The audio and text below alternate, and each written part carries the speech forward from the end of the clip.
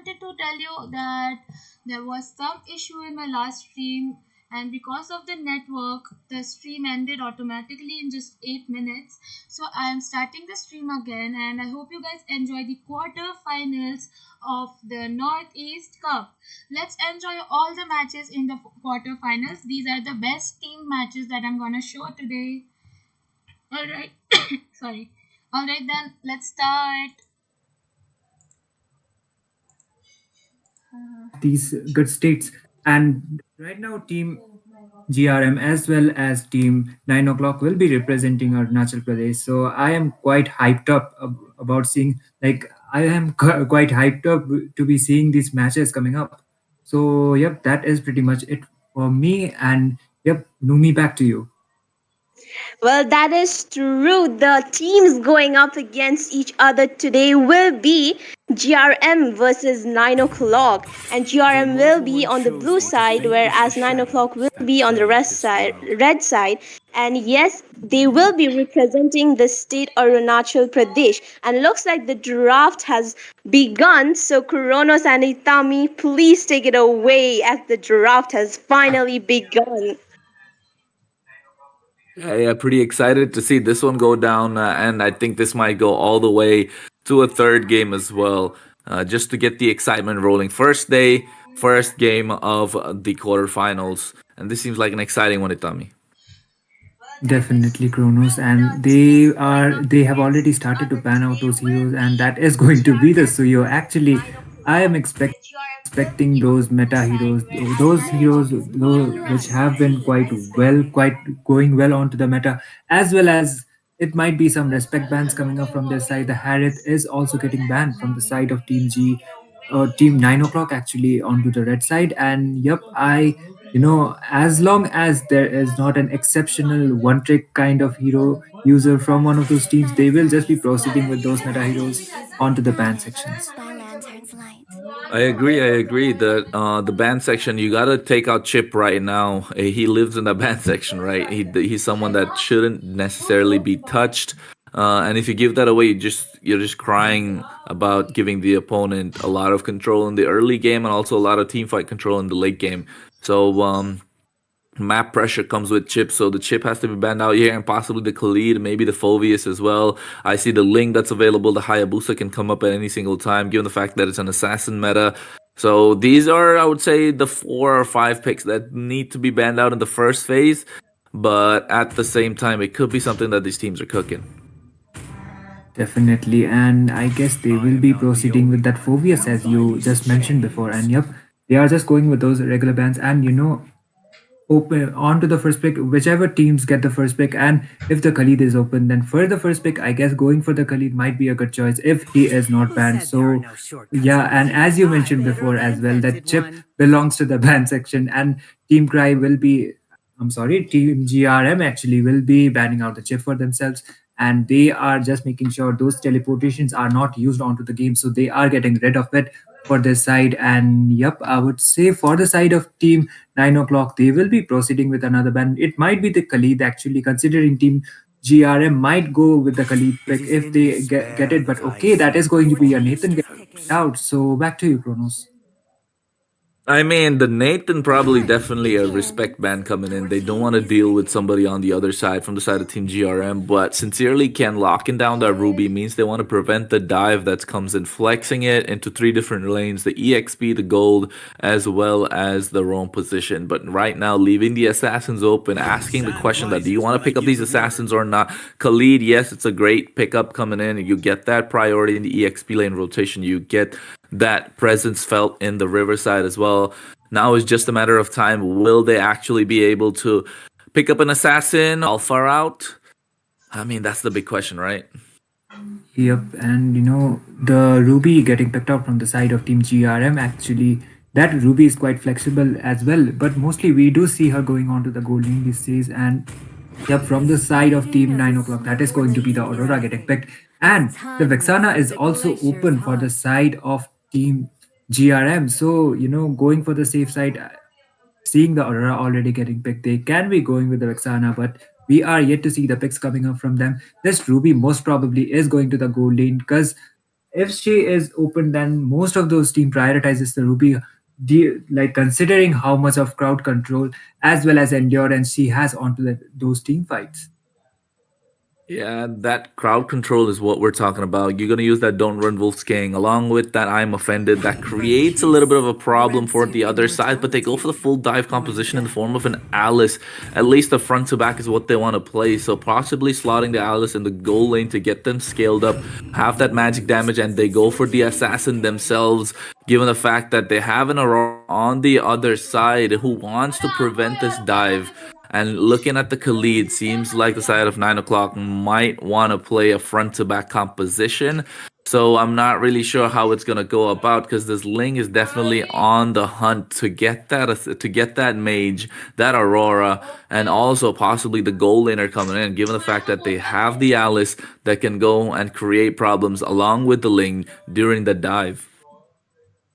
Definitely Kronos. And this Alice getting picked up, she is mostly played onto the gold lane, but it is going forward to watch where this Ruby is going to go this time. If she proceeds to go to the gold lane, we can be seeing that Alice going to the mid lane as well, but I don't see Alice mid getting picked much onto the tournaments, even though she is quite buffed right now. She got her adjustment and she is quite one of those overpowered heroes onto the meta. But from the side of Team 9 o'clock, they will be proceeding to their goal leaner, and that is going to be the Moscovs for those split pushes, as well as those fear of destructions, as well as those aggressive team fights coming up from him. Priority in the jungle as well because the Hayabusa and the Ling is a big old fairy tale. Who's gonna be the first one to use the ultimate? Or who's gonna be the first one to pop it? And that character, that player will have the advantage in the team fight, or especially in the 1v1 as well. So that's just an assassin versus assassin trade that the side of GRM do not want to take. And on the other side, the Hylos to prevent that dive coming in, assuming that this Ruby will be slotted in the EXP lane and the Alice in the gold. So this Hylos would have put the cherry on top, taking it off the table means that they're covering their bases. And like I said, they might have to go for the alpha. And GRM recognizing that, taking that off, puts the side of 9 o'clock in a predicament.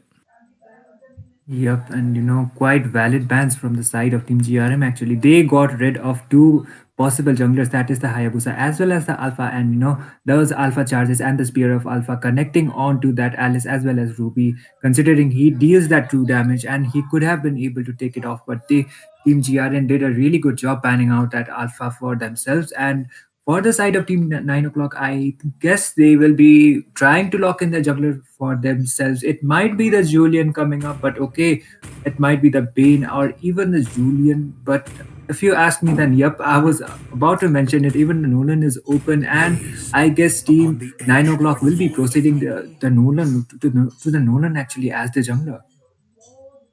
Yeah, the Nolan is good. You kind of need that early snowball coming in from their side. So they definitely locking down the Nolan means that they have some sort of advantage that they will not fall off completely in the early game.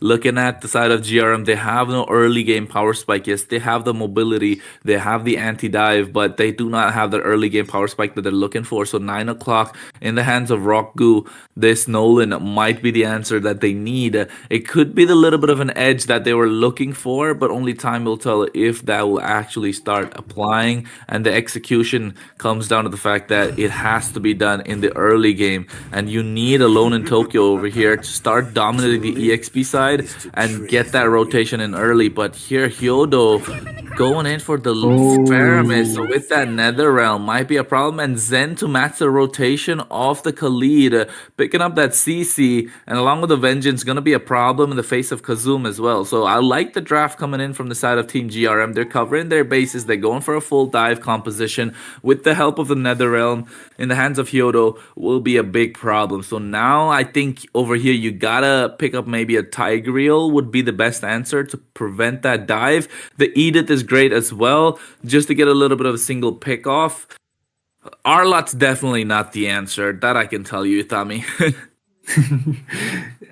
Even though Arlet was, after his release, he was picked onto the EXP as well as the room. We don't see him often coming up onto the room, but maybe if the Arlet is picked up, then maybe that the Khalid might be going on to the room instead. And yep, that Arlet is getting picked up. And Definitely. I don't think that Alrot is going to be the roamer. It might be the Khalid, but if you ask me, I don't want to be biased, but I like team GRM's draft more. And, they have the Netherrealm coming off the Faramis. That CC will be quite poking. Alice can do initiations as well.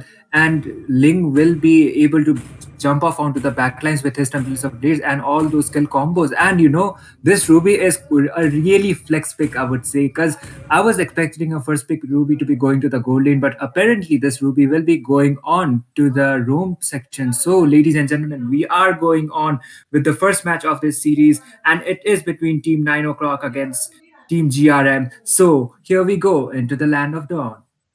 Yeah, we do indeed, especially given the fact that right now it's game number one, top eight of the state of Arunachal Pradesh, and I am Kronos, your caster, alongside me, Itami as well, and also our host there, Numi. Shout out to you. But right now, it is 9 o'clock versus GRM. I'm liking the draft of Team GRM per se, just because 9 o'clock's our lot towards the end is kind of questionable. But Itami, I know you want to take us in and see which team gets exciting more. Is it the early phase of the game, the mid, or the late one?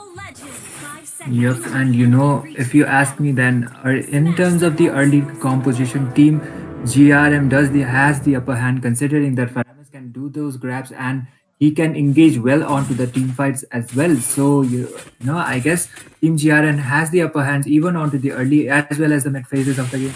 Onto the mid to late, they have the Alice. If she gets her core items like the Clock of Destiny and all, then definitely, she will be making an impact as well. But by far, they are just going to go with the basic rotations. And this Arlot, I was expecting him to go to the EXP, but that is going to be a roam Arlot, apparently. Yeah, it has to be the Rome Arlot, right? Because what you're gonna slot in the Khalid, you're not gonna get the early prio in the EXP lane if you put the Arlot, because the CC kind of has a winning matchup over there. Gets the extra bit of poke that's needed. And right now, look at that. The win condition looks like the Nolan wants to get something, but over here, Sincerely Ken gets Oh My Poppy. Not really gonna do much. But at the same time, the gold is what it's all about, right? You see the Ling rotating in the bot side, and Kazoo might be in trouble. Yep, and we might seeing an engage coming up really soon. But onto the bot side, they are trying to make another getting any team fights here because they don't like team 9 o'clock doesn't have their backup yet. They are trying to put that poke onto their goal lane or that Moscow, but still they will just be forced to retreat. And I guess for both of the sides of the team, they will just be focusing on to the upcoming turtle. Yeah, they have to focus on the turtle, but if you take the level lead coming in from Roku is not there yet. When you're playing a Nolan, you need a 2 level advantage before the turtle starts to make sure your team can snowball. And given the fact that Ryu has farmed really well, level 4 alongside Be forced to retreat. No trades by far. The first blood is yet to be drawn, but Team 9 o'clock will be able to secure this turtle for themselves, and they kind of have the goal lead as well. But that much goal lead won't make that big of a difference. But still, Team GRM haven't got their power spikes yet. So in the upcoming team fights, we are yet to see some skirmish coming around. Alice with the over initiation, the flicker has been forced to be used out, and she will just be retreating. The spear of destruction was hit by that Moscow, but it connected on to nobody, and they will just mid side. Oh My Poppy forcing that Purify from Hyodo. First blood in the hands of Roku. Finally getting the advantage that they need. Zen might get caught out here, Itami.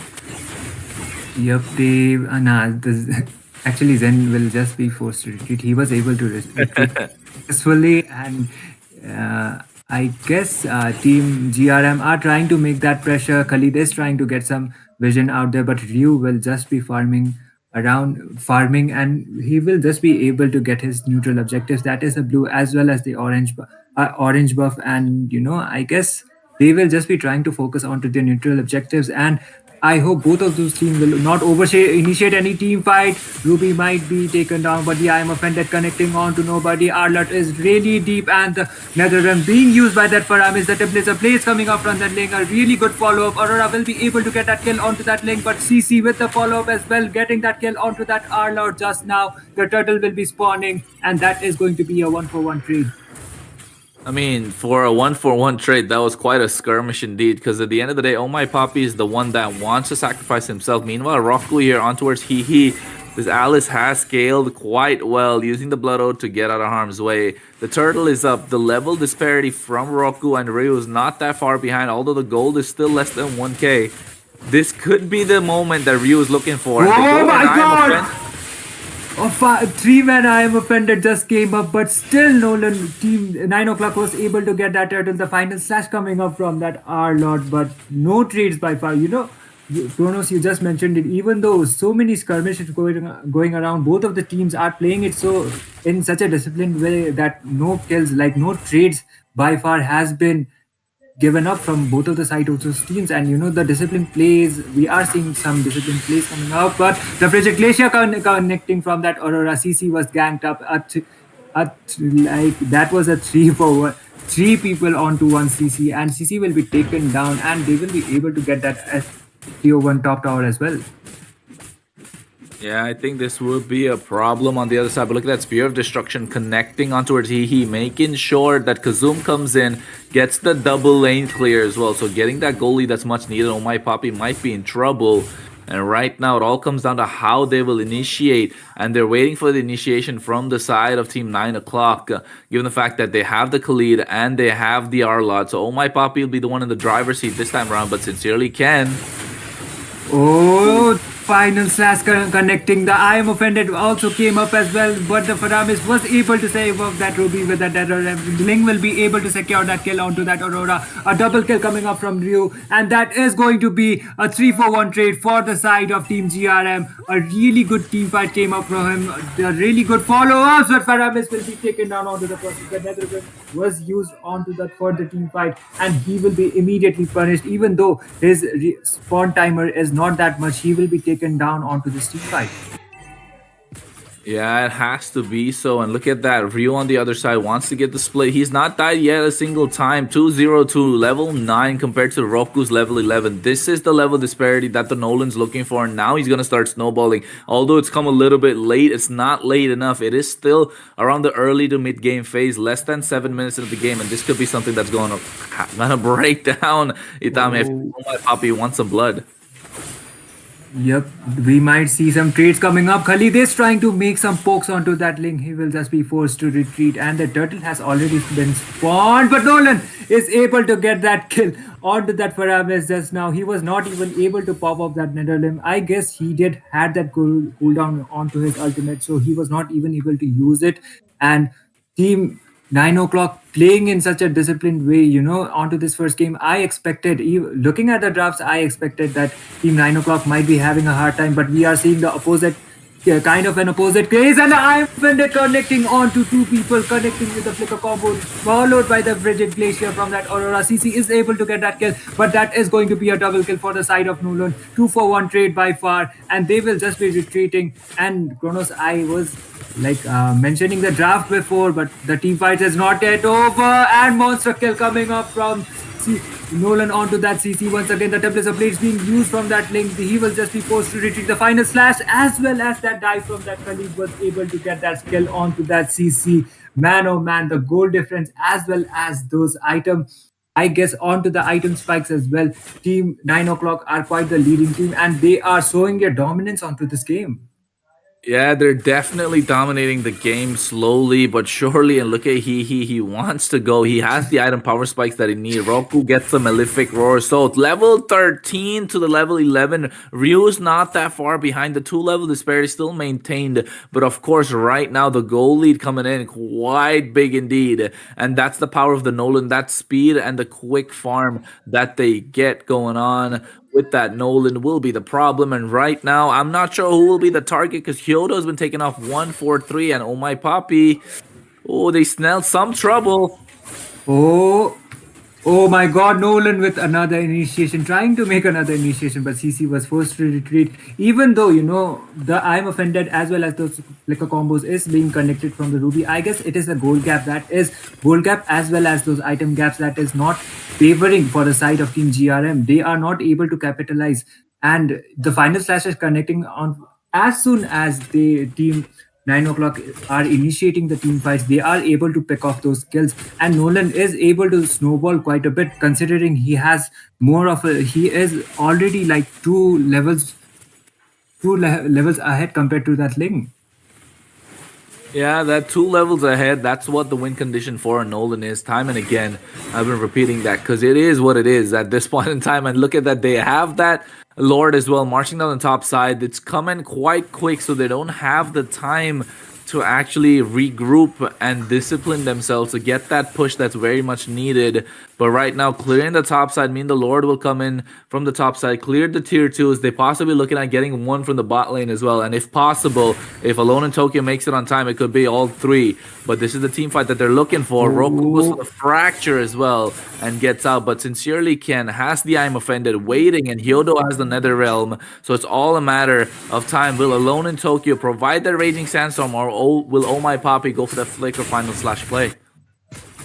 yep, and I guess Team the Team 9 o'clock are playing it quite in a disciplined way as well. They are, and Team GRM will only have the inhibitor towers standing for themselves for now. And I guess they shouldn't be even though Team 9 o'clock are leading with over 7k gold lead, around 7k gold lead right now. But still, if they overextend the team fights, then Team GRM can make a comeback. So they need to make sure they just focus on to the neutral objectives, that is getting the Lord and trying to sink those lanes and try to end the game as soon as possible. Yeah, I think it all comes down to how they will be able to end the game. It's a discipline that they need towards the end. And it all comes down to the split push possibility from the side of Team GRM with Rio on that lane, with the Alice. They will be able to do so, but I think there's going to be an initiation coming in the dump.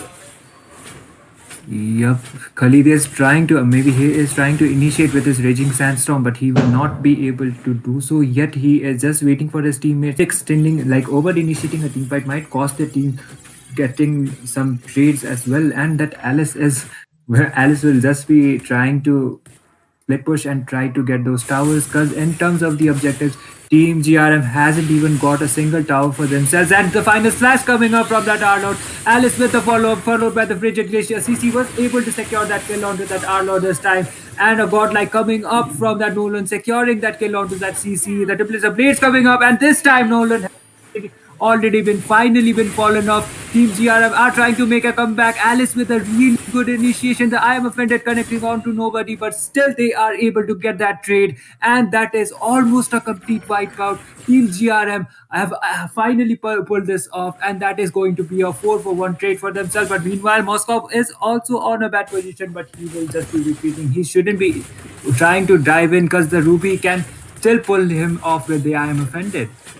I mean, that's what it's all about, right? The better draft, because the side of Team GRM definitely had that, and in the form of a dive composition as well, and topping it up with the Nether Realm, and that's what it was all about. Just a matter of time. That's what they needed. They just need to buy time, and time was what the side of Team 9 o'clock had, because I guess what? It was already 9 o'clock for them to top, and a little too late, but they didn't notice that they needed that snowball from Nolan a little early, not at the 7th minute mark, which I mentioned a while ago.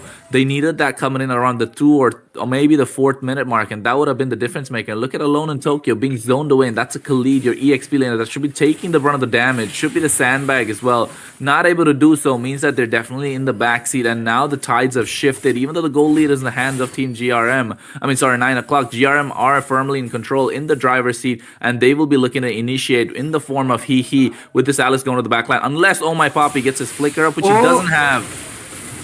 The I am offended connecting onto that R Lord just now, and Khalid was able to secure that kill onto that Aurora. Ling will be just be forced to retreat. He is using his templates of rage in order to make that escape, and Alice will also be escaping the fight. She doesn't have a backup yet, and Team 9 o'clock will be getting those trades. That is going to be a 2-for-1 trade for themselves. And I guess Team 9 o'clock still has the upper hand onto this game, even though Team GRM tried to make a comeback. And Ruby will be taken off onto this process as well. And the Lord is already there. Oh my god, that here just connected onto that Moscow to that Ling actually, and Moscow will be able to get that the purple buff actually for the Ling, and I guess Team 9 will be contesting for the Lord, and they should be trying to end this game as soon as possible because Team have already started to get the power supplies. A Frigid Glacier coming up from that Aurora down onto the process, but she will be immediately punished by the hands of that Nolan just now. Yeah, I think it all came down to what I mentioned earlier once again. Like the fact that Team GRM had the control. They were in the driver's seat before that fight went out. The only condition was Oh My Papi had to initiate, or the other side, he had to go in and provide that winner crown. I would like to take a look at the items, to be honest, right now, because that winner crown would have been the play that they had to make. And Ryu not actually going, look at it, they just got the winner crown. So I think that's the reason they didn't go in for the initiation from the side of Team GRM. And it all comes down to the fact that they also have Ling or Ryu, who has not died a single time, has been farming pretty well up until this point. And Kazum, once again, has not died. That late game insurance policy that they saved for themselves after Oh the 12-minute mark. no! The I am offended not connecting on, just now Ruby did try to get that I am offended onto that R Lord, but he was not able to do so. For the side of team 9 o'clock, they will be able to secure that Lord, and I guess Team GRM should be retreating as of now. They should be like trying to clear those lanes and try to not get picked out before the Lord fight comes up, because if even if one or two members have fallen down, then this is going to be a really tough defense, a really tough Lord defense for them. The spear of destruction just came up from the Moscow, connecting onto nobody, and team 9 o'clock should be trying to sink those lanes in order to win, and they should be able to pick it off. Meanwhile, Alice is trying to make that poke. So back to you, Kronos. Yeah, I mean, they are trying to get that poke in, but Alone in Tokyo is the one that's going to lead the charge. And look at Oh My Papi. Oh, Moskov is able to get going to be a 3 for 0 trade, and all that remains is the CC and the Pyramid for themselves. The vengeance has been popped out for that CC. She will not be able to do much, and the mega kill coming up from the Moskov. The base is wide open, and team 9 o'clock will be leading the series with 1-0. Yeah, Team 9 o'clock definitely, turning the tides. They had the early game that they needed, and but it didn't work out for them in the form of this Nolan. They hit that power spike in around the 6-7 minute mark, and then later on they were losing control. GRM got back the driver's seat. They were trying to steer the direction of the game into their favor, but unfortunately didn't work out for them towards the mid game phase, just because Kazum was scaling so well into the late game. Wind of nature. So I think Ryu not diving on towards Kazum and he not diving on towards Kazum would have been the difference maker. And also, we didn't get to see a lot of these crazy nether realms that we would like to see in the hands of Hyodo, because if they popped the nether realm and all four went batch, they went all guns blazing on towards Kazum, it could have been a different story. But the fear of having Jia with that frigid glacier, I think, is what stopped them. But at the same time, they didn't really do anything bad. The side of Team GRM is just that 9 o'clock had their bases covered, and they trusted in Kazum to carry that late game. And guess what? That trust paid off, and he's the MVP for this one. Definitely, Kronos, and I guess even though we were favoring for this in terms of the draft, we were favoring the side of Team GRM, considering they had the early game spikes, and if they were able to get that advantage onto the early phases of the game, then maybe it would have been a different outcome. But Team 9 o'clock will be leading the series with 1-0, and yep, we will be going back to our host Sonumi. Take it from here. Well, that was an interesting match coming from 9 and GRM. Well, judging by the draft, I felt like, GRM had the better drafter, but it turns out that drafting doesn't really matter that much, as the communication skills between the teams should be a bit a bit more than the draft. So it looks like 9 o'clock will be take lead with this best of three, winning the first match. So please stay with us as we get ready for the second match of this of the same team, since it's best of three. Thank you.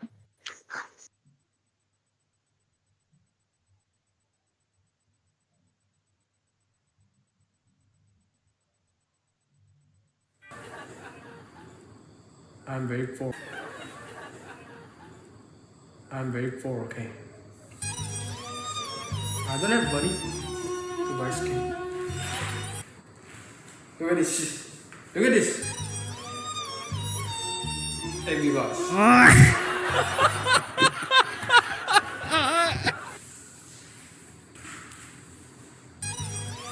Look at this. Knuckly crooks.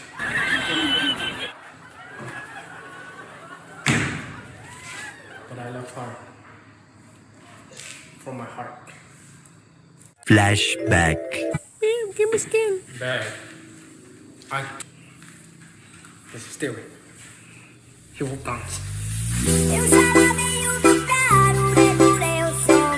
Já tá tudo preparado, equipei a mão. Menina, fica à vontade, entre e faça a festa. Menina, mais tarde, vou adorar dançar. Já falei, começa a ter balada. Você me madrugada a dançar,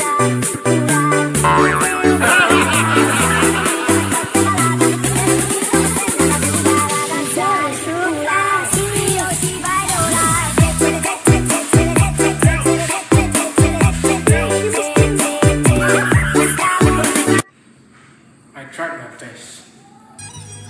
I tried and tried and tried again and again. But alas, she left me. Guys, please support this tournament, okay? We should support this. We should grow together. We should support each other. And this is not all about giveaway, brother. This is the biggest tournament in India, bro. This is the biggest tournament MOBA 5v5 in India. What's till the end and join our giveaway. Casters, players, and all of us, like we are giving our best brother. So please keep supporting us. What's till the end and enjoy this live stream.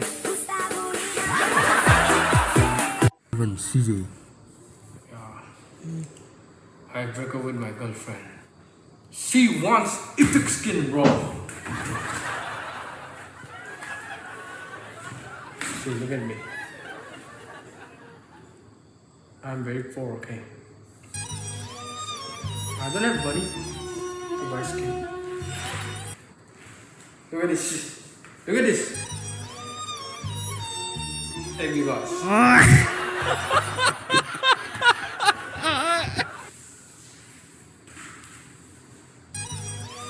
Look at this. Knuckly crooks.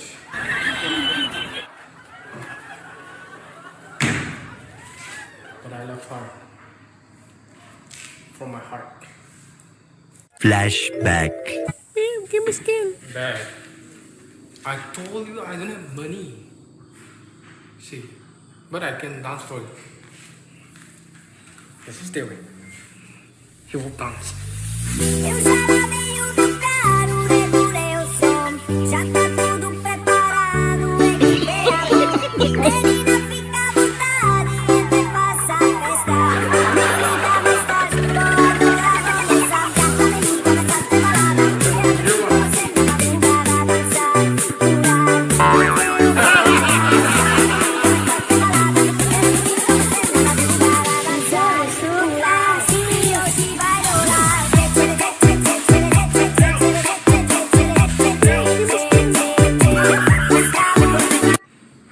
I tried my best. I tried and tried and tried again and again. But alas, she left me. Guys, please support this tournament, okay? We should support this. We should grow together. We should support each other. And this is not all.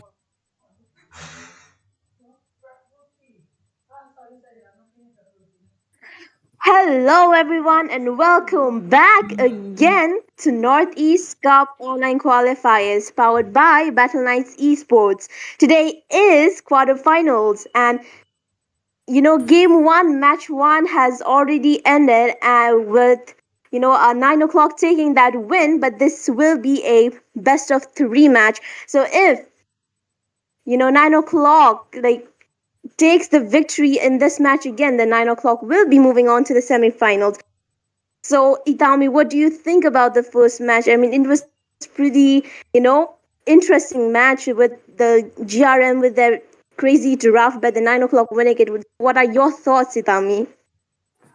Even though GRM had a better draft, they had a better composition, in my opinion. I think what they lacked the most was the execution coming up from them. So That was one of the reasons why GRM was not able to secure that victory for themselves onto the first game. But they still have the 9 o'clock are leading the series with 1-0. And if Team 9 o'clocks are able to secure this victory once again onto this game, then they will be proceeding on to the semifinals. And Team GRM will be saying the goodbyes. But still, never say never. And Team GRM still has their chance. So I guess, in my opinion, I think Team GRM, if they are able to make those executions well, not just the draft. I mean, I like to see Team GRM come up because they had the draft, right? And like Numi said before we went off for a break in the game number one, the draft was great from the side of GRM, but the execution wasn't there. The execution is what we want to see. Yes, you can draft. Yes, you have the brains to make a five head play in the draft and outdraft the opponent. It wasn't like they completely outdrafted them as well. It was just a better draft. But the fact that they were not able to execute that draft perfectly means that this team still needs a lot to cover. And 9 o'clock realizing what their draft was, even though that they were in the back foot in the early game with that Nolan in the first one, not able to get the power spike in the 4th minute mark or the 2.5 minute mark, and got that around the 6th minute or 57 seconds, if I'm not wrong. Didn't get that scaling that he needed quite early, and still making sure that you play to your win condition, identifying your win condition in the early game. Lost that in the mid game phase around the 12th minute mark, and that's where I said like GRM were completely in the driver's seat, but letting that steering wheel go away and trying to, instead of driving straight into the highway, you went and got an accident, and the next thing you know, 9 o'clock just capitalized on the opportunity. And Kazum was just absolutely unstoppable after a certain point, and that's what their second win condition was. So they played for their first win condition. They didn't work out, you can say. It was 50-50, but GRM were playing towards their win condition, just slipped it up in the mid-game phase, and 9 o'clock actually getting their late-game win condition right goes to show that 9 o'clock really have the temperament. They have that calmness within them. They know that Kazum can carry this late game, and the trust that they have in their team might be the factor that they need. Because hey, let's be honest, guys, we play our ranked games, and if we put someone in the goal lane, if we're on a 5Q, we trust them to carry when the team's in a pickle. We trust them enough to be like, hey, when it comes to late game, I know you're gonna carry us, and that's what 9 o'clock did with Kazum, and that's why they were able to come out with the victory, even though they had not so great, kind of an iffy draft. So right now, GRM, 9 o'clock, both teams doing well. It might go down to a best of three, looks like, because GRM might want to come back supporting the state of Arunachal Pradesh. So I think it might go to a best of three. But yeah, I've been talking for too long. Numi, what do you think? Well, as you already said, that this might go to best of three, and I feel like this might go to best of three too, because GRM, they did a pretty great job in the match, the getting those kills earlier, and I feel like the draft has already begun. So, and also, guys, on the chats, on the comment sections, the giveaway is still on every single match. So please make sure to enter the giveaway if you want to have a chance to win the epic skin you want. And the mods will, send the criteria to how to take part in the giveaway. So Kronos and Itami, you guys can get on. Yep, the match is yet to be started actually, but considering seeing the last match, I would say Team GRM still has the chance to be securing that victory for themselves for this match, and it might be forced out to the best of three, but still Team 9 o'clock are the teams that are leading. So Team GRM need, I think they are well aware of that, and it doesn't matter, even though they lost out the first game, even though they had a good draft, but still they were not able to take that advantage they needed in order to secure that victory. But still, Team GRM has the chance. But if 9 o'clock able to pull this off once again onto this game, then I would say team that is going to be goodbye for the side. And Team 9 o'clock will be proceeding on to the semifinals. So back to you, Kronos. I mean, it all comes down to how they execute their draft, right? The draft execution is what's the most important thing. So I feel like it might be a problem indeed for the other side, given the fact that they have to learn how to take it up and contribute into the mid game transition from the early game to the mid game to the late game phase. So I think that is the big question that they kind of need to be asking. And right now, let's be honest, I feel like we've got some communication coming from the other side, and seems like Team 9 o'clock have some sort of an issue on there, and this game might be delayed, Itami. It might go on for a little longer than we expected. This best of three, of course, the Giants from Arunachal Pradesh going head to head over here in the quarterfinals for the Mobile Legends 5v5 tournament of the Northeast Cup, which is powered by Battle Knights Esports. And let's not forget, on the desk we have Itami. Alongside me, I am Kronos, for those of you who don't know. And the host was Numi. She just kind of dipped, just left us hanging a little bit. And Itami, I think it just came to the fact that 9 o'clock might be able to come back. Might be able to take this in the 2-0 fashion, or will GRM, come back to make that reverse sweep possible? Because that's the big question we're asking, right? That's what we want to know. And I myself, I'm not sure if it's possible for GRM because of how they weren't able to execute their draft. But I think that might be a wake up call for them, right? That they might have been sleepy just like I am, just woke up a little bit after that loss and be like, hey, let's buckle up, let's get ready to go. But Kazoo might have something to say on the other side. Yup, and I guess the match is yet to be started actually. And for the side of you, I actually watched Team GRM's matches onto the early phases of this tournament, and they were quite a dominant team by far. But they are kind of struggling right now, at least onto the first game. The executions were not onto that point, which was like that was the reason why they were costed. Like that cost them that game, and Team 9 o'clock were able to secure that victory for themselves. But they still have, if you ask me, then Team GRM still has the chance. But I don't want to be biased because Team 9 o'clock did an amazing able to get those neutral objectives. Even though there was one team fight that came up, that was a 3-for-1 trade actually. But still, from the side of Team GRM, they tried to pull up a comeback, but it was not enough. The late game execution, as well as those Lord Dance, it didn't pay off well off for them. So they were taken off and punished instantly. So all they gotta do now is focus onto the draft. They will be try to prioritize those heroes which are onto the meta, which are open and available, and they are quite comfortable with. And if they focus onto that and they are able to land those perfect executions, then yep, Team GRF still has the chance.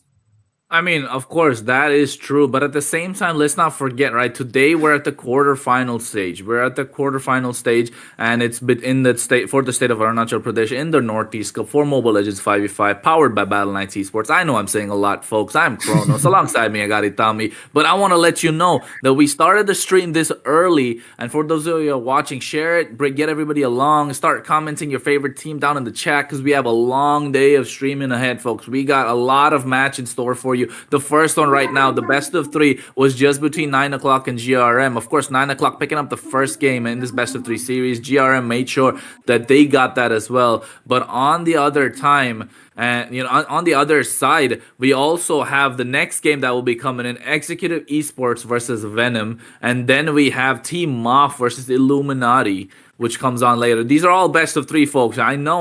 We're all looking. I'm excited for the next one too, Itami. I got Venom. I believe Venom's gonna be my team for the next one against Executive Esports. No, not throwing shade to them. Of course, the match number 3 will be the one that's most contested or most watched out or looked off for Team Moth versus Illuminati. I wish I was casting the game, to be honest, because Team Moth is one of my favorite teams to make it out of Arunachal Pradesh, indeed. And then you have match number 4, Hello Kitty Gang versus Teki Tuku. You're gonna have the Hello Kitty Gang pull up with those shades.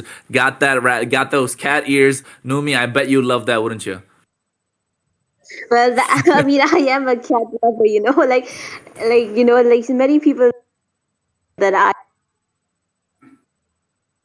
their name includes cats, so I am a cat lover, yes, and I'm really sorry for the delay, as there has been a little bit technical problems from the streamer side, and yeah, I mean, that is true that I do love cats. Hey, I love them too. I'll be honest. I love cats too. I had a cat. Unfortunately, she passed away Rest in peace, Kuro. But at the same time, I've got I have a love for cats and dogs as well. But after the Hello Kitty gang match, Itami, after the Hello Kitty gang match versus Teki Tuku, I'm thinking it's Tiki Taka, but I don't know. It's Teki Tuku. I feel like they might have wanted to go a different route, the team. Of course, after that is the big ones, right? Is the big one. We have the semi-finals coming on the same day, which starts at 10 p.m. Of course, the winner of match one, which is this one that we're looking at, where we have a small bit of an issue. Let's not forget that, folks. Thank you for waiting. We're trying to get the best possible outcome for both teams. We don't want to leave any stone unturned. We don't want to give any unfair advantage to any of these teams. So we have this first semifinals, but the winner of 9 o'clock versus GRM, and the winner of the match two, which is Executive Esports versus Venom. So, Venom is gonna be looking to pounce on all these three, to be honest. But on the other side, the second semifinal that goes on pretty late is gonna be the winner of match three. That's gonna be Team Moth versus Illuminati, and of course the winner of match four, Hello Kitty Gang versus Teki Tuku. Itami, what do you think, bro?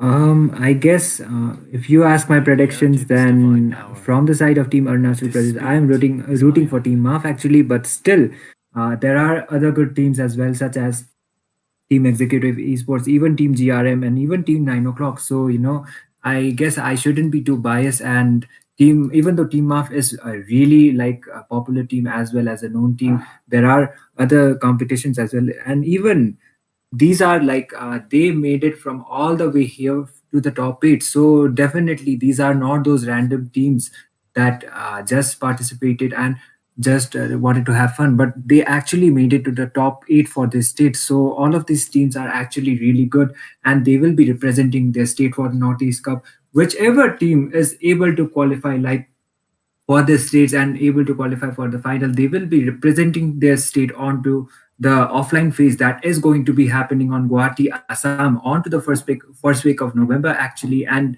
if you want to book your tickets, then Battle Knights Esports will definitely come up with it as well, and they will be providing you more information as possible. So you should be you should all you gotta do is stay updated onto the community post coming up from Battle Knights Esports. And yep, there will be guests onto the offline phase of the event. So that event is going to be one of the biggest LAN events for the side of Mobile Legends in India. So that is, I'm quite happy to, I would say.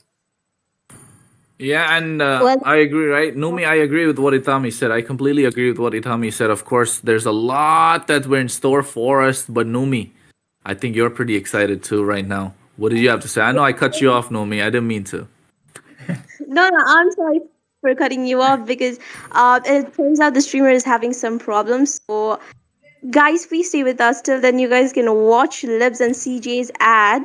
Till then, please stay with us. We have some issues and we will quickly fix it and come back. Thank you.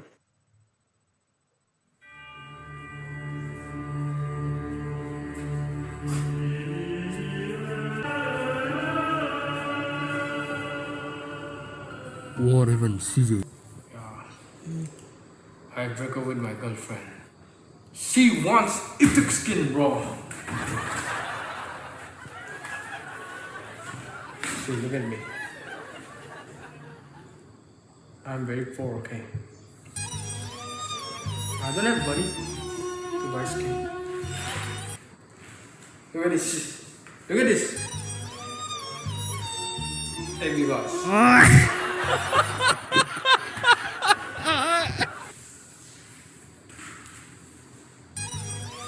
Look at this. Knuckly crocs.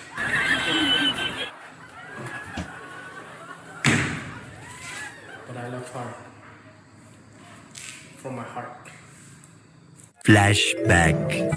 Give me skin. Bad. I told you I don't have money.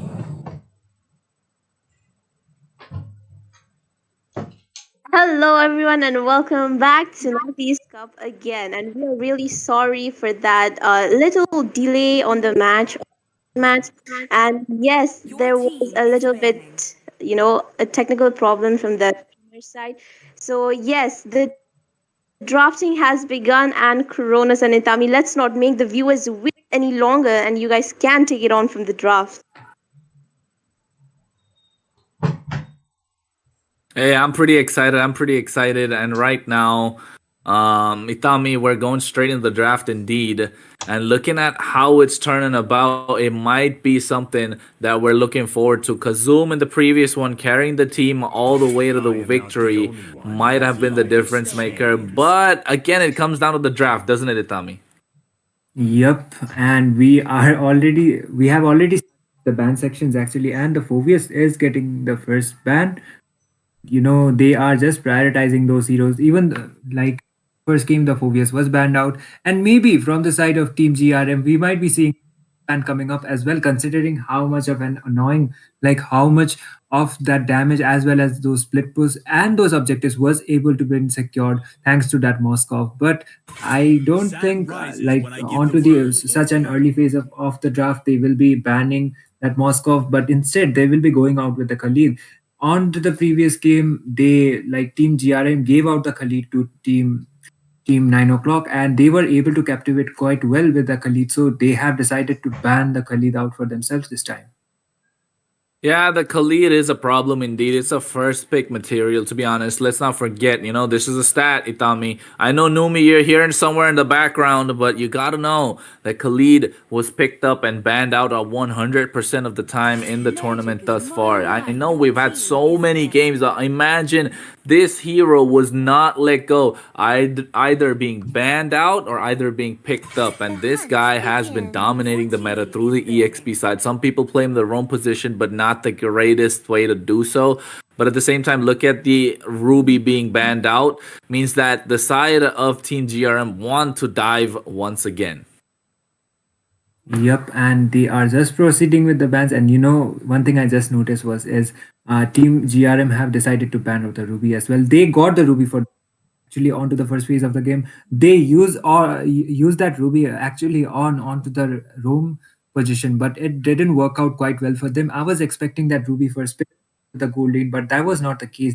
They decided to go on with the Alice instead, and yep, it didn't work out well for them at least. So they have decided to not give out the Ruby and even not pick out the Ruby. So they will be banning out that hero this time. And the Hylos, even the Hylos is getting banned again.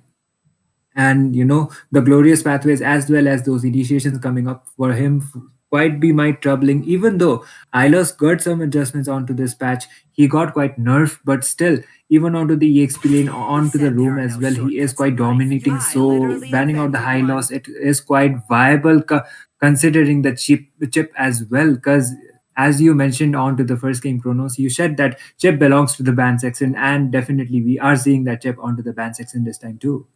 I mean, of course he belongs in the banned section. That's such an overpowered hero. Imagine having the ability to teleport your entire team from one side of the map to the other and making a 1v1 into a 1v5, and then actually helping them go back as well into the into their lanes to make sure they get that push going. So of course that hero is banned out. Vista got to do something about. I mean, the game developers got to do something about this hero, to be honest. But right now they got the Suyu on the other side, which is being first pick. I think this is probably one of the first ever Suyu games I'll be casting, so it'll be exciting for me to watch what this hero can bring in store.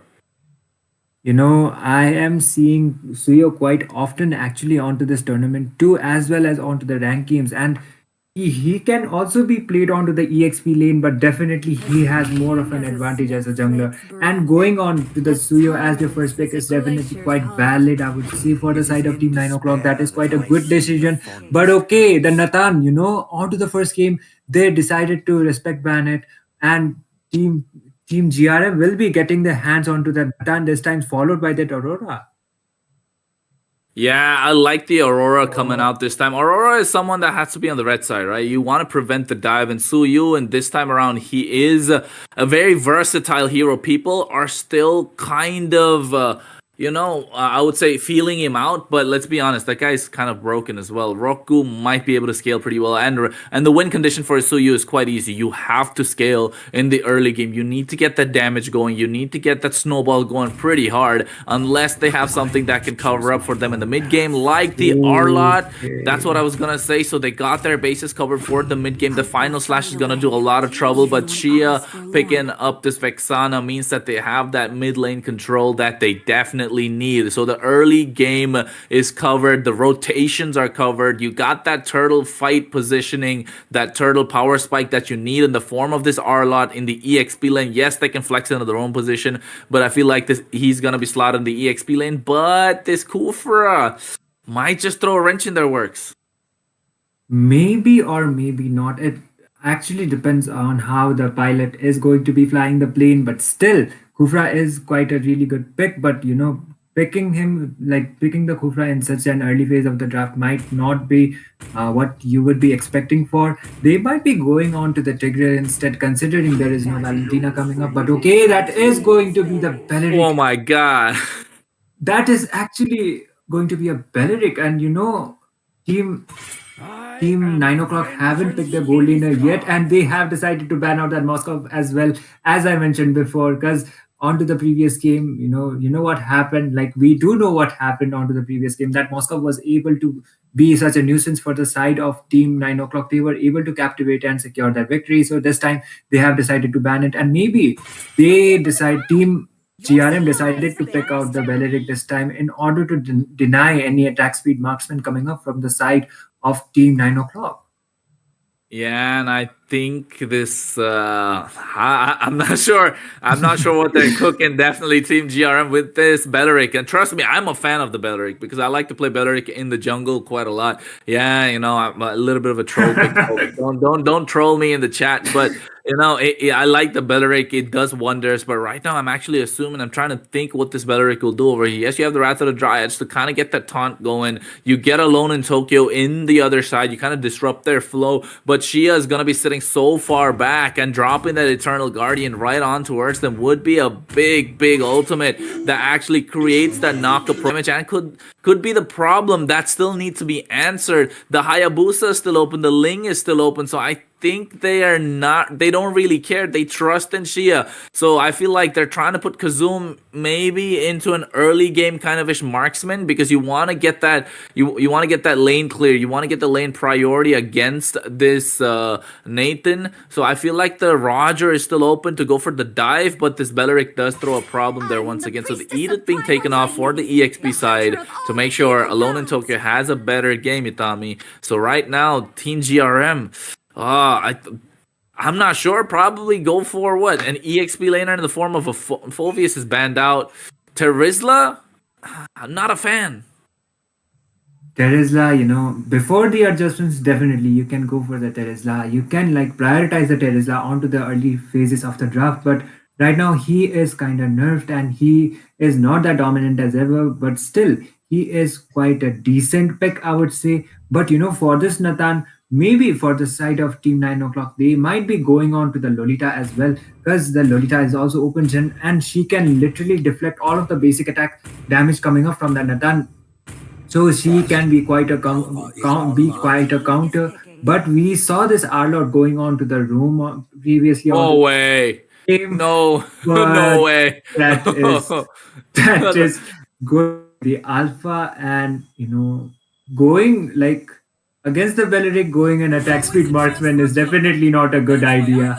That Bruno is going to have some hard time it if he is not able to captivate and his teammates are not able to give him the support uh, that he actually deserves to. But we are yet to see some actions coming up from both of the side of those teams. And if this Gadot Kacha is getting picked, then it would be quite worth to watch where he is gonna go, because he can be played as a roamer too, as well as the XP lane. But these days, I see him onto the roam position more, considering he has the revitalize as well. So, yep, that would be pretty much it, I would say. Yeah, I mean, I like the Gatoka and it kind of does wonders for their own team. You have the AOG that provides a big CC, covers so much area as well. But like I said earlier, Itami, you got that early game damage that they need in the gold lane. I was talking about Roger and the Belleric was a problem, but this Bruno with the volley shot does a lot, and the sliding tackle Oh to provide a little bit of no! CC. But oh my goodness, they threw us for a doozy. This Belleric is gonna be in the EXP lane, and they Yep. got the Matilda in their own position along with the Alpha. So the snowball coming in from the side of Team GRM is gonna be crazy indeed. And right now, the side of Team 9 o'clock will find answers, and the answer really lies in Kazum. He has to get that early power spike. He needs to bully He out of the lane, and Roku should come and provide that Blade Search, that Soul Sever, and Evil Queller to actually finish them off as well. I like both the teams' draft. It's all about executing their win conditions. Itami, what do you think about this one, though? I mean, I like I was expecting this Belleric to go to the Rome actually, like all of those expected, but even yeah, he has the wave clear as well, considering his S1, so he can be like he has the potential to be a good AXP laner, but we are yet to see some actions coming up from both of the sides of those teams. So by far, looking at the draft, I like both of those drafts, and they are considering the meta, I would say, and this, I guess, most probably this Gatot Kacha is going to the room, considering he has the revitalize as well. But previously, we saw the Arlot onto the room, so I guess all we gotta do is wait for what they are going to be deciding. But this is going to be game match number one, game number two between Team 9 o'clock and Team GRM. Currently, Team 9 o'clock are leading the series with 1-0, and if Team 9 o'clock are able to secure this victory, then they will be winning the series, and Team GRM will be saying their goodbyes. But still, it is not yet over for the side of Team GRM. If they are able to secure this victory for themselves, then this will be forced out to the game number three. So here we go on to the land of dawn. Yeah, I mean, indeed we are, Itami, because right now, ladies and gentlemen, this is the first game of the day. Of course, match number two, indeed. We have 9 o'clock on the blue side and GRM on the red. They on 9 o'clock already picked up a victory in the previous game, so now it's a best of three that they have a match point towards. Will they actually be able to take it 2-0, or will Team GRM make that comeback that we're looking for? And of course, these two teams are representing the state of Arunachal Pradesh, and those who are in the chat, I know you want to see your teams come out, but definitely you want to see the best team get out of the state, because right now, look at that, they're going for the priority in that Lethal Wanderer as well. The taunt coming in for Kyoto, oh my goodness, taken so low so quickly, and that's the power of the Vexana. Shia providing the damage control and the mid lane control we were talking about in the draft earlier, Itami. And look at Kazum right now, did not get that gold crab as well, so definitely, oh my poppy, alone in Tokyo and Shia actually getting a Lethal Wanderer while the mid lane control is there as well. So 9 o'clock definitely in the driver's seat for this one, while Team GRM need to start finding answers. Definitely, and in terms of the draft, both of the teams are quite equal. But in terms of, I guess it matters. Like the execution matters more coming up from the side of both of the teams. But by far, we are seeing that Team GRM are quite locked in. They have done a really good job in terms of the draft as well. So all they gotta do is make some good executions and like try to take those neutral objectives for themselves in order to be securing this victory as Also, this could be anyone's game as long as my Poppy's able to hit that level 4. It could be a game that level 4. It could be a game changer. The turtle has been started, soul severed by Roku as well, and alone in Tokyo being zoned away by Zen. Meanwhile, the backline, the Terrify comes in, and look at that Eternal Guardian being used. There's the Avatar of the Guardian, completely misses. Frigid Glacier comes out as well. First blood in the hands of Zia, and right now has forced to flicker off, but Soul Sever doing the damage, but the alone in Tokyo is the one leading the charge. Oh my Poppy gets the kill. That is 2 kills for the trade of none, while they also get the turtle. And meanwhile, a lot of flickers being spent, but Kazum still has firm control in the goal lane as well. So everything going right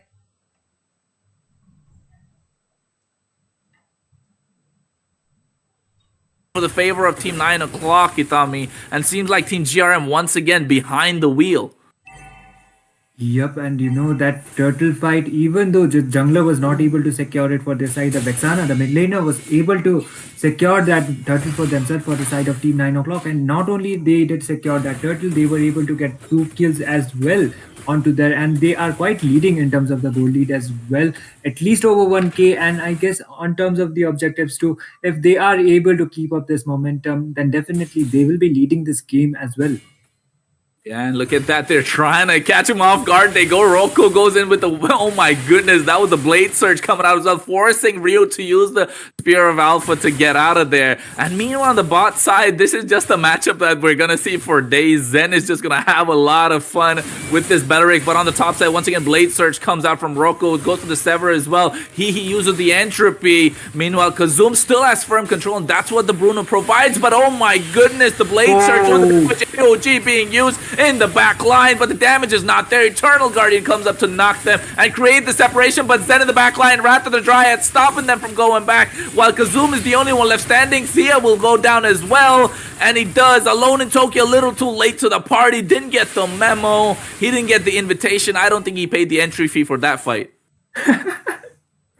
Maybe not actually. The turtle is about to spawn, so Get that Wrath of the Dryad's coming out, but the Blade Surge was used at the right time. AOG catches nobody. Frigid Glacier comes out, but the Spear of Alpha the wrong side. But there it is, the Eternal Guardian. There it is, the Eternal Guardian picks up the kill for Shia. Meanwhile, the turtle is still up for grabs. Roku wants to get it. Retribution is there. They use the Blade Sever to pick it up as well. Ryu has to get out of harm's way. Blurred Surge comes in, and look at that. Alone in Tokyo will get that kill. Kyoto's the only one left standing. Once again, this team fight, these advantage back into the hands of Team 9 o'clock. GRM got the control on the top side, but 9 o'clock back in the driver's seat. Want to steer this team fights, want to steer this game in their favor, realizing that Roku has to get that early game power spike. Yep, and they were able to secure this turtle as well for themselves. They were able to get those trees as well. As long as Kazum is left standing, the hopes of 9 o'clock will not die because he has that early game power spike. I don't know which skin that is. I hope it's that Neymar skin. I love that a lot. Yep, that is the epic version of the Neymar skin actually, and Ooh. that is like that was not even quite expensive, but the effects are quite worth it. But meanwhile, looking back onto the game, Team 9 o'clock has the better positions. They have more objectives as well. They got the goal lead too, and as long as Kazum doesn't get taken out, Team 9 o'clock will be able to captivate more onto this match. Matilda was trying to make an initiations on there, but she was not able to do so. We might be seeing another big team fight coming up onto the bot lane, Kronos. Yeah, the bot side actually being defended, but they turn their attention on towards mid. Roku got caught. He goes for the circling eagle. Sincerely can, but Roku is able to survive thanks to the immune that he gets in.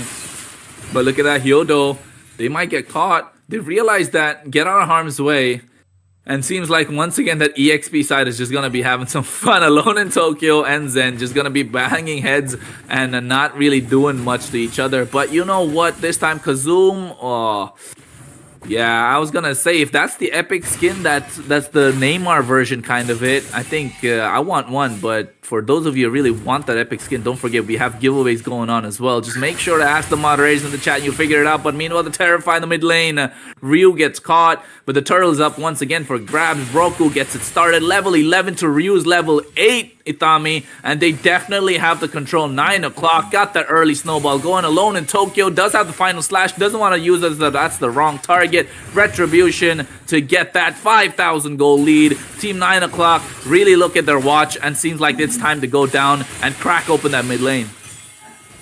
Definitely, Kronos. And even onto the previous game, like the jungler for the side of Team 9 o'clock was able to snowball Ryu actually because of the level gap. He was like 2 levels ahead compared to Ryu, but this time it is like almost 3 levels, so they have the better advantage as well, and they got the goal lead too. Here comes another team fight. Back to you, Kronos. Oh my goodness, the Wrath of the Dryads was used, but look at that circling eagle in the back line, used correctly. At the same time, Avatar of the Guardian misses everyone. Ryu goes in the Spear of Alpha, leaving Sincerely Ken all alone, stranded in the middle of 5, gets taken Tilda. So 9 o'clock once again just showing utter dominance, while the side of Team GRM are finding answers, and the only answer they have right now is this Nathan. That late game Nathan is what they need to scale for, as now the mid lane is being left open. Entropy to get out of harm's way as well. The mid lane is cracked open so they can invade into the jungle, but oh my goodness, a little too much than he can chew. Oh my, Poppy gets taken down. But on the other side, Ryu trying to capitalize as well. He doesn't recall, so I think he wants to fight Roku, as Zen just goes in trying to taunt Alone in Tokyo. And now once again, Team GRM trying to make a stand, and I think they want to crack the mid lane open themselves. Yep, and I guess team TA 9 o'clock. There comes another team fight as well. Nathan. My goodness, at the same Well, time, Eternal Guardian being used up. Roku went for the Blade Surge, but doesn't do a lot of damage. He has the Soul Sever to clear the lane. But at this time around, they're trying to find. I think Itami. It all comes down to this late game, Nathan, for the side of Team GRM, doesn't it? He has to scale. He has to provide the damage. But Sia has been playing out of his absolute mind, getting those Terrifies and the control in these team fights. The Eternal Guardian knockup has been absolutely impeccable. yep, definitely. And for the side of team GRM, that Nathan is not picked off even a single time onto this game. So if he is able to get his power spikes as well as those core items, then definitely he will be able to deal some decent, not even decent, some ridiculous amount of damage for the side of team GRM. They will. Speaking of damage, they want to go on towards Kazoom. He has the volley shot. He spiked up to 10 stacks as well. Oh my poppy, has the avatar of the Guardian. The Lord is about 3/4 of the HP down. Zen being terrified. He's the one has to go to the back line, provide the Wrath of the Dryads. The Lord has been reset. Alone on Tokyo is here, leading the charge. He has the flicker as well. He goes for it, but doesn't get the right target. And right now, there's the Terrify. Wrath of the Dryads in the back line. They get Alone in Tokyo. Oh my poppy, the next one to fall, but the Wave of the World providing the damage. He goes straight on towards them, but Zen gets taken down. But at the same time, you get the Lord in the hands of Roku. Ryu is still left standing. It's 4 for 2 right now, and they're all left. So they want to fight a little bit more. They're extending this team fight. Shia gets taken down. He leading the charge with the entropy. Kyoto covering the backside. Roku has nowhere to go, but he did get the Lord. But look at Kazum. He didn't want none of those team fights. He wanted to take advantage of the lanes and actually just dipped out of the party to make sure he gets onto another one.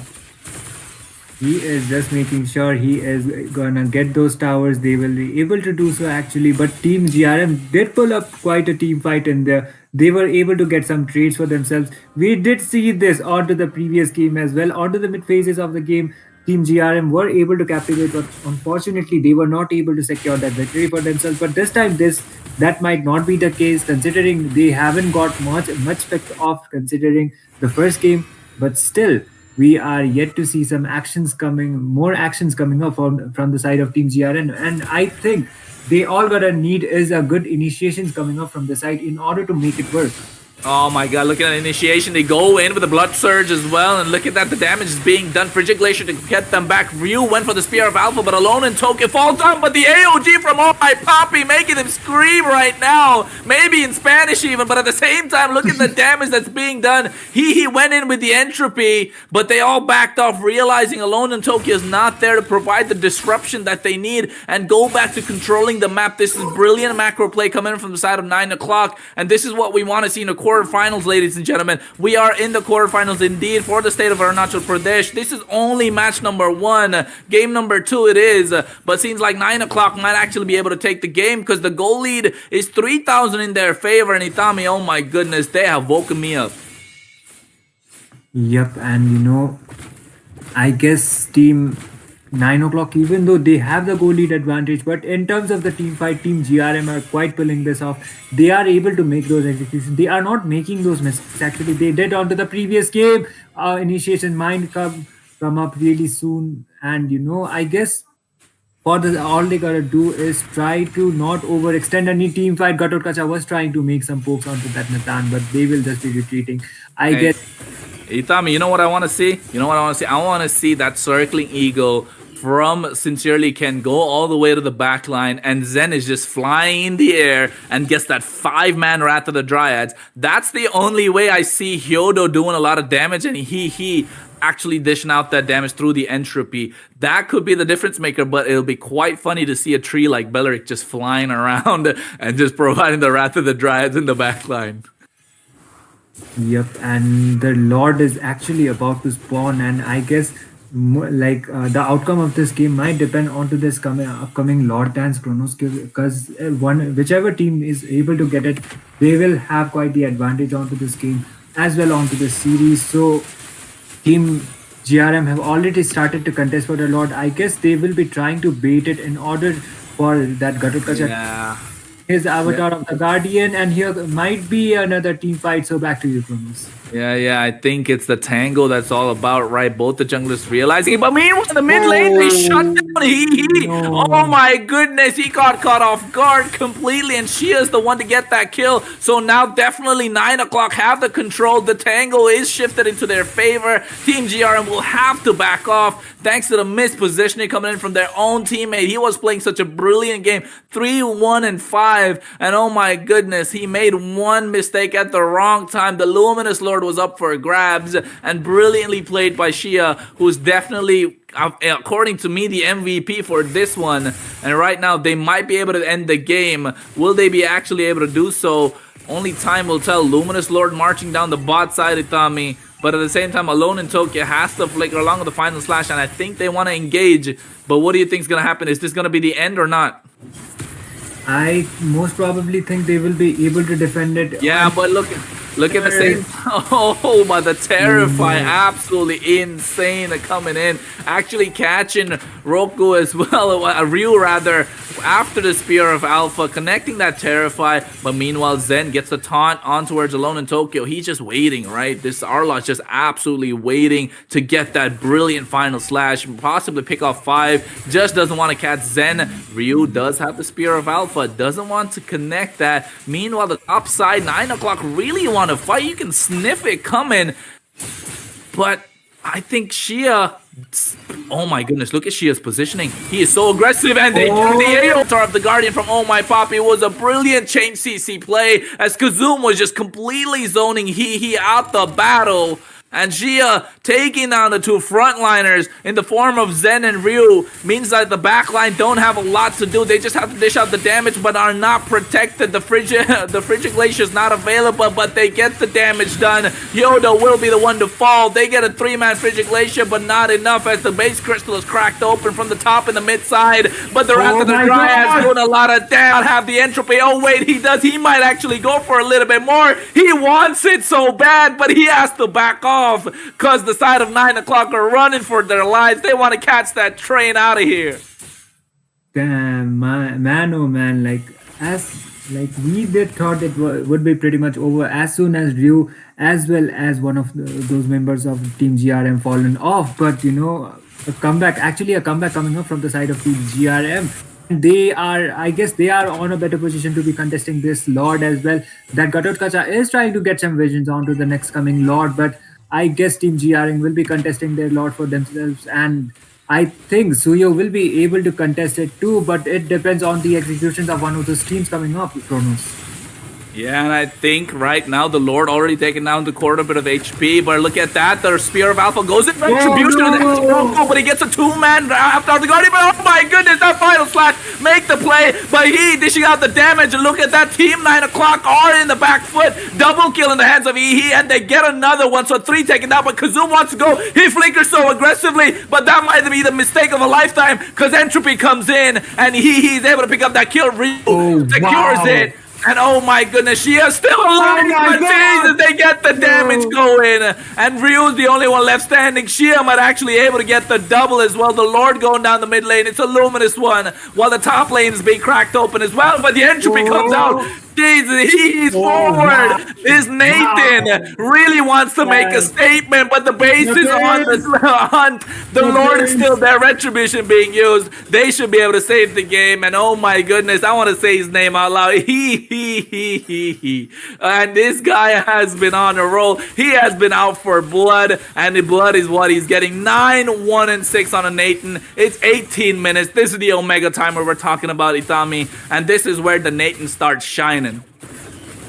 Damn, you know, like as soon as we thought that game is over, but no, that Nathan pulling off an absolute comeback. Even though Team 9 o'clock were able to secure that lot for themselves, they were able to deal that damage that Rathan is not gonna stop anytime soon. Oh my goodness, Blood Surge comes in as well.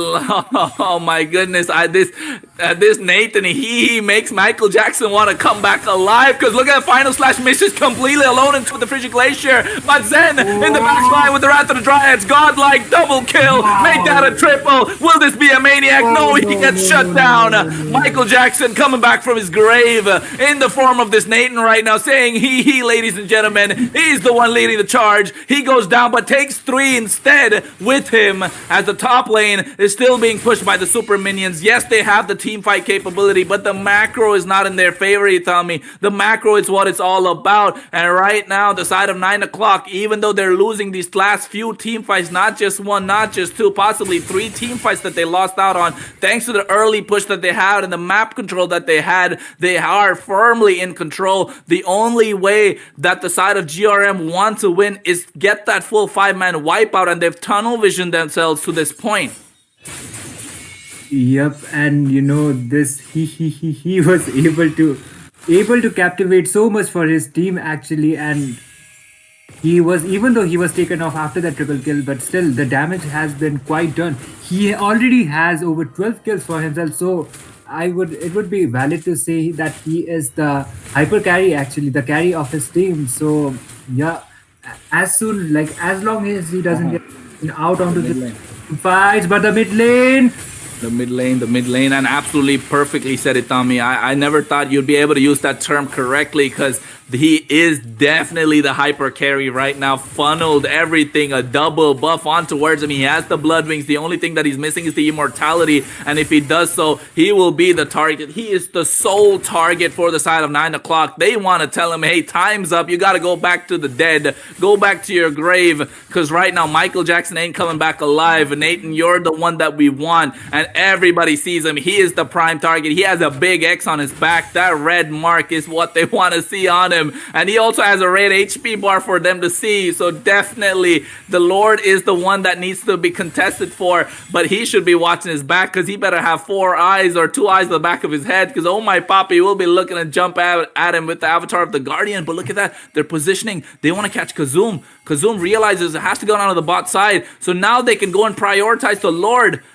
This could be it, Tommy. Are they going to go for the team fight? They go in, circling, eagle on towards Oh My Poppy, but the knockup is on towards Alone in Tokyo. Just waiting and prying for the right opportunity, as the slow push down bot and top lane might be the end of the side of Team GRM. They want to get the Lord started. Zen goes in. He has the Wrath of the Dryads. Not popping it yet. Roku is there with the Blood Surge. He does have the damage. Goes in, and look at Oh My Poppy gets a taunt onto where 2. Entropy comes out. The damage is there. Avatar of the Guardian catches 2. Frigid Glacier comes out, but he goes down. That's the first one that needs to get the kill. But Ryu actually picked up the Lord, and they are trying to disengage, but they're not able to do so. Kazum, oh my goodness, gets 1, gets 2. He wants to get a little bit more. Zen and Sincerely Ken are the only one left standing, but thank goodness they got the Lord. But Kazum might be looking to end. The top minions are there. The Lord has come out. This is a 21-minute Lord, but will they be able to end Sincerely Ken? Zen has no damage. They can only sacrifice themselves. The death timers are too long, and look at Zen. He goes down. The Lord will be going down next. Sincerely Ken can only buy time. The mid lane is coming through. They're crashing down the mid side, and looks like 9 o'clock will advance from the quarterfinals into the semifinals.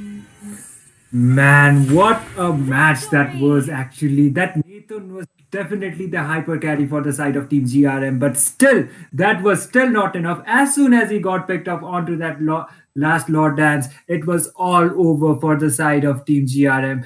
Ryu was able to get that Lord actually for the side of his team, but still, they were already 3 people down, and it was only the Matilda as well as the Belleric remaining to defend the base, and they were not able to defend the base, even though the 21 minutes Lord actually spawned up for themselves, but still it was not enough for the side of Team GRM to be able to hold it out, and Team 9 o'clock the victors, and they were able to, they just, all they did is lock the base onto the end, and they tried to get that execution done, and they were able to secure this victory for themselves as well as the series, and they will be securing this series as well as their spot onto the semi-finals with a score of 2-0.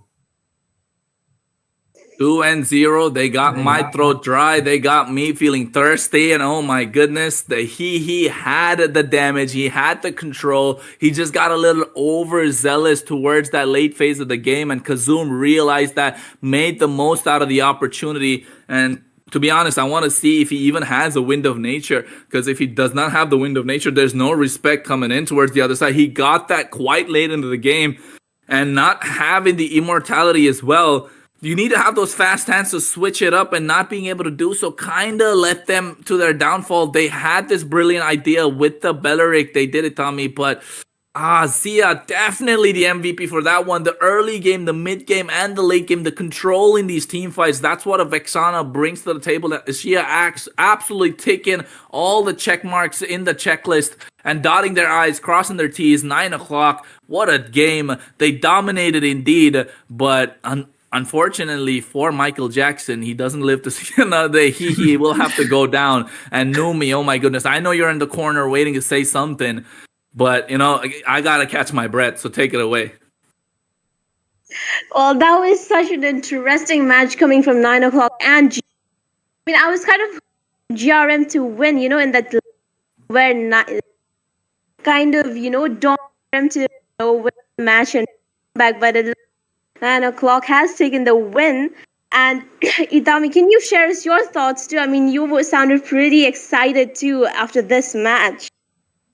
I mean, I was expecting GRM to at least take this game so that we could see the game number three coming up for this series, but no, Team 9 o'clock absolutely denied it. And even though, I guess Team GRM had the good draft, but that EXP Belleric didn't quite work out for them. I was expecting that Belleric actually going to the room, but I think they actually picked it in order to get, like, they wanted to make sure Team 9 o'clock doesn't rely onto an attack speed marksman coming up from the side.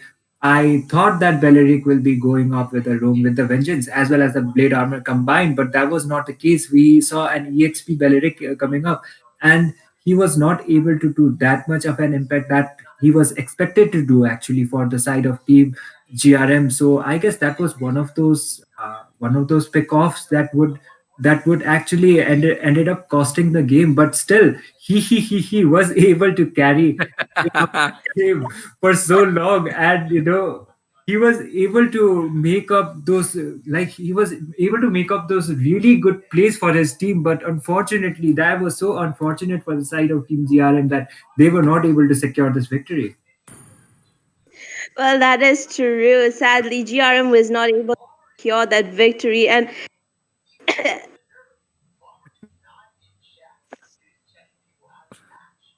I mean, it's true, right? They weren't able to secure the victory. Indeed, it was quite difficult for the other side, the side of GRM. They, like Itami mentioned, they were looking to make that comeback, but they kind of lost that out in the last minute, and it was just brilliant. I'm gonna repeat this once again. My MVP for that game was absolutely Shia. I said it around 7 minute mark. I think Itami. I think it said 7 or 8 minutes. Correct me if I'm wrong, but he was an absolute MVP performance. And moving forward for the semifinals, people better watch out for him because 9 o'clock are no small team. In my opinion, they're no small team. They take that and they they got the control in the mid lane. They transition beautifully into the late game as well. And if they really want to have a shot for out of the state of our, I can't say it enough. Itami, he was an absolute monster. Of course, Kazum did his work, but Shia was the control. He was the tower. He was the antenna. He was the brains of the operation, and he played it perfectly. Definitely Kronos, and that crowd control that came up from that Vexana was able to actually get that kill onto that Nathan as well onto the late phases of the game once, and I guess that was the power spike. Like that was the opening they needed in order to secure that victory for the side of Team 9 o'clock. And even though the favorites for this game actually was Team GRM, formerly known as Team Cry, but Team 9 o'clock was able to pull off a really, really good comeback. Even like it was not even a comeback actually. They were able to make those good executions. Even onto the first game, we saw that Arlet Rome coming up. He was able to captivate, he was able to land his final slashes, able to initiate for his team, and able to like lead his team to the victory. So, I would say Team 9 o'clock are the much deserved team to be winning the series. Well, that is true. Team 9 o'clock is deserved for the victory, and GRM tried their best to, take off that late game with that Nathan on their side.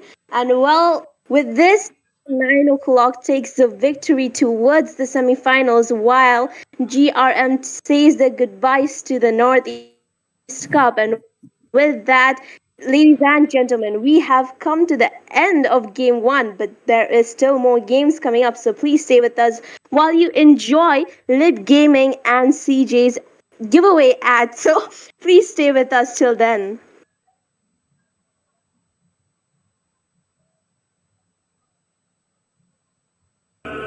She wants epic skin raw. See, look at me. I'm very poor, okay? I don't have money to buy skin. Look at this. Look at this. Hey, viewers.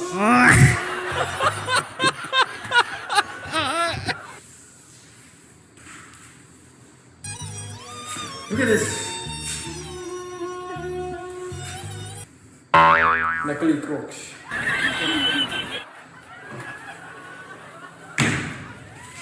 But I love her. From my heart. Flashback. Give me skin. Bad. I told you I don't have money. See, but I can dance for you. Yes, stay away. He will dance. Eu já lavei o meu carro, regulei o som. Já tá tudo preparado, equipei a luz. Menina, fica à vontade, até passa a festa. Menina, está de boa, adorada, nessa festa. Começa a ter balada, você na madrugada,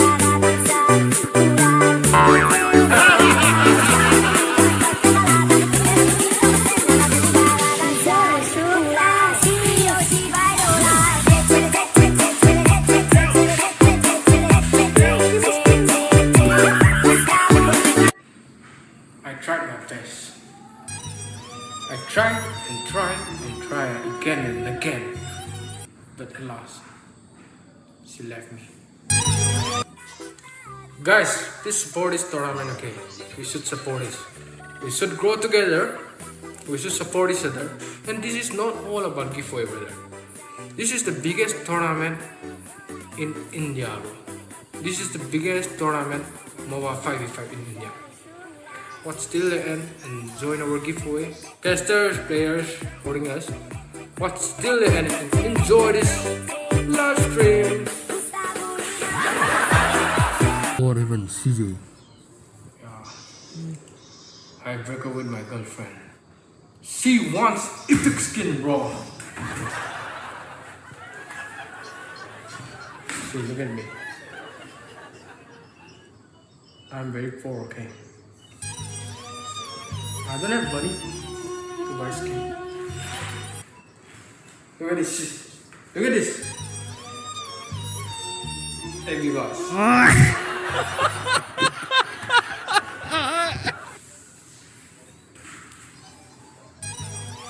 Look at this. Knuckly crocs.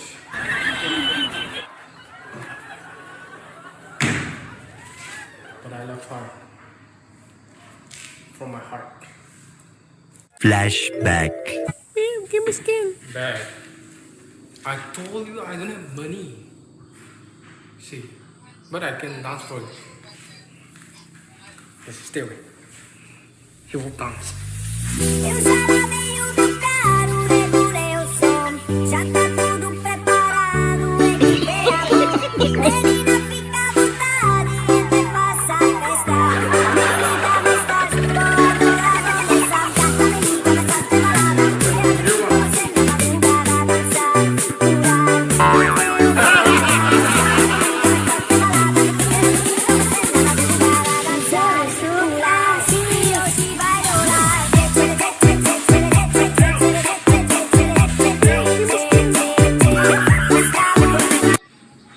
I tried my best. I tried and tried and tried again and again. But alas, She left me. Guys, please support this tournament, okay? We should support this. We should grow together. We should support each other. And this is not all about giveaway, brother. This is the biggest tournament in India, bro. This is the biggest tournament MOBA 5v5 in India. Watch till the end and join our giveaway. Testers, players, and all of us, like, we are giving our best, brother. So please keep supporting us. Watch till the end and enjoy this live stream. War even CJ. I broke up with my girlfriend. She wants epic skin, bro. See, look at me. I'm very poor, okay? I don't have money to buy skin. Look at this. Look at this. Hey, you guys.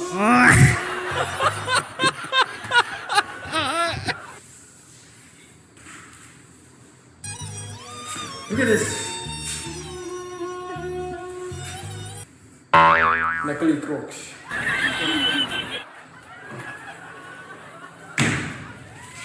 But I love her.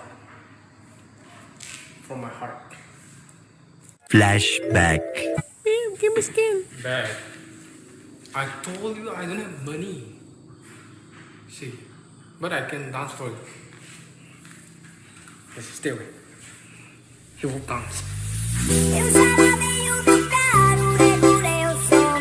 Já tá tudo preparado, equipei a mão. Menina, fica à vontade, entra e faça a festa. Menina, vai estar junto, adorada, dançar. Já falei, começa a ter balada. Você na madrugada, dançar,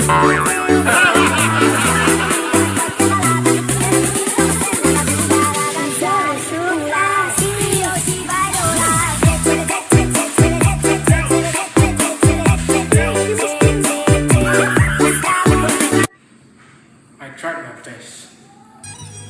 I tried and tried and tried again and again. But alas, she left me. Guys, please support this tournament, okay? We should support this. We should grow together. We should support each other. And this is not all about giveaway, brother.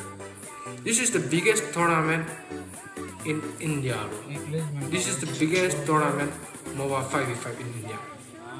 Watch till the end and join our giveaway. Testers, players, and all of us, like, we are. Give it to me now. Give me the pre skin, bro. Please don't kill me, man. I'm just a messenger, bro. Please don't kill me. I have a wife. Give me the skin, bro. Please. Give me the skin, bro. And Eva will be joined in by two amazing casters, Jenny and Ray on the caster's desk. And this match is game number 2, and it will be between Executive Esports versus Venom. So Jenny, give us your thought on how you think this match is going to go, as this is the quarterfinals and this is going to be the best of 3. Well, it's the top 8 teams of Arunachal. So basically quarterfinals of the Arunachal teams. And I think it's going to be interesting because Arunachal is no less when it comes to MLBB. And I feel like there are going to be a lot of clashes, a lot of everything. It's going to be spicy. And I want to see that because otherwise it might get a little boring. But yeah, let's take Ray's opinion as well. I mean, definitely agree on you on that, Jenny, because some of the matches have been quite one-sided, and I'm waiting to see some juicy matches, like a lot of engages going back and forth. I mean, that is what really makes games exciting after all. So I have high hopes for these teams, and I've not seen them before, so I'm excited what form of compositions they would be going in for. Don't you think so, Nomi? Well, I do think so. These are some of the new teams, and we are looking forward to having, even best teams and one of the top teams in India. And, the bans are pretty, those draftings are pretty, predictable now. So, Ray, do you have any idea on what the bans are going to be on this match, as there are many meta heroes? Mm-hmm. I mean, About the band section, well, it is going to be mostly the same because I think most of the teams are, quite unfamiliar of each other. So they will be banning out most of the band, meta heroes as well. Like, let's say the Ruby, the Khalid, or probably maybe a High Loss or something along the lines, because perhaps people mostly like to avoid the tanky composition. So I think that is what we'll probably see. Don't you think so, Jenny? Yeah, talking about power picks, we already got the Ruby out of the scene, and so is Khalid, but then Phoebus is open. And given the fact that, oh, actually, Chip is open too, we're gonna let him through. Now, the thing to wonder over here is, are they gonna prioritize a Chip or those that they're good with, they're the comfy Mhm. picks? That's what I can understand with this pick. I mean, Luoli, yes, really good as a mage, a lot of AoE, CC, everything, but as a first pick, especially when there are a lot of power picks still on the table, that's Mhm. very suspicious. So basically, yeah, this just implies that they just want to go for their comfortable picks instead of the metas. And right this instant, executive esports, they're gonna go for the phobias, also lock onto the Zushin to annoy the frontliners. Matter right now. It is one of the sandbags. It is the Phobius and Tushin, just like you said. And they also pick up the Cho. And I think you're true. Your words might be set in stone because they're really, really going in for all of the comfort heroes over like all the options that are still open. Yeah, like you said, 100% IQ. Yeah, in that case as well, if this is really a strategy, there was time. Early in this game, there was no point of going for the Luowi. I think so. And yeah, just when you mentioned Chip, I mean, if they had both Chip and Luowi in their team, that would be hell lot of mobility. Like the whole team, you can expect when they're coming from, right? But never mind, they're still not prioritizing the Chip so far. And again, EXP has gone with the Alice, Jungle. They've also banned the Lunox, so that no one's gonna be there to take care of that Alex and burst her down and all. Again, Implosion, there will be no Implosion as well. Dragulis has been banned. Okay, they are trying to ban these AoE tanks like this Baloric, they Tiger, a lot of CC. They're trying to avoid this. What are they cooking? Honestly, this Raul, Venom, right? Venom is first. They're Mhm. confusing me a lot with this draft completely. Like I said, they're going with their comfortable picks. And when you're really, really good at all the heroes that you're picking with, never know. Even if the enemy does have the meta heroes, you might actually outplay them because you're confident with your picks. But again, executive esports so far so good. I like your draft so far. So far, despite being a little bit of suspicious with the Luowi priority, it does look quite good. But they are banning out like very hard tanks, just like you mentioned, the Tigreal and the Valeric. Perhaps they were kind of cooking in for funneling a marksman type of composition, and that is what the side of team, they smelled up. So they banned out the Naden, and that is why we are seeing the draft. But I also see another odd ban. It could be a respect ban, but considering how 1-1 has climbed into the meta recently due to the Yeah. adjustments made, I think it is a understandable ban. I just think we'll have to be a little patient and see what both teams are cooking up with. But it's no up to surprise. We are seeing the Angeles combo coming in from the red team. Yeah, I guess that's gonna be an Angela on top of Alice or Phobias. I mean, Angela on top of Phobias, that guy is not gonna die. He's just gonna keep jumping on you with an infernal person, and so will Alice.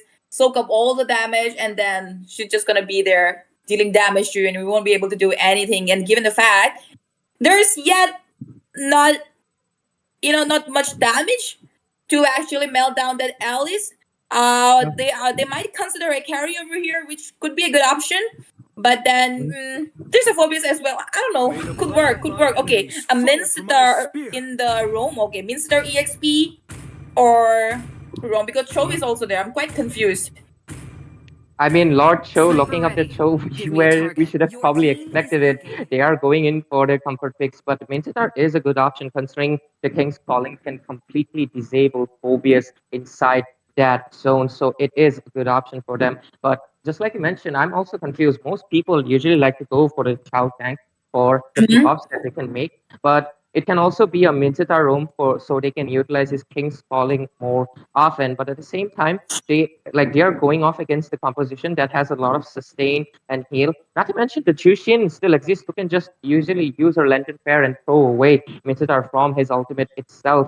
So they might be facing a lot of trouble considering they have like a team executive. They have a lot of good options on on their hands, and the side of Team Venom, it is a little bit confusing what they're planning to go for.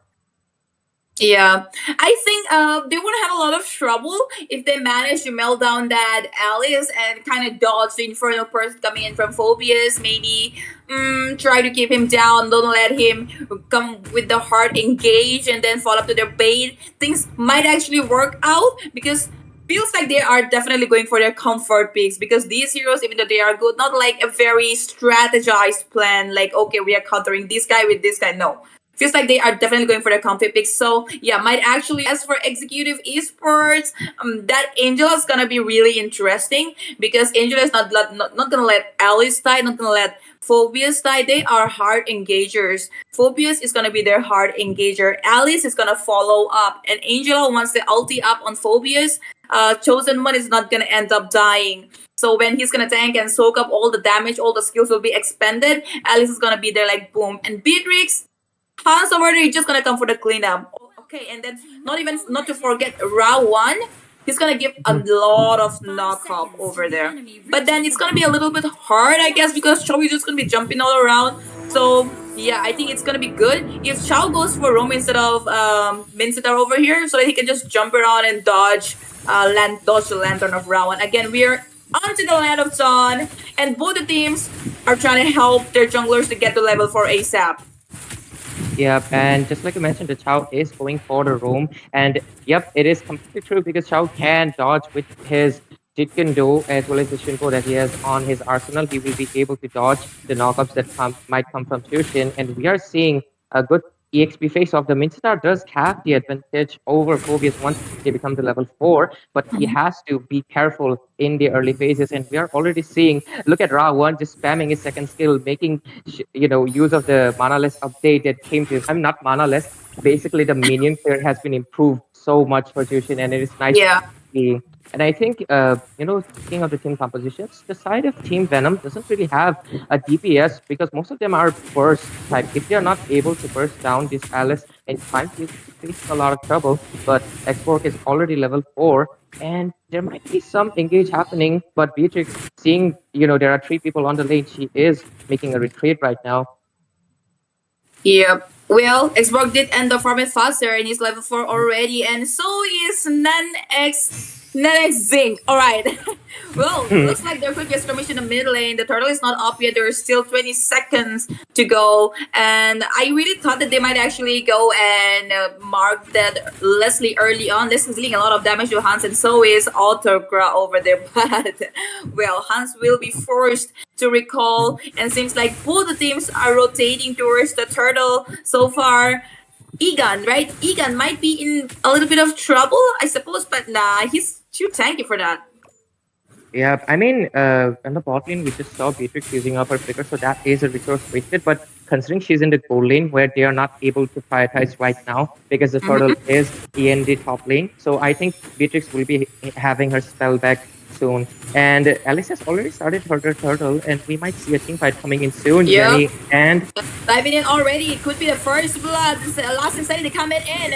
Will they be able to take the turtles? Oh no! Nanexing has managed to take the turtle down. Infernal Force has been used up, and their jungler, Loms, Aina Babe, go down. Oh my god, that was a really cool early game for Executive Esports. They managed to take the turtle down. They also got the first blood, and right now, well, I thought right after they get the turtle, they're gonna rotate towards the bottom lane and take Autogre down, but Ogotre down, but that's not the case so far. Lord Cho was there. Maybe they try to get a pick off on Hans, but not happening. And Infernal Person been used up on Egan. Oh, that was a nice look right inside the turret. But yeah, he just had the. Yeah, I didn't use this flicker. Did he? No, he didn't. No. He didn't have the King's Calling, and both just decided to retreat. And on the team fight, losing their jungler so early on, I actually thought the turtle will be secured by how good that last Insanity was on top of the turtle. But Alice was able to win out the retribution on that fight and giving them the advantage as well as the kill. So it's looking good so far. I think they're looking for another engage, but I think Alice Yep. Okay, this hard card been used up on Alice and Zensing going straight in, soaking up all the damage. They have taken out a jungler so early in the fight already. Ogotre will be taken down as well. GG gang up in the bottom lane. They will also be going in for Zuhan. Okay, Infernal Person being used on Zuhan, and that definitely will be a pick off. Have to say, well played, executive early in the game. They're doing so good. You know, actually, I thought that they have an Alice right there, so could be that in the early game they might play a little bit passive, but no, actually they're going all in. Given the fact that even Venom Esports here doesn't have too much to deal on with the early game, that's a kick coming in, and Hans will be going down. I guess no, not yet. They don't have enough. Oh, that was an outplay. Machine gun right in the face of both of them and take him down. Double kill, I suppose. Okay, this guy's on a killing spree. Yep, definitely. I think there was a Skypiercer being bought by the Beatrix or maybe the Attrition as well because I saw the passive being popped up. And yep, Beatrix going in for an early Skypiercer, really going to show like they really have the game on their hands, and that is a level of confidence that I aspire to really have. Look at that, Alice just invading the blue, but Lord Cho was able to take it from her. Well, that was a good decision on Alice's part because she does not want to waste her retribution, knowing Exborg could come in with the last insanity. And so far, look at the scoreboard, it's 0-7. Like the side of Executive Esports really executing their team play really well. And I'm surprised too because I thought Alice would be playing a little bit of a safe in the early game, but they're going all in, just like you mentioned, and they also secure the second turtle. And other than that, I don't think there's any engages going on other than Virgin using up his King's Calling quite early on and wasting up a resource that might be fatal considering he might get ganked soon because they are right now eyeing the EXP lane at this point. The Berserker's Fury finally coming to Ogotre, and what is Yeah, I mean, Cho right there, he was really trying to get a kick on Irawan over there, but he should understand that even if he kicks someone right now, they don't have the resources to take them down. They don't have the resources to get a pick up unless Zuhan is over there. Oh, that could be a hit. The next thing might actually go down. The blood that's been used up, hardware right on top of him. They would actually go for their jungler right after going on to Johan, but no, that's not gonna happen. Oh, actually, that is gonna happen. They're gonna catch him down and take him down as well. The jungler is out of the scene. That was a good kick coming in, but then the hit card and that amount of heal, like I told you before, Angela on top of Neneng Singh, they're gonna sustain. They're gonna deal a lot of damage. It's gonna be so hard to deal with them. I mean, we're not even 7 minutes properly into the game, and the goal as the XP gap, it's like so much increasing. They're not like Alice is coming into the tier 2 turret, and there's no stopping her. And I think there's another fight over here. 3 versus 1 gang in the top lane, right inside the turret. Good time, and lots of heal coming from Madara. They're not gonna be able to deal with them as of right now. They will need a lot of farming, the items, a lot of damage and whatnot to tackle that Nanix thing because it's not gonna come alone. It's gonna come with an Angela with a hit card. I mean, look at that. They have two Skypiercers on this side of Team Executive Esports because they're really showing how confident they are, knowing they can secure all of the kills. Because if I see a Skypiercer on Jushin as well, that would be just insane. And look at that, you're just dominating and still going in. Infernal Person being used, and then that guy just disappeared. Ikan. What happened? Well, Hans happened, Madara happened, Rawan happened.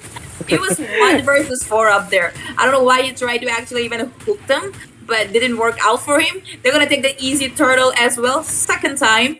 Meanwhile, Ogoch trying to take the advantage and maybe push the lane a little bit, but he's scared. He won the recall and he's trying not to die and feed in the early game, which is already his KDA is 0-0. And Leslie, when you talk about Leslie, he needs a lot of items, to start dealing damages. So he's gonna have to play safe. Yep, she does have the Berserker's Fury so far, but another hook coming, but I think they will just be retreating. I mean, the side of Executive Esports, they're not giving a second to breathe for Jenny because they're just going into the enemy territory, knowing they have, the control over them. But I think Alice might not be looking to commit for it, and they will just retreat so far. And the itemization is quite common, like they are going in for the normal builds, but I do see the confident, Sky Pierce is coming in from Beatrix and Alice as well.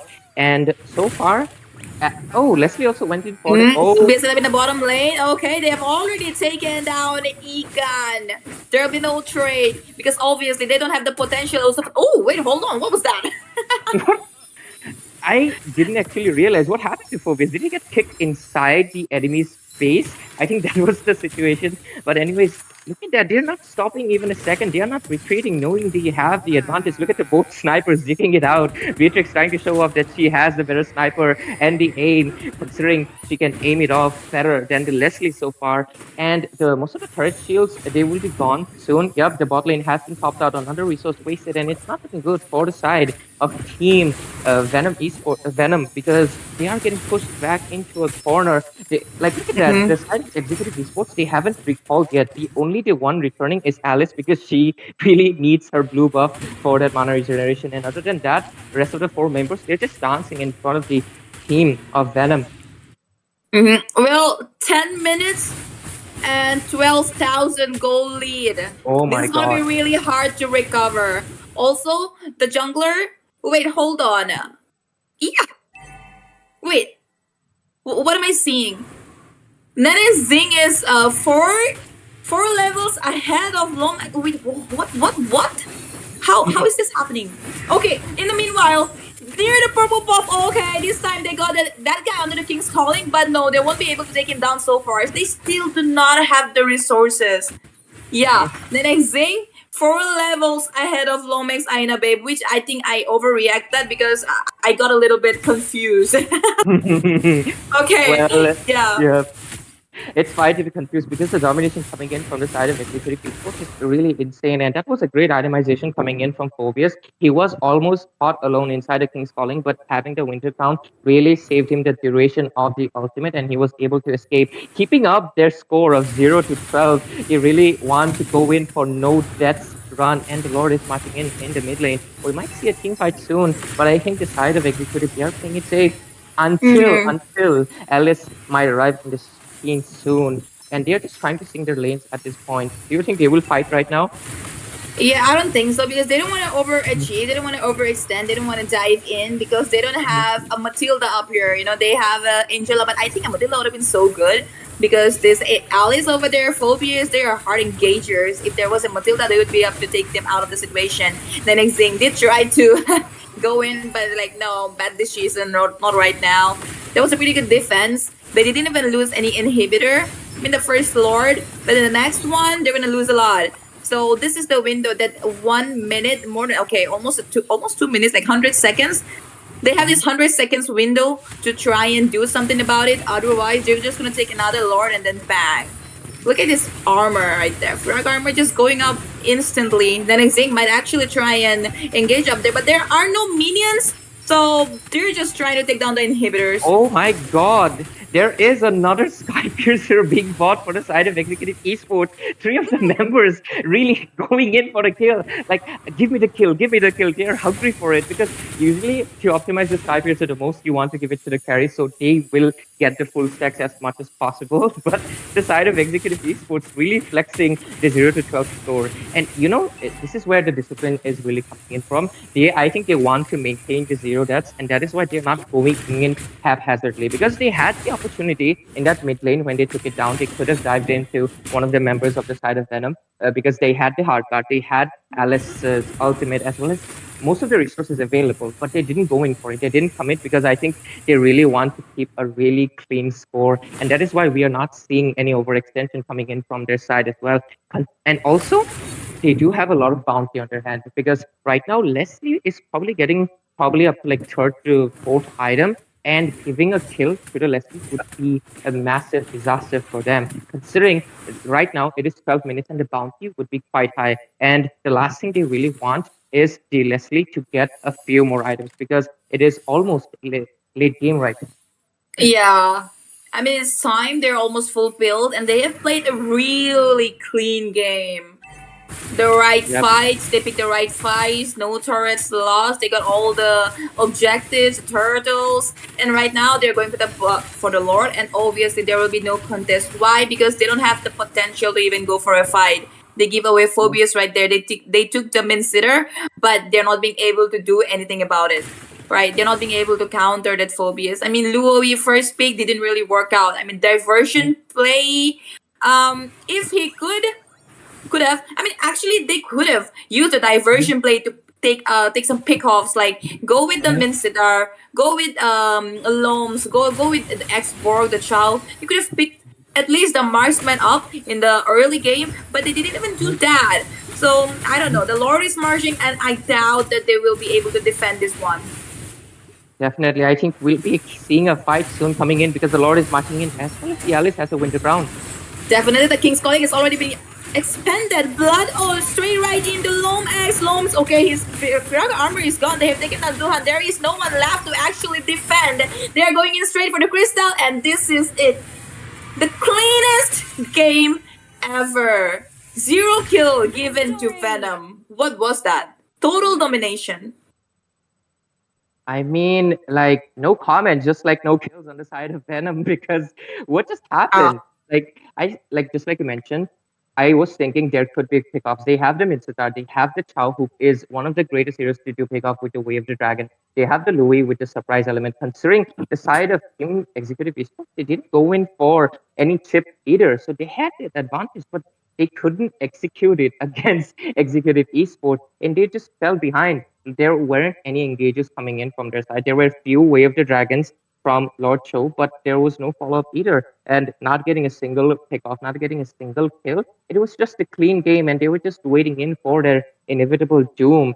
And I think other than that, I don't really have to mention anything else other than the 3 Sky Piercers being bought. That is a level of confidence that I really, really aspire to have. Yeah.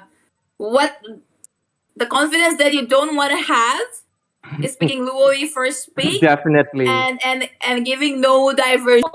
Right? Don't do that, guys. I mean, go with your comfort base, but then mix a little bit of strategy as well. Again, I guess Numi is back up. Yep, I think she's back up. All right, I guess Hello, everyone. Hello. Yeah, I'm so here, guys. I'm so sorry for the delay talk. Yeah, and well, that match was. I'm sorry for the background. Well, that match was pretty interesting, and I feel like Team Venom would have done better.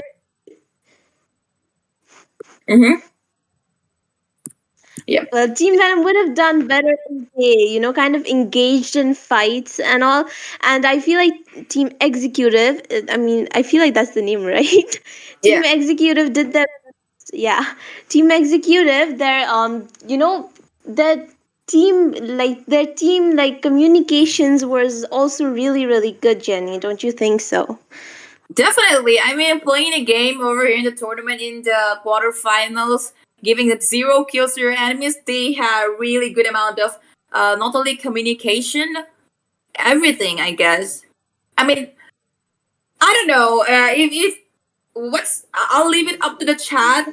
Chat, tell me, is it like Executive Esports played really good or Venom Esports played really bad? I guess that should be the question. I'll leave it up to the chat. Well, yeah. I mean, I guess let's not be let's not judge them too much as this is just the first match of No, game we one. They should. still have We two more. should be judging. Numi, you are so wrong. Let me tell you, we should be judging because these are the top let's not 8 be too squads. judgy. These are the top 8 squads of Arunachal right now. Quarterfinals. Arunachal 8 teams, last 8 teams. So I think they shouldn't be losing 0 kills at least. Right? Don't you think, Ray? I mean, yeah, I just remember, did you see any diversion play? Like, did Louis use any of the teleportations? Any, I don't think I saw a None. single I saw teleportation. none. Maybe she did, Yeah. but I saw none. Because I don't remember. Like, I was paying real good attention, waiting for the miracle play that could have happened, and there was honestly none. There was no. I think there were lack of communication. There was a lack of a lot of things. Like the draft was a little bit just like you mentioned, Louis priority. That was odd, and also picking up the Louis, not utilizing it to the most. I didn't see many yin yang overturn being done as well. So I mean, they were grouped up together, but it didn't really execute any point. So I think if Venom really, really wants to take the game number two and have some chance in securing another spot, they need to at least improve their communication, like discuss a little bit because we are giving them a little bit to cool down. They should discuss their communication and prioritize a different pick because they just saw Fovius got picked as well as the tuition. They can utilize it this time because they will have the opportunity. Yeah. Well, hold on, guys. I mean, it's just the first round. What if they're trolling? What if they'd be like, let them win the first game. We'll show them what's That how to Now play we MLBB in the second could game. that could be the biggest plot twist. Let the casters judge us. Let everyone think that we are noobs, and we'll show them right like at your face. What if they slap us in the second game with their performance? You never know, right? You never know, guys. Definitely. So let's watch. Let's not Yep. judge too early, which I already did, by the way. A little bit of hypocrisy on my part, but yeah, I'm waiting for the second match. Definitely. Same here. Yes, I definitely think like Venom will take a step ahead in the second match. So guys, stay with us while you guys like watch Libs and CJ's ad again, and please make sure to enter in the giveaway. While we will be right back soon with match number two. Wait, bro. Chill. Daddy, chill. Do you want to get a free epic skin? Yeah. Battle Knight Esports is doing a free epic skin giveaway. Today, tomorrow, every day, in every live stream of this tournament. Free epic skin, bro. Free epic skin. Free epic skin. Benedictine? Benedictine? Benedictine? Give me the ring now. Give me the free epic skin, bro. Please don't kill me, man. I'm just a messenger, bro. Please don't kill me. I have a wife. Give me the I skin, have bro. kids. Please. Give me the Please skin, don't bro. kill me, bro. I'm just a messenger, man. Let me tell you how you can join the giveaway. Let me tell What? you how you can join the giveaway. Okay. Just stick around till the end of the live stream, Okay. and the host and the casters they will select you, man. I'm gonna go watch the live stream. Just comment down your UID and the team you are supporting, and they will select you. Please don't kill me, man. Please. If I don't get the skin,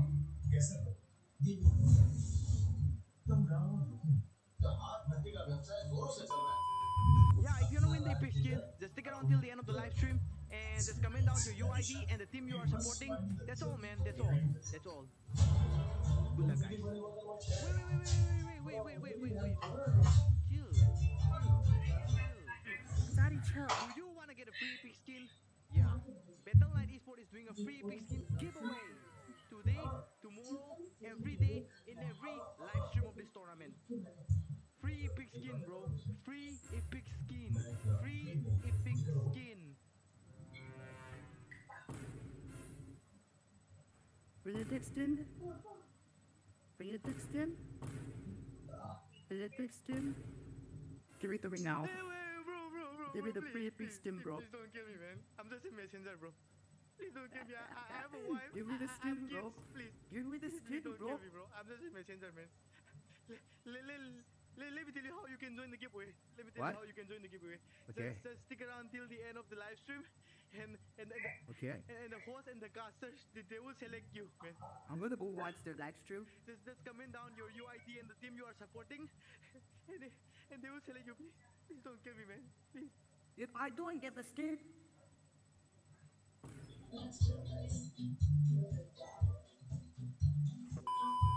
Yeah, if you want to win the epic skin, just stick around till the end of the live stream and just comment down your UID and the team you are supporting. That's all, man. That's all. That's all. Good luck, guys.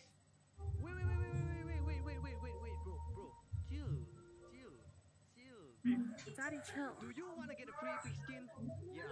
Battle Knight Esports is doing a free epic skin giveaway. Today, tomorrow, every day, in every live stream of this tournament. Free epic skin, bro. Free epic skin. Free epic skin.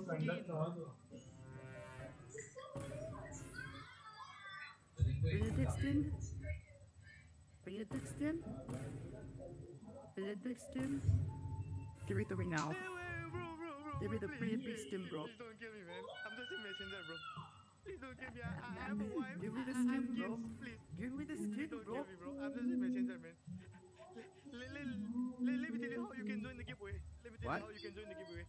Just stick around till the end of the live stream, and the host and the casters they will select you, man. I'm gonna go watch the live stream. Just comment down your UID and the team you are supporting, and they will select you. Please don't kill me, man. Please. If I don't get the skin,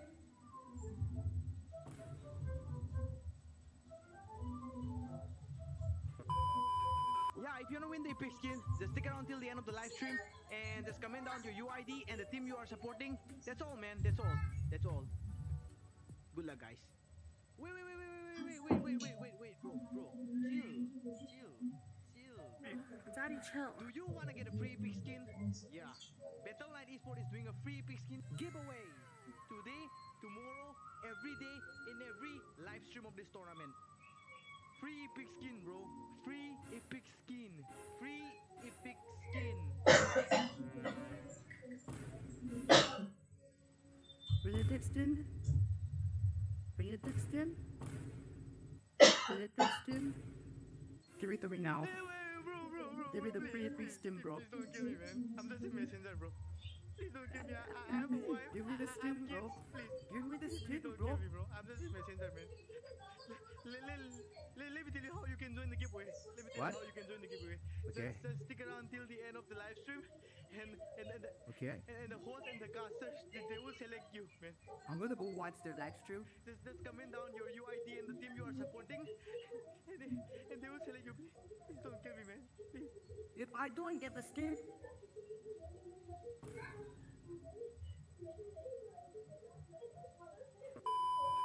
Yeah, if you wanna win the epic skin, just stick around till the end of the live stream and just comment down your UID and the team you are supporting. That's all, man. That's all. That's all. Good luck, guys. Wait, bro. Chill. Daddy, chill. Do you wanna get a free epic skin? Yeah. Battle.net Esports is doing a free epic skin giveaway today, tomorrow, every day, in every live stream of this tournament. Free epic skin, bro. Free epic skin. Free epic skin. Will it extend? Will it extend? Will it extend? Give it to me now. Bro. Give me the free epic skin, bro. Please don't kill me, man. I'm just a messenger, bro. Please don't kill me. I have a wife. Give me the skin, bro. Please. Give me the Please skin, don't bro. kill me, bro. I'm just a messenger, man. Let me tell you how you can join the giveaway. Let me tell you how you can join the giveaway. Just stick around till the end of the live stream, and the host and the casters they will select you, man. I'm gonna go watch the live stream. Just comment down your UID and the team you are supporting, and they will select you. Please don't kill me, man. Please. If I don't get the skin,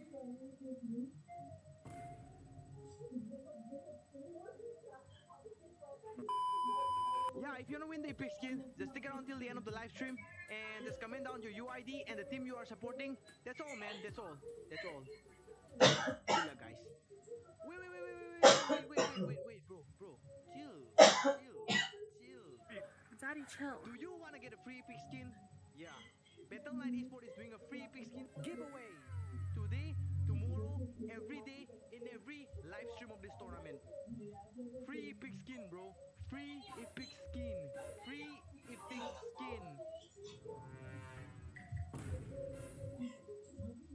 Will it extend? Will it extend? Will it extend? Give it to me now. Bro. Give me the free epic skin, bro. Please don't kill me, man. I'm just a messenger, bro. Please don't kill me. I have a wife. Give me the skin, bro. Please. Give me the skin, Don't bro. kill me, bro. I'm just a messenger, man. Let me tell you how you can join the giveaway. Let me tell you how you can join the giveaway. Just stick around till the end of the live stream, and the host and the casters they will select you, man. I'm gonna go watch the live stream. Just comment down your UID and the team you are supporting, and they will select you. Please don't kill me, man. Please. If I don't get the skin,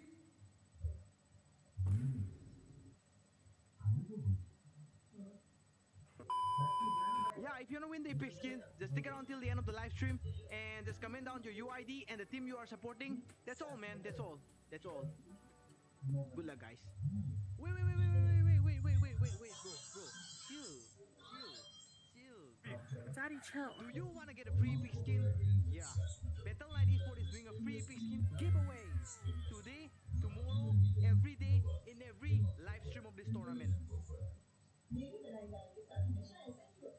Hello, everyone, and welcome back again to Northeast Cup LAN event online qualifiers powered by Battle Knights Esports. And it is the quarterfinals, and the game two, match one was very, out of the ordinary since Venom, they kind of like, just they didn't get any kills, and Executive Esports, they just took the win just like that. Maybe Venom will take it up a step ahead this time. So, Jenny, what are your thoughts on that? Yeah, you when you said out of the ordinary, I was like, oh wow, really? And then I was like, no kills. That was the out of the ordinary. Yeah, I mean, I feel like Venom's gonna come back in this match. They're gonna change their whole draft, and they're gonna show us like, yeah, we were just kidding. Watch us now, right? I'm expecting that actually. Well, that is true. I'm expecting that from Venom too. Like, I hope Venom takes it up a step ahead if they gotta make a name for them at least, So, Ray, what are your thoughts? I mean, just like Jenny said in the last game, Joan Fire has set Louis on the first time and consider going in for more of the meta heroes. I mean, they had a Phobius in their arsenal. They had so many other options to go for, but they didn't go for it. And it was they were playing in their comfort for too much.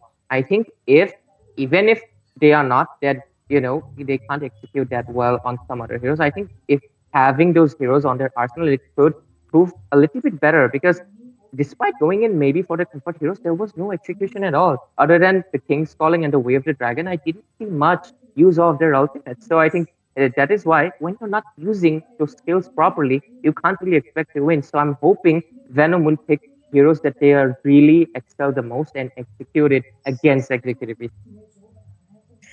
Well, yes, like as you mentioned, that Venom, they didn't really execute their, heroes and ultimates properly, and I feel like they just went into defense mode in that match, and I hope they don't do and I hope they don't do the same mistake in this match too. And as the draft has begun, let's see if Venom has decided to take a step ahead. So Jenny and Ray, please entertain us with your amazing voices as the draft has begun.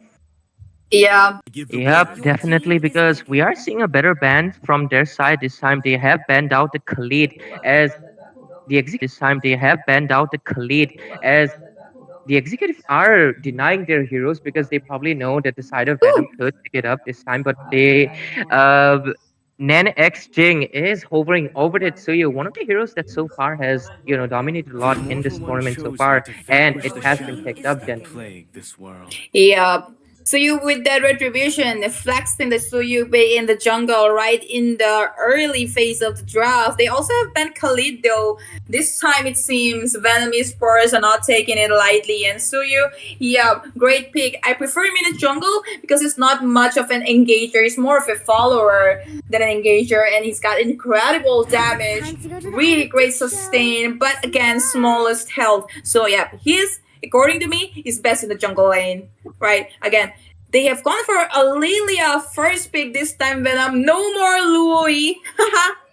They have given up on their Luoi pick, and this time, but again, I'm obsessed with their obsession of flexing the mage pick early in the game. Oh, they've also logged into the Freya. Yeah, give me like, tell me about your take on this.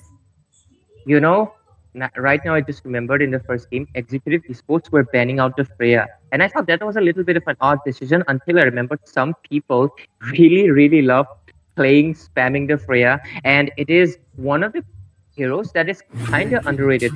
In the late game, she's almost similar to Argus, where especially actually more considering her Valkyrie form has a large AoE and that Yeah. Berserker Spirit crit damage could be extremely fatal. And seeing that the Freya is open this time, like Team Venom didn't even take a single second to lock in. And I think the reason they're going in for the first pick, mages so far, I think they're they're trying to cook, all right? Like let's give them a little bit of chance in the kitchen. They want the mage to be picked so they can see what other heroes the side the opposing team, Executive Esports, will be picking it up. And hopefully they are able to counter it. And Belleric was also banned in the last game and it's being picked up. There's so many respect bans left open and they are just picking it up. So I think this is a Grok EXP on our hands, Jenny.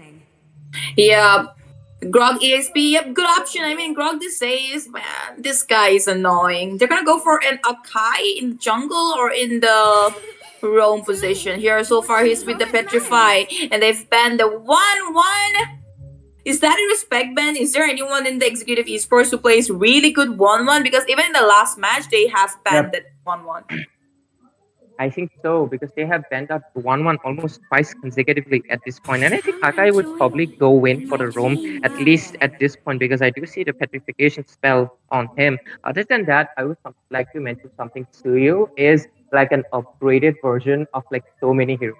Like first of all, his second skill in the mortal form, it's 7 from Yamao Gang executed quite well. So I'm curious to see unless this is another case of Belleric EXP, and I hope that's not the case because Belleric as an EXP just doesn't work well. He doesn't have the utilities that can really be used for the EXP late. So hopefully it is a roamer Belleric, and I hope to see it executed well. But I'm curious to see what jungler the side of Team Venom would be going this time.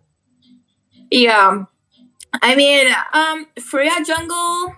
I don't think so. Also, they have a Belleric over there, so it's gonna be annoying for them when the Wrath of the Dryad comes up. This is gonna stand in their place, and all the damage will be reflected. Okay, they have banned the Lunox as of right now. No one will be there to burst this Belleric and Grok out. So what's left? They're yet to pick a jungler, and they're going for that Hayabusa. I don't think even if Venom Esports picks a Hayabusa, he will be able to do much over here because there's Belleric. There's a Grok sitting up there, and they have yet not revealed their goal lane and the mages. So, at this point, I think Executive Esports, they don't even care what they draft because they are pretty confident after what happened in the last match. I mean, definitely their confidence is at peak because they know that they have the over advantage because their macro as well as the micro was really good on their part. Venom Esports weren't able to execute many of their skills and there wasn't much happening. And this time they're also confident. Just like I mentioned, the Belleric does exist in this game. Despite the Freya being banned out in the previous game, this time Freya, despite being picked, she will have a lot of hard time once the power of the nature is being used by Belleric on this game. So she will have a lot of hard time. Not to mention he also has the vengeance. So Freya might lose 50% of her HP by just hitting herself. Not to mention Belleric's the Thorns passive. It's going to hurt the side of Team Venom a lot. But right now they are hovering over Nated. What's the most popular marksman? I mean, AD did get eliminated, but Crisis always loves to go for the Nated, and it is being locked in. And Rawan going in for the Novaria as well. Yeah, I think that's a good option because when you have a Novaria, you're also gonna have the visions and Fania. Wow. Okay, now it's gonna get interesting. Like I told you, Venom's gonna come back here and give a tight slap to everyone that judged them, and that includes me. So maybe I am ready for the slap. Then Fanny might actually turn around the game. Imagine Fanny going dive in straight away, getting Rawan down, and then Hans.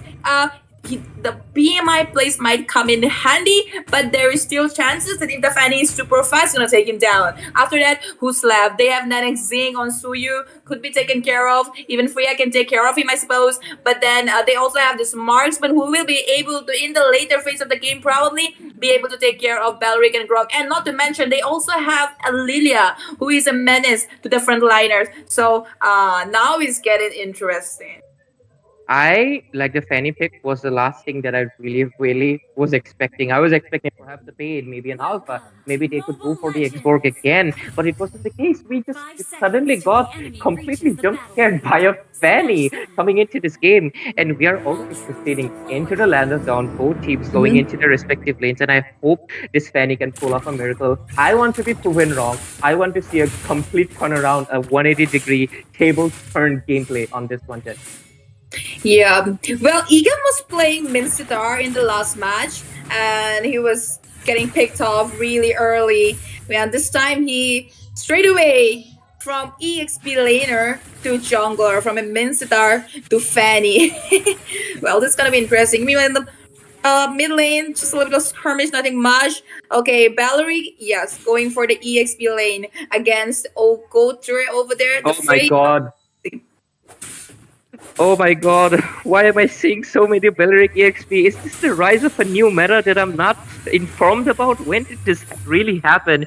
Because that is the last of the things that I would really, encourage people to do. What just happened? What?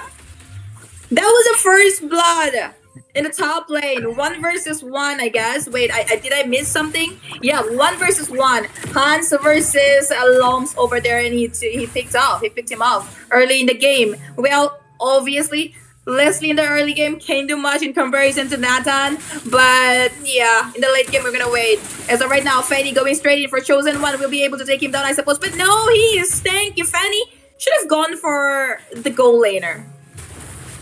Yeah, definitely. I mean, they already have secured 1 kill for Nathan, which will help him scale up really well. I mean, this is the last thing you really want to do, considering this game really, really relies on their marksman. I mean, Suyu, a very good hero. He's a little bit of an unbalanced, but he will only provide a little bit of utility as well as securing the objectives. Other than that, if this game is mostly by Nathan's hands, because he will be the one shredding the Akai as well as the Freya. I mean, Freya will be a little bit of a menace. Despite the Belleric, I think I do want to put my trust in it, and I think I will just have to wait and see what they'll really have to do, because I think Leslie, he's a little bit of an odd position. He's not going to the lane, and Nathan will just chunk down all of that. Oh.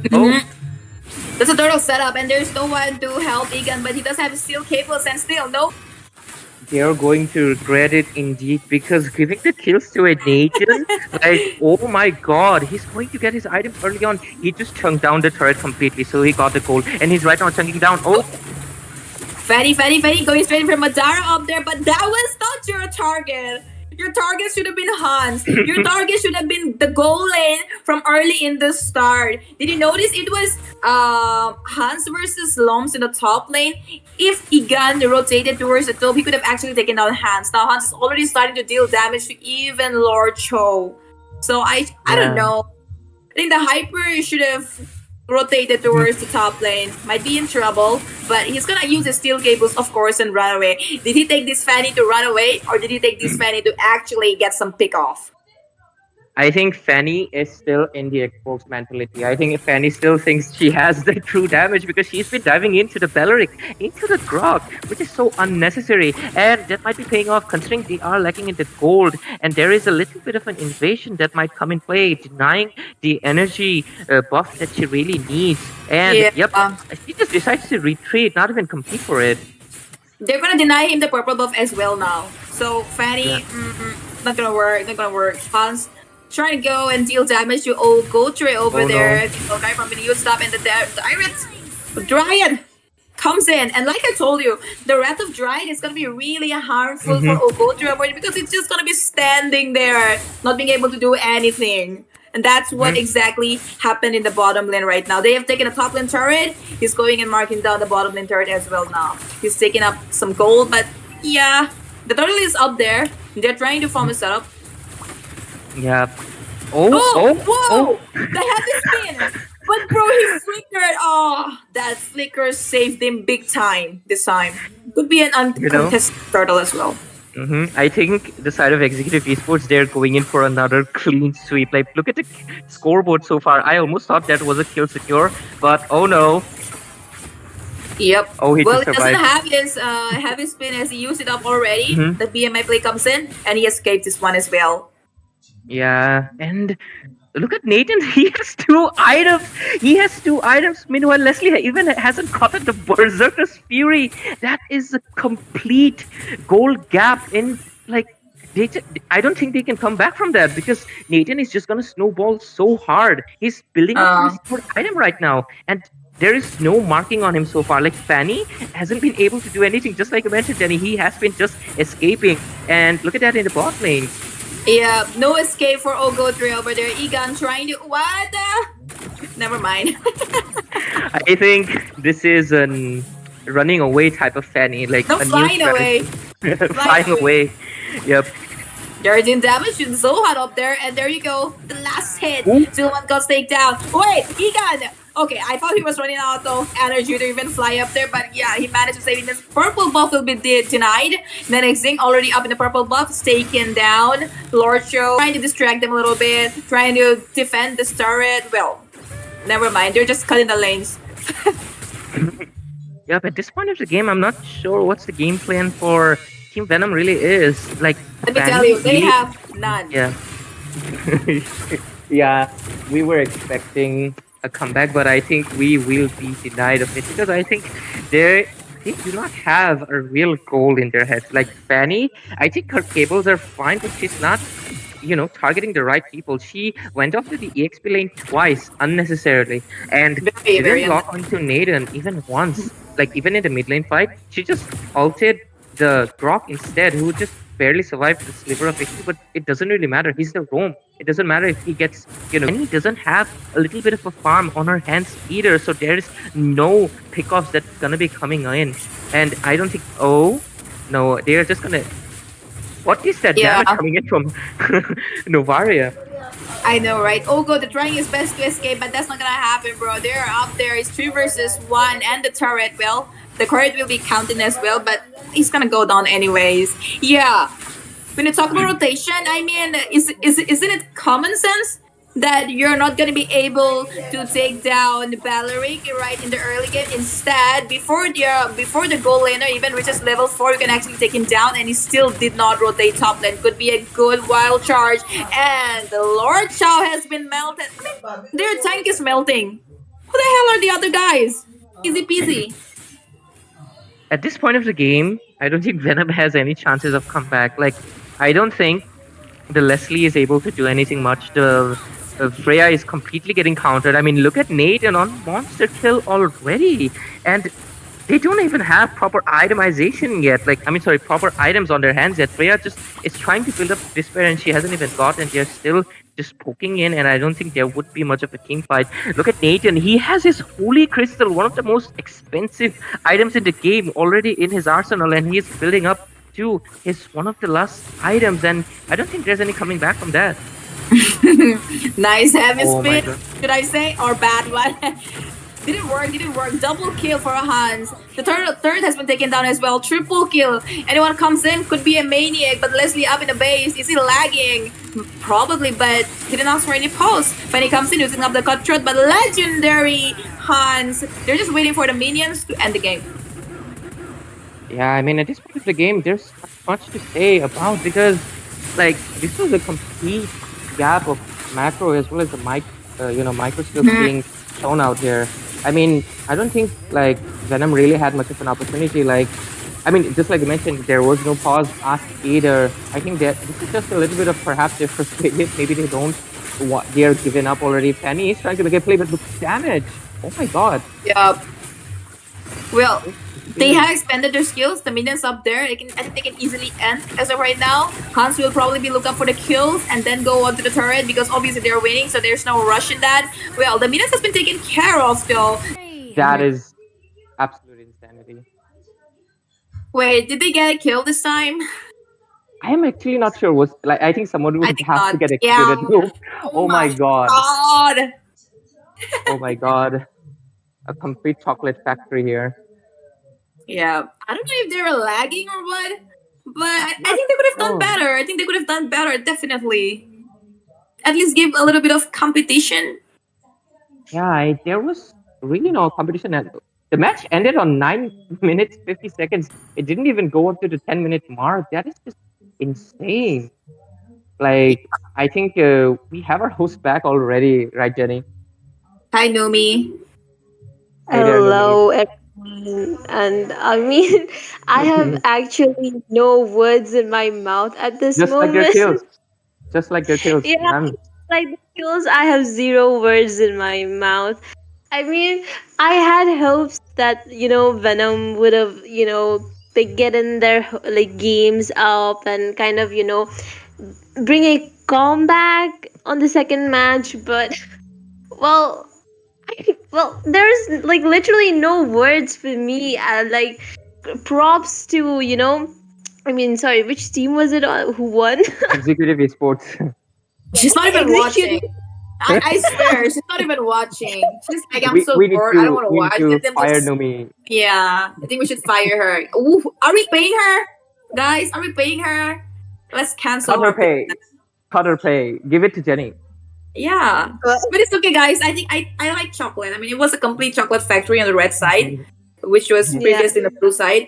But then, yeah, I like chocolate. So maybe Oh, they can You take know, it to work. yeah, I mean that was pretty a bummer match. I was pretty like I had my hopes up team executive like Ray. Like, don't you think that would have happened? Because Leslie, I feel like Leslie was a pretty decent pick as Leslie's late game the thing is very high, damage is very high. So Ray, Mhm. I mean, Forget definitely. I about mean, like, Leslie because in the early game, mhm, Fanny could have rotated top lane. I mean, mhm. Fanny, this guy has cables. He can fly. Before the enemy gold yeah, laner reaches level 4, he could have gone and taken him down. But what he did instead, he was playing Garden, Hoge in the bottom lane. How's that gonna help you? Yeah, I well, that is mean, yeah. Jenny. That was a that was a pretty bummer match to watch. It was not that exciting coming from Team Venom. But anyways, guys, please stay us please stay with us for game 3, and I hope game 3 will bring us some excitement. So please stay with us and watch CJ's and Liv's ad again. And the giveaway is still on. So bye bye. See you in the next game. Bro. Chill, chill. Daddy, chill. Do you wanna get a free epic skin? Yeah. Battle Line Esports is doing a free epic skin giveaway. Today, tomorrow, every day, in every live stream of this tournament. Free epic skin, bro. Free epic skin. Free Bring it extend. Bring it extend. Bring it extend. Give it to me now. Give me the free epic stim, bro. Please don't kill me, man. I'm just a messenger, bro. Please don't kill me. I have a wife. Give me the I stim, have bro. kids. Please. Give me the Please stim, don't bro. kill me, bro. I'm just a messenger, man.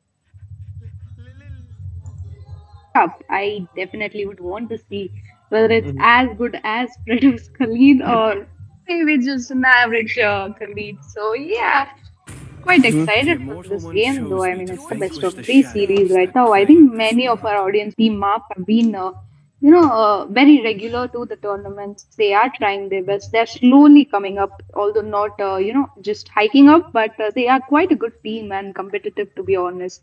So yeah, I think actually we can just shift to the draft because it's already begun and the bans are already started. So I am actually looking forward to it. So yeah, we can start that. I mean, definitely, like Fredo and Smiley, you can take it up because I'm also excited to see what will happen in this game. On to the draft phase. Yep. And as I mentioned, the draft is already up. We can see that the first ban phase has already begun so far. We can see that Ling ban coming in. With that Ling, we can see Zushin, Suyo, Edit, Alpha, and very sadly, guys, we won't be able to see Fredo's Khalid in this game. So that's going to be banned out. How are you feeling about that, Fredo? Well, definitely feeling not the best right now because I definitely love to see Khalid always there on the map, trying to poke the enemy with his, with his blades, with his swing of his blades, and riding that surfboard of his sand as well. But definitely, I mean, looking at the draft so far, I feel like both the teams have done a pretty good job. I mean, Marf has done a pretty good job banning out that alpha, but that means the Phobias is left open, and look at that. Phobias already being picked up by the enemy side. And I feel like, to counter that Phobias, Team Maf can really pick up that Mensita right now. But look at that. They're trying to pick up the Gatot Kacha instead, and they'll be locking in the Gatot Kacha. And Smiling, how good Gatot Kacha is right now. He's so tanky and he deals a lot of damage as well, especially on that EXP lane. He comes in so handy with his avatar of Guardian. And on top of that, the Vexana has been picked as well. So I feel like Team Maf is really looking to take those fights early in the game. Yep, they definitely are. I mean, that Gatotkacha is going to be unstoppable. He is going to be the front laner as well as EXP laner. Let me just say that. But again, they have, they can shift him to the roam position also if needed. They can pick in another EXP laner. But yep, that Haya is open and Willow will be making sure that they're going to lock that Haya down. Meanwhile, we can see Team Illuminati also have a very strong composition, very strong picks coming in. They have the Phobius for the EXP, Ruby for the probably gold, and Lunox mid. Okay, Lunox mid is good, but if you put that Lunox in the gold, it's going to be great to be honest. But the second ban phase is already up. We can see that Roger has been banned off. Kufra has been banned out. They don't want any counters coming in. So I think that's quite a smart strategy coming in by Team Muff. Meanwhile, we can see that Carry and Chip has been banned out. So right now, Illuminati know they have those, tanky compositions. They have those tanky front laner and the possible the possible hero who can melt them, which Mafia have to pick a gold laner. So I think Carry is a very, very smart ban coming in, Fredo. Definitely, the carry is actually a good band coming in because they have the tanky lineup, they have the Ruby, they have the Phobias as well. But I definitely feel like the Minsithar is still open for grabs for both the sides. It will come in very handy, especially to lock down that Hayabusa. Even on the enemy side, they have the Phobias as well. So to lock down the Phobias, I feel like the Minsithar will come in handy again. But I feel like both the teams have forgotten that the King's Calling exists there in their hero list, and they are forgetting the fact that Mensetar is so crucial right now in the composition if they want to completely like solidify the fact that they have all these heroes. The composition will be very strong for every side if they try to pick up that Mensetar here. But Yep. definitely looking at the things happening so far, I feel like people are forgetting about it. I know, right? I mean, there is Minzatar. You can counter so many of the heroes, and putting him in the EXP or in the gold is still an advantage. Well, I can definitely go for it. But meanwhile, Team Illuminati is coming up with such a strong grab, such a strong composition. There is the Bane jungler who is going to deal that insane amount of damage. There is no stopping with that Carmela and the Curse of Blood. Lunox is diving in, Ruby diving in, Phoebus diving in. It's going to be a huge snowball. And to answer that Ruby, right now, we see that Neo has gone with a Leslie pick and Xborg in the EXP. So, see, Fredo, according to me, Illuminati has a quite well draft, but again, Team Muff has a good draft. It's based on how they, execute this draft. So, I'm not actually siding to any team because I'm quite confused a bit. But like again, it's on the gameplay. So I'd like to ask you, who do you think you will be favoring in this first game between, Team Muff and Illuminati? I mean, completely based on the draft, I would really say that Team Illuminati has a better draft in this game. They have a better composition as well. In the team fights, the Carmilla's Curse of Blood will come in really handy. And on top of that, they have the Bane as well. They have the Phobias. They have the Ruby. A lot of damage. There's a lot of crowd control. There's a huge amount of AoE skills as well. So definitely the team fight will go into the favor of Team Illuminati if they connect their skills well. But on the other hand, Team Maf is well known for their synergy as well. They are not new to this game. They have been here for quite some time, and that's why I feel like Team Maf will have the experience coming in handy for them. And definitely the Leslie pick to counter those tanky heroes on the opposite side, especially that Carmilla, that Phobias there, because dealing true damage is actually a plus point for that Leslie there. So yeah, definitely banning out the carry. So the Leslie has been picked up because she can deal true damage. And yeah, that's a very good pick in. And right now, it's look at the rotation though. Look at that Carmilla, what she's doing there. Yep. Let me just mention, welcome to the land of Dawn, guys. This is the first game between Team Up and Illuminati. Right now, I think, as you mentioned, Fredo, they have their upper hand, but again, it depends on how Illuminati actually chunked out so badly. I think that might be the first blood, and that's going to be the first blood already. Look at that early aggression coming in from the Xbox, takes down that Carmilla already and already onto that onto that phobias. He's zoning out that phobias there, not letting him take his minions. Definitely delaying him to get that level 3. He will be the one getting that level 3 first. But in the turtle fight, it will really be. I mean, I'll be really curious to see if the Phobius or the Xborg, will be the one coming out on top because definitely we know that the Xborg has, and sorry, the Phobius has a better early game power spike. The Aogi Shadow Kill has been used as well. Wookie might be going down. Oh my god, first, that Hayabusa already secures a kill on himself before the first turtle. Yeah, that's actually a huge advantage. And I'm not gonna lie, but there is no one to melt that Xbox down after that mid game. I mean, you need a strong composition. You need a lot of CC to melt him down just to make sure that he don't have the stack to use the ultimate. But yep, the first turtle is up, and right now I can see that Willow is still farming. He is on the red buff. Meanwhile, Bane is also on the red buff. But Team Muff have already begun to maybe just melt that first turtle down. Right now, both the teams look in quite a good position. They are going in for the turtle fight. It's just that Hayabusa need to be on time. But yeah, I definitely think there is going to be a huge skirmish that's going to happen at this point. Definitely feels like both the teams are, waiting to get their ultimates ready so that they can go an all-out brawl. And definitely the turtle is getting chunked down slowly. Retribution will come in handy. Hayabusa will get that easy turtle, and damn. No engage coming in from any side there. I do not feel like that's the best thing to do on the first I turtle. mean, I was actually hoping a huge fight and it was going to be excited. I was hyping myself up, but that didn't actually happen. Team Illuminati are playing very safely at this point. They maybe just don't want to feed, or the Bane needs the farm to start dealing the damage which he have. So I think they're just going to wait and take some time. Also, it's the that Lunox will be needing the late game. So it's going to be a little tough time for Illuminati, to hold on this game. Definitely, and right now, look at that. They're trying to gang down that Leslie, but Leslie is aware. The vision is there from that Gatot Kacha as well as the Vexana. So she knows what she's doing. Look at that Hayabusa, though, meanwhile, taking almost 90% of the turret gold in the mid lane.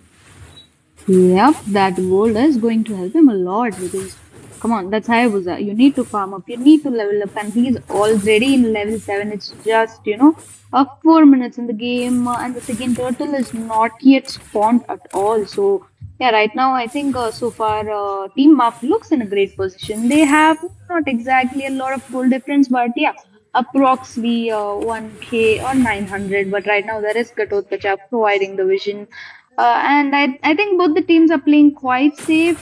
Although Marf is, making sure that they are having a little tough time, so they are playing from inside.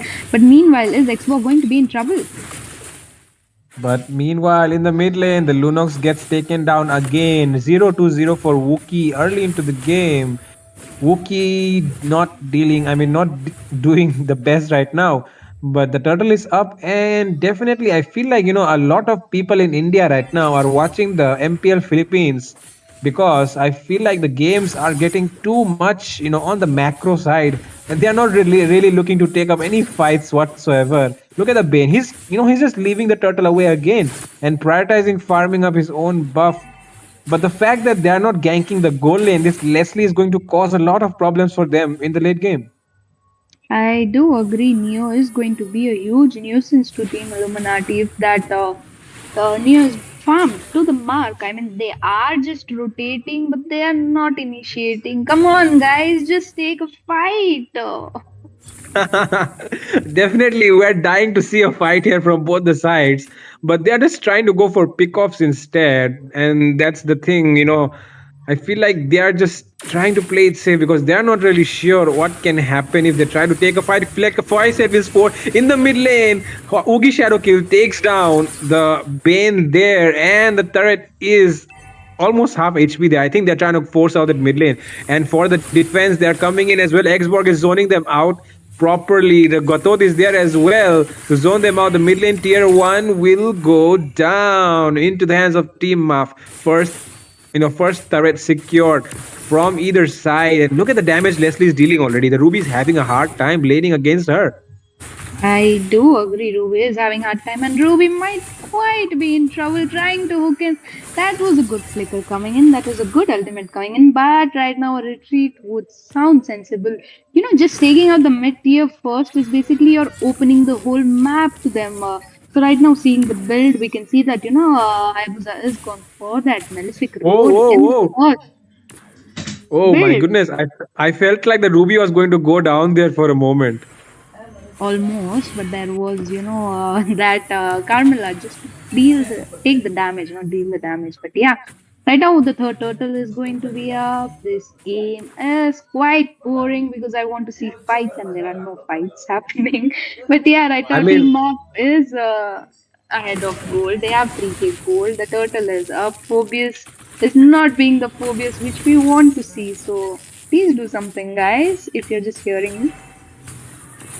definitely. Oh my goodness, the damage coming in from Leslie. Oh, Avatar of Guardian has been used there. It feels like the tier 1 will be going down in the top lane area. Oh, Curse of Blood connecting so well onto the Leslie and Gatot Kacha. A lot of damage being dealt. Gatot Kacha will go down as well as the Carmilla. Both the roamers going down on each side. The Bane has used his deadly catch, but it does not connect well. The Leslie might be going down here. Goes down into the hands of Wookie. Wookie takes revenge, securing 2 kills for his team there. Nice one Yeah. coming in from, Team Illuminati. This is what I was asking for. Thank you for listening to me, guys. And meanwhile, in the bot, is the Phobius going to be in trouble? Definitely, the Phobius will be taken down. A good gameplay coming by Illuminati, but not so good enough because they are not, having the map control. They are losing the tiers slowly, one by one. Meanwhile, Hayabusa might be in trouble, but not really. Will be forcing his shadow just to escape. But Bane is there, but the Bane is not doing the Bane things in this game. So, kind of an up and down glitch. But yep, Oh, right now I think oh, Mark oh, is look at doing a that. good work. Ruby gets caught out of position, but she's forced to use that flicker. There, Carmilla is there to give the vision as well. Oh, it might be something happening there. Lunox is forced to use the light form already. That means the Hayabusa has the opening right now. Avatar of Guardian has connected onto 3 members there. Hayabusa goes in, a lot of damage being placed. Oh, killing spree for Wookiee, but gets shut down. And it feels like the Hayabusa will secure the double kill. Sorry, the shutdown as well, and the double kill already taken by the Leslie Neo. The Bane is the only one standing from his team right now. The Phobius is pushing that top lane, and Bane will go down as well. Killing spree for Neo. My goodness, Team Up just proving why they show no mercy to whoever it is. Yep, I mean that gang was so insane. Xbox using that last insanity, not dealing damage, but there is that higher, there is the Leslie. I really liked, how Willow just was standing in the back waiting for Gatotkacha to just set up a perfect positioning, and that's when you just jump in, open the blades, and you're done. That Willow is already on 404. Definitely right. I mean, no contest. They do not have the front line to initiate right now. Ruby is providing some amount of vision though, but I feel like they're not really ready because look at the Gatot Kacha. He's zoning out that Bane so well, and there's no way the Bane can approach. But it feels like Carmilla is there to back her up, and the Avatar of Guardian does not connect well. Last Insanity has been popped as well. The Lord has been reset though. And it feels like there's a chance for Team Illuminati to make the steal. Will he be able to do so? Will he be able to do so? Will he be able to do so? He does! Oh my goodness! A Lord steal coming in from the Bane there. Does not secure any turtle but takes down the Lord instead. Oh my goodness. Very nice play coming in from Team Illuminati there. I think the Hayabusa is surprised and shocked right now. I'm smiling. I do agree. I was like, what just happened under my nose? I mean, there were 5 members. They were trying really hard to take the law, and Bane just walks and takes that out quite immediately. So I think right now Illuminati has a good chance to defend because there is a lot of they might actually push, but I don't think Team Up is going to let them push. So I think this is just an extend of game until and unless. Right now, Illuminati come with a magic, where they just turn over this whole game. But it's going to be tough, but they can do it. It's not like they can't. Carmela is missing a lot of Curse of Blood, not exactly connecting. Lunox is lacking that little damage. She is getting caught off guard. There is Bane, but Bane's ultimates are not getting connected. Phobius, who is known for, giving that unlimited ultimate spam, is not again being able to do that. Meanwhile, Hayabusa just making sure the tower is defended. but not really. That was 3v1 situation that will go down. So I think they are doing comeback, a slow, not a comeback basically. They are trying to slowly cover up the whole gap. But again, will Hayabusa be Oh, in trouble at this oh my point? goodness. Oh my goodness, did you see that? Did you see that? I'm offended. I mean, it was like the Hayabusa was pulled from that shadow there, you know? Did you just see that smiling? Oh I my did goodness. actually. What was I that? for I mean, for a I've second never I seen something legit like that. thought Hayabusa is gone. Yeah, me too. I mean, I thought the Hayabusa was gone, but the way that Ruby pulled it back, I mean, I've never seen something like that happen. Even though I've played with Hayabusa so many times, that was amazing coming in from that Ruby there. Husker is back. Shout out for Husker is back for such a nice gameplay with that Ruby. But meanwhile, look at that Xborg. He's trying to do something there in the bottom lane. Yep, not realizing there are four members, and that's good move to just retreat at this point. And yep, we are almost 13 minutes into the game. The goal difference is still there. It's carrying on, but right now, Team Marf is definitely leading with the whole map situation. They have the goal, they have the turrets. They just need this enhanced slot. Actually, to watch out that Bane. You know, my advice would be first track down that Bane, kill him, and then you go. If you have a doubt on your retribution, that is what you do. So yeah, I was hoping that. But meanwhile, in the top, I don't think guys Phobius will be taken down quite immediately. So it's a plus point. I mean, the Lord is going to spawn in less than 10 seconds. So yeah, right now map have complete advantage over the map. Definitely, and it feels like an engage might be coming in. Curse of Blood connects a little better this time. Avatar of Guardian has been used as well. The last Insanity has been popped. The shield is not there. Hayabusa I might be able to take down.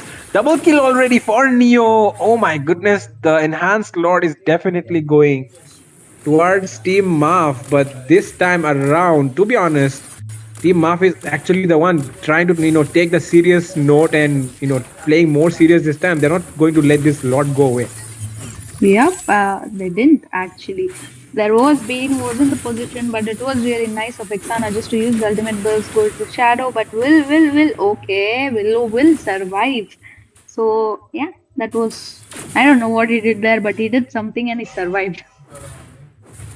Literally, I myself I don't know what happened there, but definitely I mean look at the kill score though. It's 5-17. That's a lot, but the goal difference is not so much actually because and okay, we are seeing the items right now, and looking at the items, look at that Hayabusa. He's already crossed the 10k mark, even the Leslie as well. So look at their builds as well, right? They're already on to the last item already, and this will be a very big advantage. The Avatar of Guardian has been popped, connects onto two members there. The Bane will be going down. It feels like the Carmilla will go down as well, but no, she escapes somehow. Ruby goes down though, and in the mid lane, the turret is being pushed down by the enhanced Lord. The Phobius comes late to the party, and it feels like the light form has been used as well. Wookie might be in some trouble right now if the Hayabusa tries to lock onto him, but instead he will be taking down the Phobius first. Carmilla goes down as well. Godlike for Neo, and the base is getting locked down. There's nothing they can do right now, and the first match victory goes to Team Maf. Yep, that was actually a very one-sided game coming in by Team Marv. They are known for aggression. They showed their aggression. They played very smartly. They focused on all the objectives. They went in for the tower. They went in for the kills. It's really sad to see Phobius with the chocolate at this point. I mean, was supposed to be the tanky hero. Come on, they have Ruby, they have Phobius, they have Carmilla. Bane is as well as tanky with that Thunderbolt. So they couldn't even manage to stay tanky, man. That was actually a very sad move. But yep, shout out to that Willow, for just doing the wonders in this map, and that Leslie as well. The Leslie knew she had to just stay in the tower until the farm section is up, and once the farm was up, Leslie started rotating in the whole map with the teammates, and that actually paid in their favor. To be honest, the rotation really matters, like I always say, and Team Illuminati was somewhere lacking with that. They weren't sure. They didn't go in for the turtle contest. I mean, they just came in for the first lot, but after that, there was nothing. They were playing kind of defensive from the start itself, if I'm not wrong, Fredo. Yes, you're definitely right about that. They played too defensive, and that is why they got caught out of position a lot of times. But meanwhile, Ray, where are you watching the match, and what are your thoughts right now on this match, which just went down? Well, to answer the question that you just told me, Fedo, I think the side of map there, micro and macro managing is really good. Not to mention, like Duva's the AOT was hitting really well. Not to mention, we just had like two of the matches previously, just before this series. Leslie was not showing anything, and many people were like, "Ooh, Leslie, it's not gonna be good." But you can put trust in Neo because he's such a good goal laner, and he look at KDA. He only had a single death under his name, so that was really impressive as well. I thought there might be a little bit of a turn happening when I saw Bane stealing that that Lord, but it didn't really up to no avail. And I think if the side of Team Illuminati really wants to stand a chance in this tournament, they have to change a little bit of their game plan and retaliate according to what the side of Team Maf was going so far. And because they have a late game on their hands, and the side of Team uh, Illuminati, they do not have it, Fredo. And anything else that you'd like to comment on it, like from the analyst, like what is your thoughts on like what they could do better? Because this is a best of three. Right now, to be honest, I do not feel like there's anything more they can do except showing aggression, because right now Team Maf is not showing any mercy to them, and they should do the same. Right, they're playing way too safe, way too safe. And by playing safe, I mean, if you're actually prioritizing the objectives, then I would be really happy with it. But they're playing safe for no reason, because they're sacrificing the turtle, but they're not even ganking the goal lane. So it doesn't really make sense to me, because this game is all about trades. If you lose something on the other side, you try to gain something on the other side, but they're not doing that, and they really have to do that this time. Definitely agree with you on that. And anything you want to say, smiling, like any advices? Because I think I agree with Fredo. They need the early game, especially considering they early game aggression, especially considering they did not have a late game. Okay, so see, the thing is, Team Illuminati had a really well drafted picks. They had everything a Agree with you team on that. needs to take the victory. They had like all the compositions, all the perfect heroes. But the thing is, they didn't match up because there was no proper gank. They didn't. They have so many combos. They had so many compositions they could hit. Just like Curse of Blood going in, Lunox or Phobius just jumping in. There was Ruby to hook. There was Bane to just make sure the ultimate is popped out at that time, but all those were missed. I was actually hoping that would happen, but that didn't happen. The Bane was focusing on the farm, thinking that once I start farming just on the buffs. No, that doesn't happen. You farm on the buff, but meanwhile you have to go and take the team fight where it's needed. The important points matters. The total fight. Yeah, thank you for your insights on this match, both Fredo and Smiling. And I hope in the game number two, the side of Illuminati can do a little bit better and execute what they really drafted. And with that, ladies and gentlemen, we will be taking a short break, but do not go anywhere. Stay tuned because this is a best of three series, and the side of Illuminati really has to stand up, or they will be Illuminati will be eliminated by the side of Team Up. This is the quarterfinals, so we'll be right back after a short break. Wait, bro. Chill, bro. Daddy, chill. Do you want to get a free epic skin? Yeah. Battle Knight Esport is doing a free epic skin giveaway today, tomorrow, every day, in every live stream of this tournament. Free epic skin, bro. Free epic skin. Free epic skin. Predestin. Predestin. Predestin. Give it to me now. Bro. Give me the please, predestin, bro. Please don't kill me, man. I'm just a messenger, bro. Please don't kill me. I have a wife. Give me the I have skin, bro. kids. Please. Give me the Please skin, don't kill me, bro. bro. I'm just a messenger, man. Let me tell you how you can join the giveaway. Let me tell you how you can join the giveaway. Okay. Just stick around till the end of the live stream, and Okay. the host and the casters stick around till the end of the live stream, and just comment down your UID and the team you are supporting. That's all, man. That's all. Good luck, guys. Wait, bro. Chill. Daddy, chill. Do you want to get a free epic skin? Yeah, Battle Knight Esport is doing a free epic skin giveaway today, tomorrow, every day in every live stream of this There were wonders, but the draft is up. Last game, Team Up did take that first victory home, which was quite wonderful to be honest. Right now, we can see Team Muff is going to be on the blue side, and Illuminati is going to be on the red side.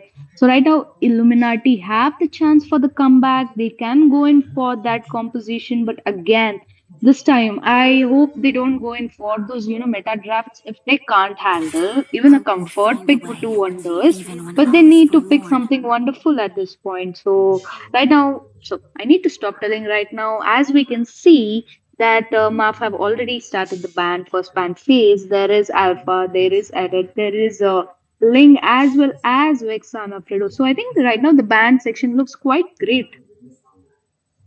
Definitely in the last match as well, Team Maf banned out their alpha. I feel like Team Maf have something, something with this alpha there because I really do not see him being banned out by any other team, but Team Maf really does, they really hate that alpha because of which banning out the alpha in the second game as well. They do not want to deal with the alpha with his spear, so yeah, definitely banning that out. And right now, in the last game, though, they were able to shut down the phobias completely. But this time, I guess they are not going to pick it up as the first pick, and that is why they've banned it out. So definitely, I feel like the EXP will be picked up. And in this game, to be honest, I feel like there's a Khalid coming up, smiling. Yep, we will be seeing your Khalid, but not Ah, really because Illuminati is going to ban off that Khalid. And they just heard you, sorry, Fredo. They didn't want you to, have the opportunity to get excited about that Khalid. But in last game, that Vexana did deal quite a lot of damage and was troublesome. So they are going to make sure that is banned out. But, Angry Cat going in with that Zushin is actually a good pick. Yeah, actually, Zushin is actually very good here, because we really know the potential the Zushin has to create the havoc in the team fights, throwing up those heroes here and there, not allowing them to do what they want. And definitely, you need an assassin to shut down the Zushin. An early Hayabusa or Fanny pick will be really good here, but I really do not know the hero pool of Team Illuminati. But this time around, they will be picking up the X-Borg, which really did so many things in the last game for Team Maf. And definitely, they have learned from that, and they'll be going in for the X-Borg here. And for the mates, though, they'll be picking up the Sicilians. So definitely, they're looking to take up those fights in the late game and trying to come out on top in the late game with the help of that Sicilian.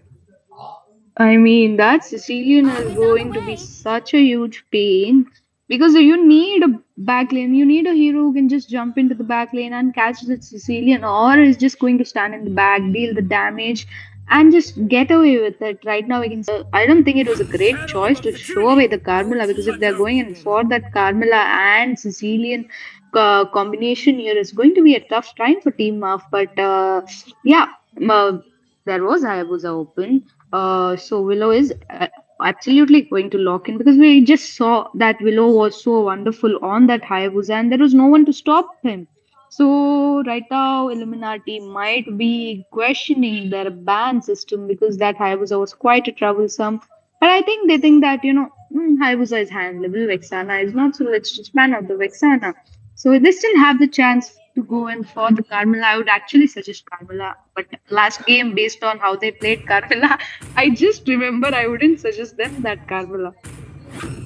Definitely, the Carmilla gave away the first blood, to that X-Borg, and because of which the X-Borg was completely able to snowball the entire EXP lane. Even in a team fight, she was having such a good time. But right now, look at that. The pick, though, coming in from Team Illuminati will be the very, very unpopular, very, very, what to say, rare hero, which I really don't see these days. Leomord has been picked up by Team Illuminati. They're trying to make things happen. It does feel like that Angela will come in handy. That Angela and Leomord combination, so hard to stop them. The movement speed is impeccable.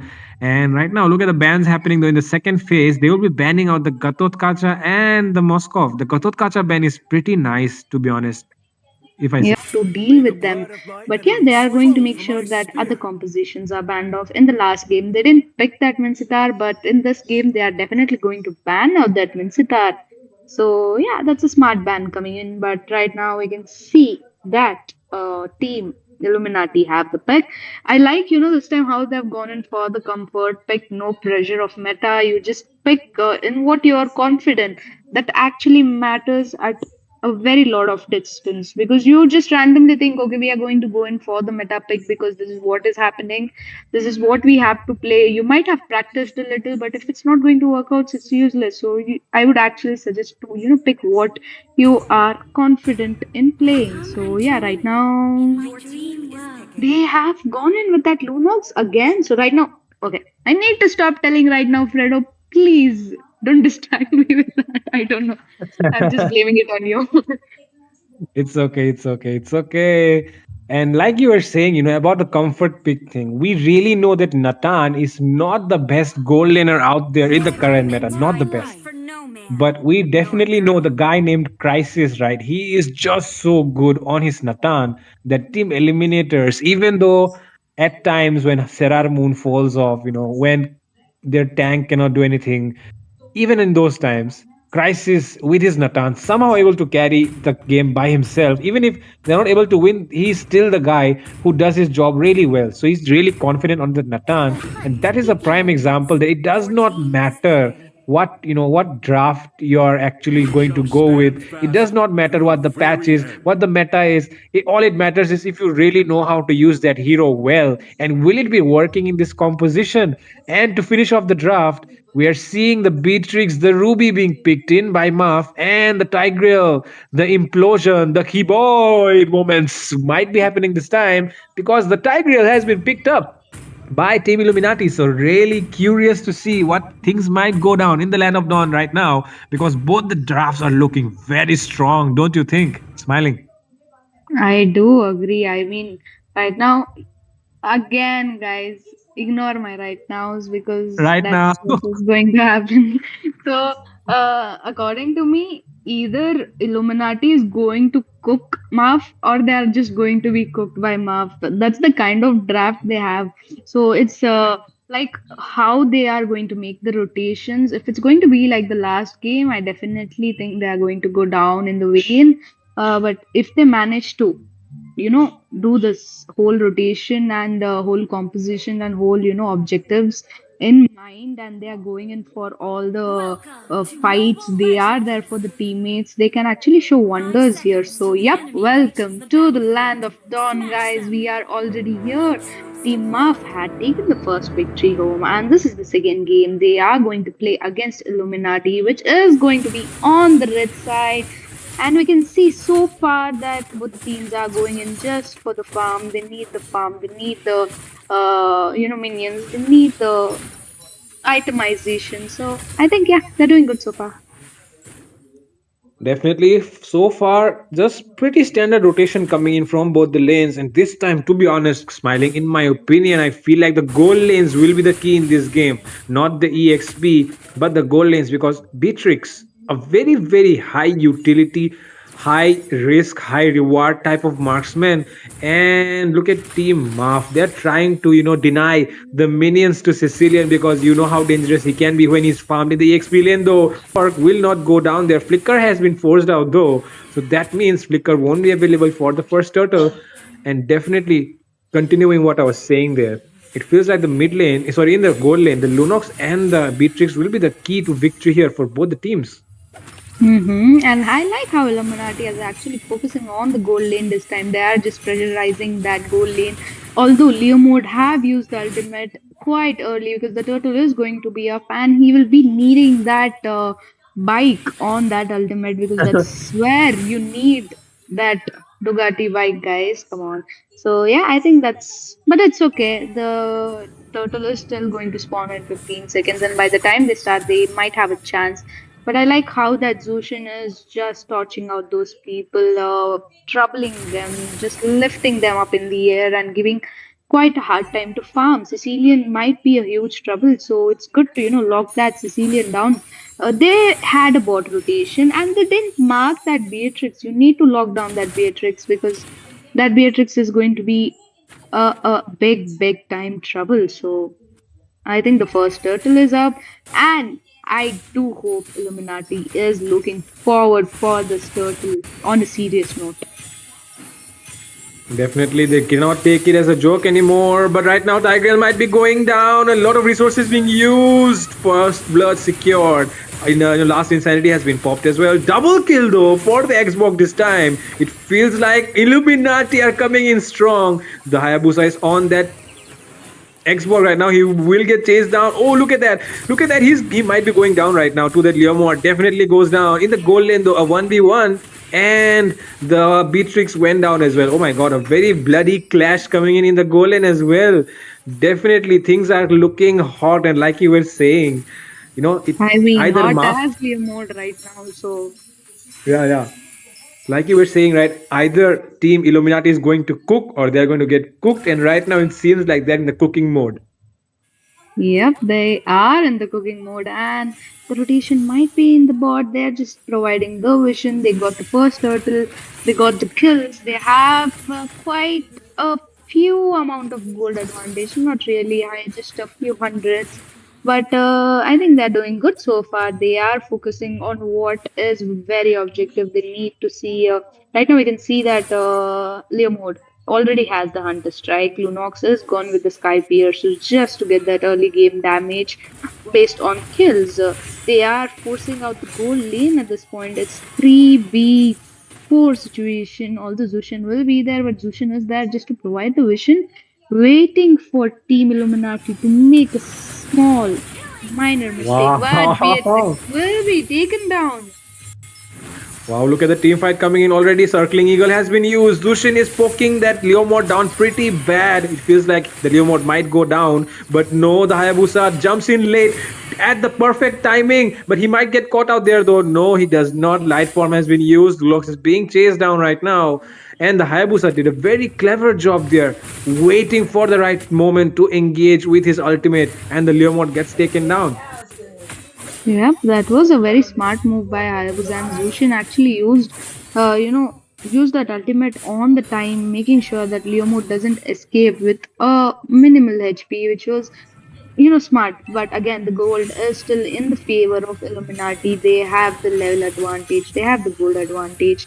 They have, a good map sense in this game. I think they just learned in the last game what was their mistake. But right now, we can see Tigreal might be in a huge trouble. Not really, a retreat would work. But the second turtle is up, and we might possibly see a skirmish coming in because we can see Leomord has already positioned himself quite well. Tigreal trying to get in some implosion, but will this work?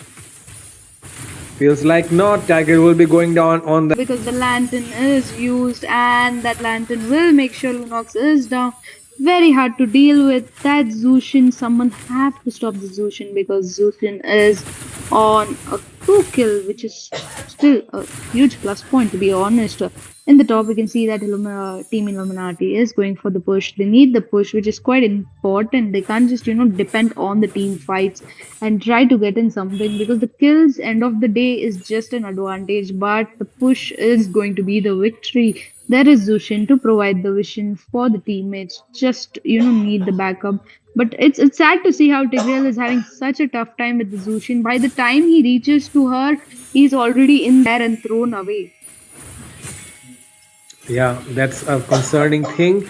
The Zushin is actually the one who is, putting up a hard time for the Tigreal, even for the Xborg, right? He's not able to do what he wants because the Zushin is not allowing him to do so because of the lantern which he has. And right now, it feels like even though the Team Illuminati is the one leading that kill score, the farm difference is on the side of Team Muff. That just shows that the macro game is coming in right from Team Muff in this game again.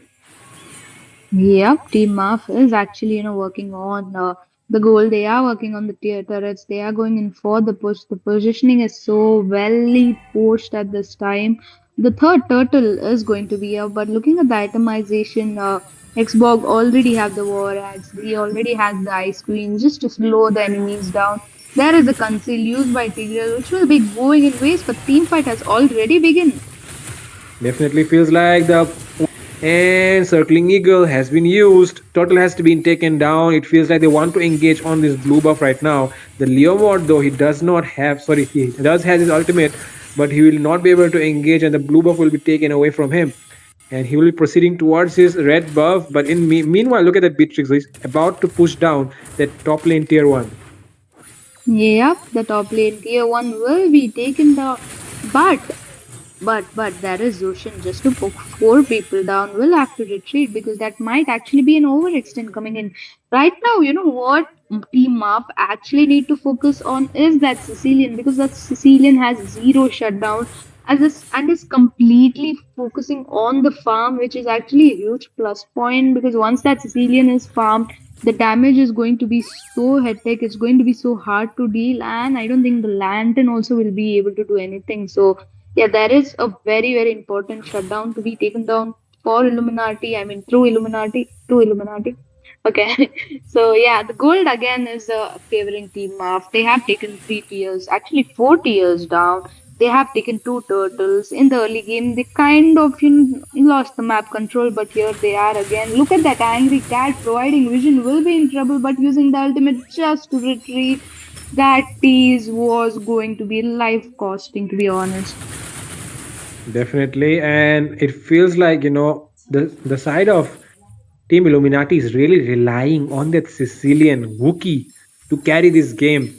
But the side of Team Marf knows this pretty well, and that is why they're trying to deny the Sicilian of minions. They are delaying clearing out those lanes because of which the Sicilian is forced to just stay back behind, and he is actually lacking behind in the farm right now. Even though the KDA looks pretty good, it's a 006. He has not went down even once, but Team Maf is doing a pretty good job at denying the Sicilian of his minions, because of which he's not able to get those items fast. I agree, and the Lord has already spawned. The fight has already begun. There is Tigreal to provide the vision. There is Xbox, but I think it's going to be an easy Lord for Team Up until and unless Leomord pops his ultimate on time, but not really. Quietly, it will be retreating at this point. All the 5 men were there. They should have, honest, but they didn't. They were just playing very safely. Yeah, and playing it safe won't do very good this time, I feel like. But yeah, definitely because they have the Sicilian, so I feel like they're depending on it. But depending on it too much, I feel like it won't be good for them in the long run. Because right now, look at the goal lead, right? It's already almost reaching that 5K mark. And once it reaches 6K, there will at least be a one or two item difference in both the teams, and that will create a lot of problems for both the sides right now. It feels like the Tigreal is being, just being poked around by this lantern. But definitely the Lord is marching down in that bottom lane side, and things might be going down somewhere. Look at the Leomord. Yep, the tiers are important, and it's a smart move to just make sure that those minions are cleared off. The bike will be called off because in a lot of trouble that Leopold will retreat. Oh! And there comes, damn, that was so beautiful. A beautiful I am offended play coming in from Akatsuki. And right now it feels like they're working on the Lord. They're trying to take it down, but there's not enough damage on the Leomord to do so alone. Sicilian has reached the scene, and he's the one who will be taking it down. The tier 1, sorry, the tier 3 might be going down, does not go down. And they're able to successfully defend all the inhibitors, even though they had the first Lord. And it will go down in the hands of the Beatrix. Yep, that Beatrix has a lot of damage, and right now just got the claws on her hand, and it's going to be so hard, just to pinpoint that Beatrix because she is going to roam in the map very freely and escape very easily. So they better watch out for that Beatrix because the damage is high. They needed a gold laner. Lunox, although is lacking the damage. There is no proper, front laning. By the time she reaches the Beatrix, she is half gone. So right now, all Illuminati can do at this very moment is play defensive But how long? Because the second turtle, sorry, the second lord is going to be up in less than, let's just say, 36 seconds. And it's going to be the enhanced lord. Like the last game, Team Map will definitely be looking for the lord. They are going to take the shutdown on the lord, making sure the lord marches from the bot. And it might be an end, but team fight has already begun. Yeah, look at the angle though of that Hayabusa. He takes down that shadow so well. Look at that Leomord goes down.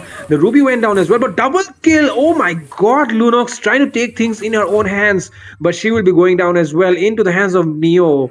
The goal laner matchup is still favoring Team Maf, and two men went down on each side, but it feels like Team Maf are on the upper hand because they have the Lord at their hands with no contest. And they have the Beatrix as well, who is just going to melt that Lord down very badly. And there comes the Blade of Ephesus for that Beatrix. I think that was the last item. I am not sure. Maybe we'll just look at the itemization and we can know, at what point that Wookie is. Wookie is just on 2 bill. Look at that farm. That's the like least farm anyone has in the whole map. Just the glowing wand and clock of destiny is not going to help that Wookie, man. I feel so sad for Wookie because that farm was denied. They made sure that he didn't get farm, as you mentioned, and it's quite sad to see that Sicilian with such less farm.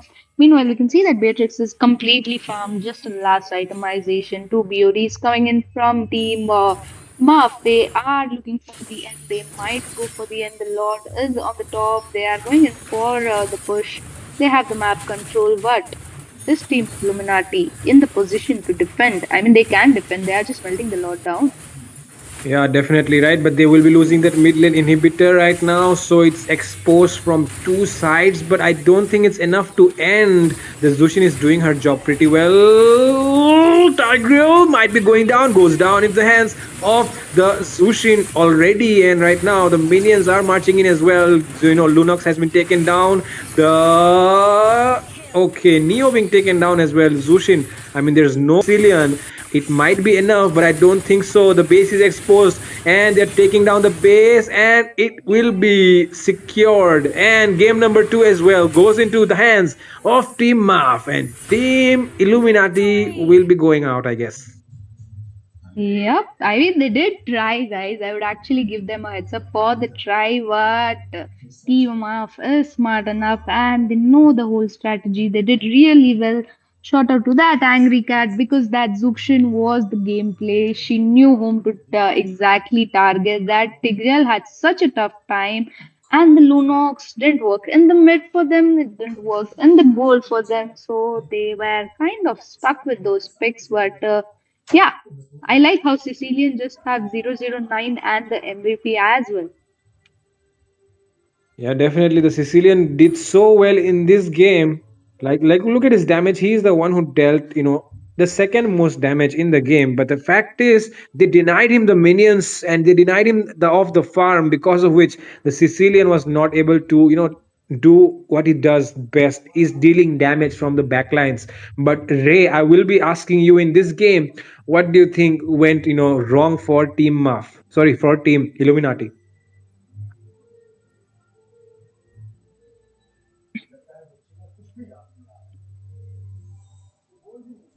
Hello, Ray. Are you I asleep? I was just acting, guys. It is method acting. Anyways, to answer your question, Fredo, um, the side of Team Maf, it looked like they were falling a little bit behind this time because Team Illuminati was making a little bit of pace in the early game, especially the Leomord and the Sicilian, just like you guys mentioned. They were doing quite well. But there was not much of a macro management done on the side of Team Illuminati because I noticed, despite the score being quite even, they had lost quite a lot of turrets. Like, I think 3 of the outer turrets were almost out before the late game. And the micromanagement was also really good from Beatrix. Whenever the Lunox took a few kills, she was immediately shut down by Neo on that marksman, and it was really, really impressive how Team Marth really pulled off. Despite their only tanky frontliner being Ruby, they executed it perfectly, and this is one of the things I really, really love about them. So, anything you want to say, about these teams, Smiling or Fedo? Not really. I think I've spoken everything which was to Okay. be said. But you know the fact that Xbox was more tanky than that Tigreal. Look at the damage taken by the Xbox. That is 31%. I feel sad for the Tigreal because that angry cat made sure that Tigreal is Mhm. nowhere to be seen in the map. Every time the Tigreal tried coming even a little close to team map, that Zushin would pick him and throw him away just like that. Like, who are you? Get lost. Kind of situation. So yeah, that was very harsh to watch, but I think it was a very dominating game coming in by Team Maf, well known for their aggression. They actually nailed this game. Mhm. Definitely. And anything from your side, Fredo? Any small comments? Well, one thing I would like to say is Team Illuminati really need to work on their draft, their composition. They need to learn the macros. I mean, micros are pretty good, but the macros are really missing, and Definitely. that is where Team Marv just capitalized on that, and that is why they came out on top. Even though they were doing really good in the early game, because of the macro plays, Team Marv went out on top immediately, especially with that angry cat on the Zushin. Yep, definitely agree with you. Like going for a tanky composition against a Chushin who can easily mark down the slow heroes, it was their downfall. And with that, ladies and gentlemen, we are over with this best of three series between Team Muff versus Team Illuminati. And Team Muff will be going into the state semifinals, which will be held later on tonight. But do stay tuned. There is one more best of three series to find out the last contender in tonight's semi finals. It will be Hello Kitty Gang going against Stitchy Tuku, a very unique name on their hands. And me, as well as the casters Fredo and Smiling, will be signing off, but do stay tuned. Participate in the giveaways, support your teams, and you might have a chance in winning an epic skin. And with that, all of us will be signing off, but do stay tuned, ladies and gentlemen. Wait, bro. Chill, bro. Daddy, chill. Do you want to get a free epic skin? Yeah. Battle Knight Esport is doing a free epic skin giveaway today, tomorrow, every day, in every live stream of this tournament. Free epic skin, bro. Free epic skin. Free epic skin. For the Dixon. For the Dixon. For the Dixon. Give it to me now. Hey, bro. Give me the please, free epic please, stim, please, bro. Please don't kill me, man. I'm just a messenger, bro. Please don't kill me. I have a wife. Give me the I have skin, bro. kids. Please. Give me the Please skin, don't bro. kill me, bro. I'm just a messenger, man. Let me tell you how you can join the giveaway. Let me tell What? you how you can join the giveaway. Okay. Just stick around till the end of the live stream, and Okay. the host and the casters they will select you, man. I'm gonna go watch the live stream. Just comment down your UID and the team you are supporting, and they will select you. Please don't kill me, man. Please. If I don't get the skin,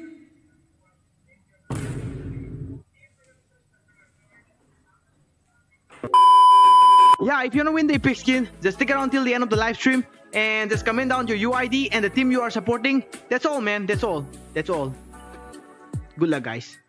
Wait, bro. Chill, bro. Daddy, chill. Do you want to get a free epic skin? Yeah. Battle Knight Esport is doing a free epic skin giveaway today, tomorrow, every day, in every live stream of this tournament. Free epic skin, bro. Free epic skin. Free epic skin. For the Dixon. For the Dixon. For the Dixon. Give it to me now. Hey, bro. Give me the please, free epic please, stim, please, bro. Please don't kill me, man. I'm just a messenger, bro. Please don't kill me. I have a wife. Give me the I have skin, bro. kids. Please. Give me the Please skin, don't kill me, bro. bro. I'm just a messenger, man. Let me tell you how you can join the giveaway.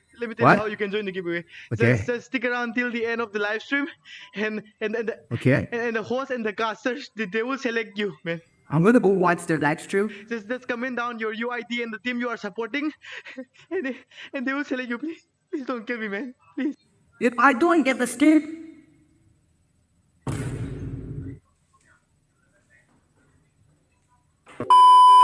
Yeah, if you want to win the epic skin, just stick around till the end of the live stream and just comment down your UID and the team you are supporting. That's all, man. That's all. Good luck, guys. Wait, wait, bro. Chill, bro. Daddy, chill. Do you want to get a free epic skin? Yeah. Battle Knight Esport is doing a free epic skin giveaway today, tomorrow, every day in every live stream of this tournament. Free epic skin, bro. Free epic skin. Free epic skin. Benedictine.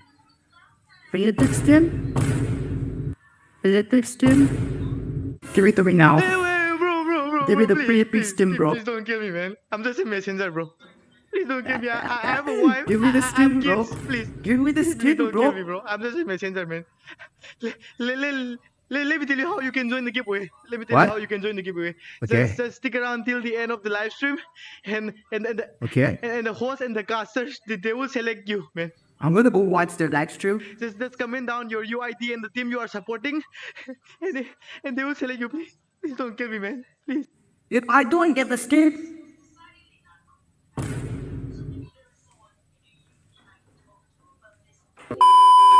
Yeah, if you want to win the epic skin, just stick around till the end of the live stream and just comment down your UID and the team you are supporting. That's all, man. That's all. Good luck, guys. Wait, bro. Chill. Bro. Daddy, chill. Do you want to get a free epic skin? Yeah. Battle Knight Esport is doing a free epic skin giveaway today, tomorrow, every day in every live stream of this tournament. Free epic skin, bro. Free epic skin. Free epic skin. Benedictine.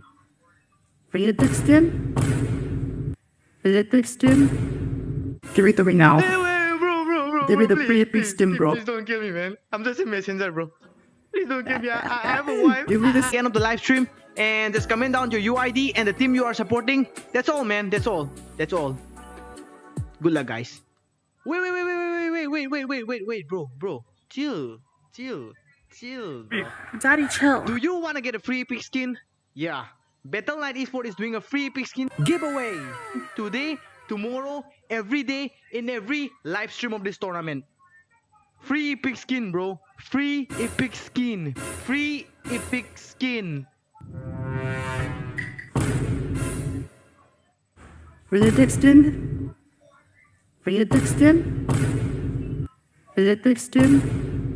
Give it to me now. Bro. Give me the please, free epic please, skin, bro. Please don't just a messenger, bro. Please don't kill me. I have a wife. Give me the I have skin, bro. kids. Please. Give me the Please skin, don't kill me, bro. bro. I'm just a messenger, man. Let me tell you how you can join the giveaway. Okay. Just stick around till the end of the live stream, and Okay. the host and the casters they will select you, man. I'm gonna go watch. Down your UID and the team you are supporting. That's all, man. That's all. Good luck, guys. Wait, bro. Chill. Bro. Daddy, chill. Do you want to get a free epic skin? Yeah. Battle Knight Esport is doing a free epic skin giveaway today, tomorrow, every day in every live stream of this tournament. Free epic skin, bro. Free epic skin. Free epic skin.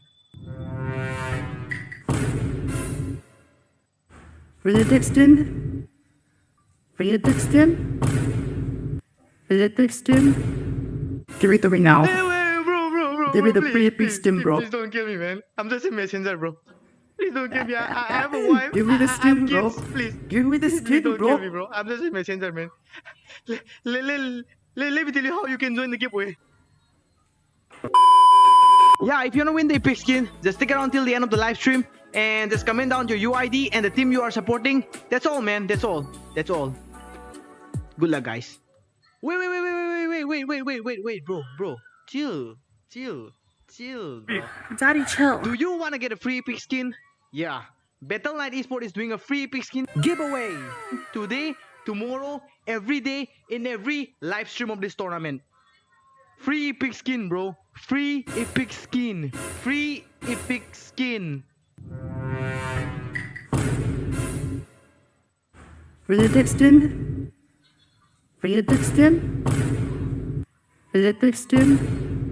Give it to me now. Bro. Give me the Please, free epic please, skin, bro. Please don't kill me, man. I'm just a messenger, bro. Please don't kill me. I have a wife. Give me the I skin, have bro. kids. Please. Give me the Please skin, don't bro. kill me, bro. I'm just a messenger, man.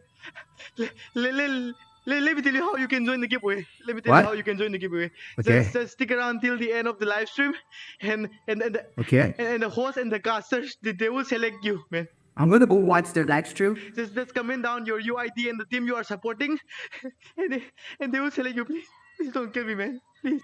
If I don't get the skin,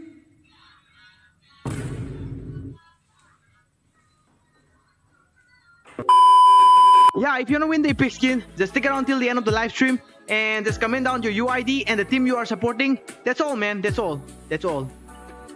Good luck, guys. Wait, bro. Chill. Bro. Daddy, chill. Do you want to get a free epic skin? Yeah. Battle.net Esport is doing a free epic skin giveaway today, tomorrow, every day, in every live stream of this tournament. Free epic skin, bro. Free epic skin. Free epic skin. For the Dixon. For the Dixon. For the Dixon. Give me the ring now. Bro. Give me the please, free epic please, skin, bro. Please don't kill me, man. I'm just a messenger, bro. Please don't kill me. I have a wife. Give me the I have skin, bro. kids. Please. Give me the Please skin, don't bro. kill me, bro. I'm just a messenger, man.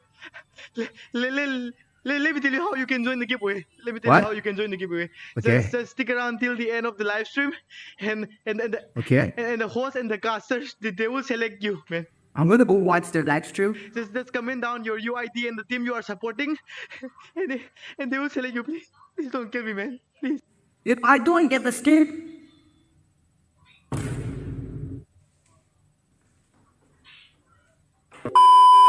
Yeah, if you want to win the epic skin, just stick around till the end of the live stream and just comment down your UID and the team you are supporting. That's all, man. That's all. That's all. Good luck, guys. Wait, bro. Chill. Bro. Daddy, chill. Do you want to get a free epic skin? Yeah. Battle.net Esport is doing a free epic skin giveaway today, tomorrow, every day, in every live stream of this tournament. Free epic skin, bro. Free epic skin. Free epic skin. For the Dixon. For the Dixon. For the Dixon. Give me the ring now. Bro. Give me the free epic skin, bro. Please don't kill me, man. I'm just a messenger, bro. Please don't kill me. I have a wife. Give me the I have skin, bro. kids. Please. Give me the Please skin, don't bro. kill me, bro. I'm just a messenger, man. Let me tell you how you can join the giveaway. Let me tell What? you how you can join the giveaway. Okay. Just stick around till the end of the live stream, and Okay. the host and the casters they will select you, man. I'm gonna go watch the live stream. Just comment down your UID and the team you are supporting, and they will select you. Please don't kill me, man. Please. If I don't get the skin,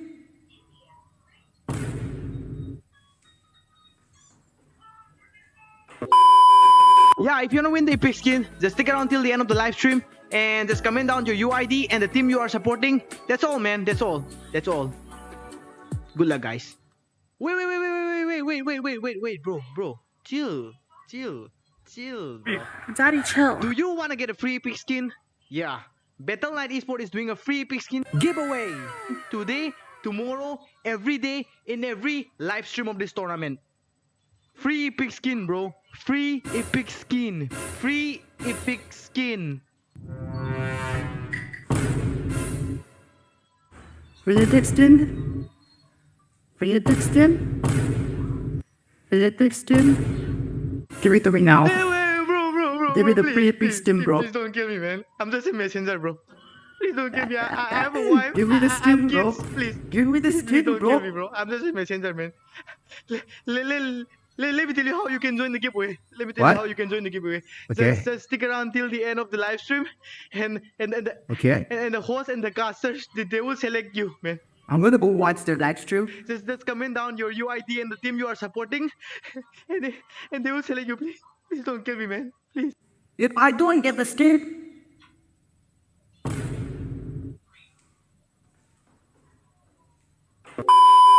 Yeah, if you want to win the epic skin, just stick around till the end of the live stream and just comment down your UID and the team you are supporting. That's all, man. That's all. That's all. Good luck, guys.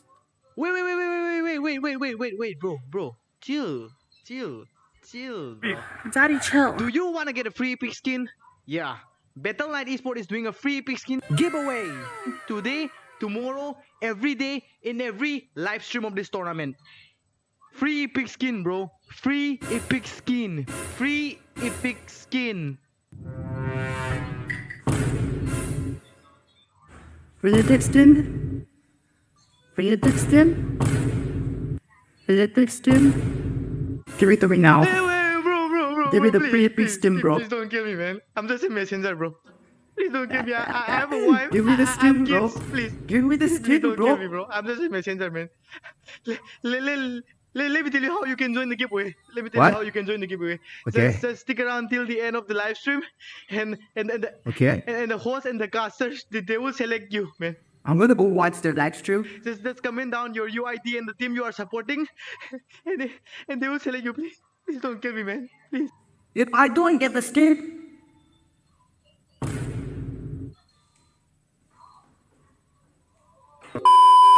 Yeah, if you wanna win the epic skin, just stick around till the end of the live stream and just comment down your UID and the team you are supporting. That's all, man. That's all. Good luck, guys.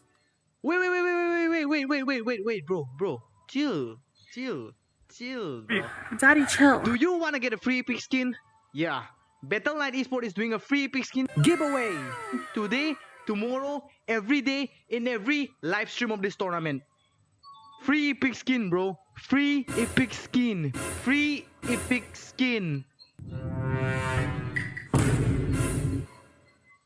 Free the skin.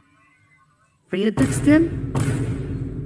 Free the skin. Give it to me now. Bro. Give me the please, free epic please, skin, bro. Please don't kill me, man. I'm just a messenger, bro. Please don't kill me. I have a wife. Give me the I have skin, bro. kids. Please. Give me the Please skin, don't kill bro. me, bro. I'm just a messenger, man. Let me tell you how you can join the giveaway. Okay. Just stick around till the end of the live stream, and Okay. the host and the casters they will select you, man. I'm gonna go watch the live stream. Just comment down your UID and the team you are supporting, and they will select you. Please don't kill me, man. Please. If I don't get the skin,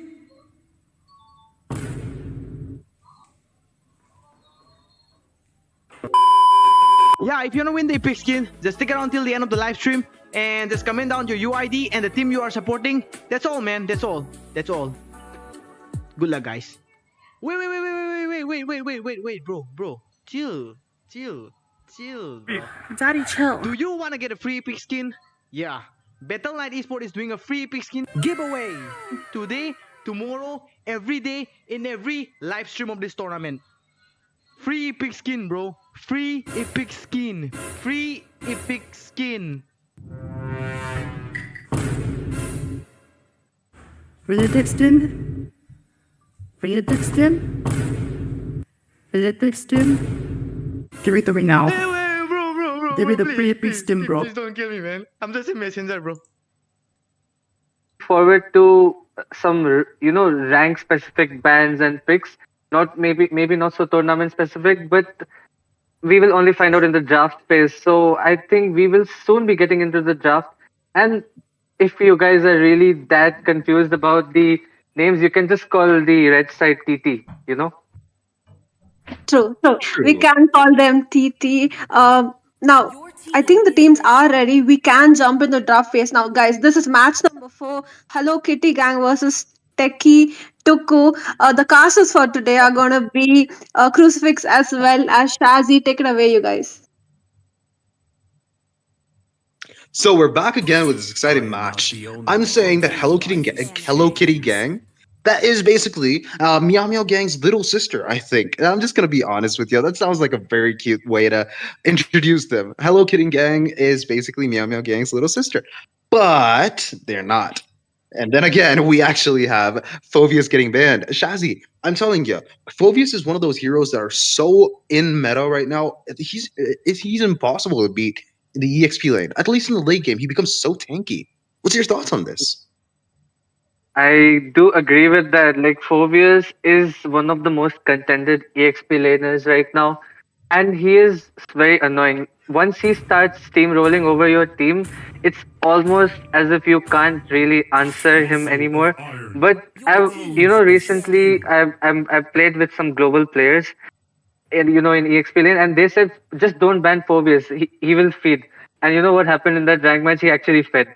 So I went for Oh my Esmeralda god. Hyper, and it's kind of a rank pick. You can't really take that in tournaments, but it turned out very well for us.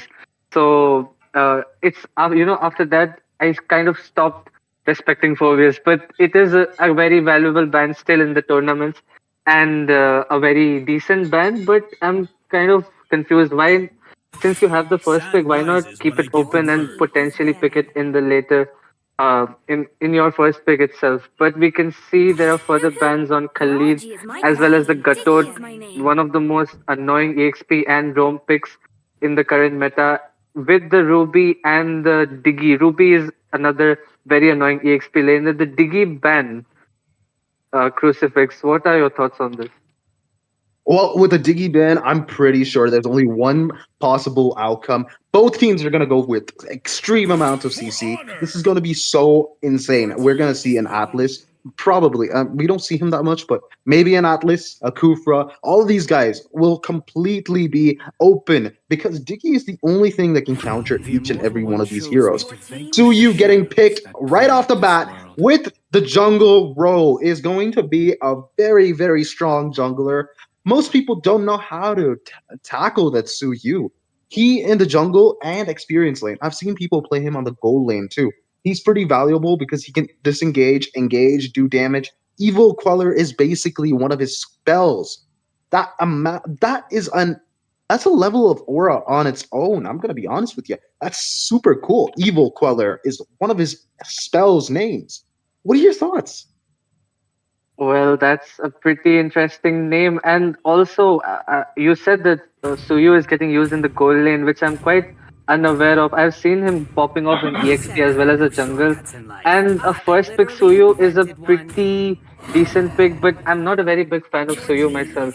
The reason being that my hero pool kind of by the side of um, Hello Kitty gang. We can see the chip, the most annoying roamer right now, getting picked up by the side of TT, and the Terizla pick, which is not so much prioritized as the EXP, but all the EXPs are banned.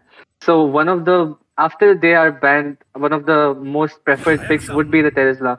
Also, a counter pick, I would say the Carmilla as the roam, as you know, after using the shortcut, five people will just gather at one place, and the Carmilla ult can be very valuable there.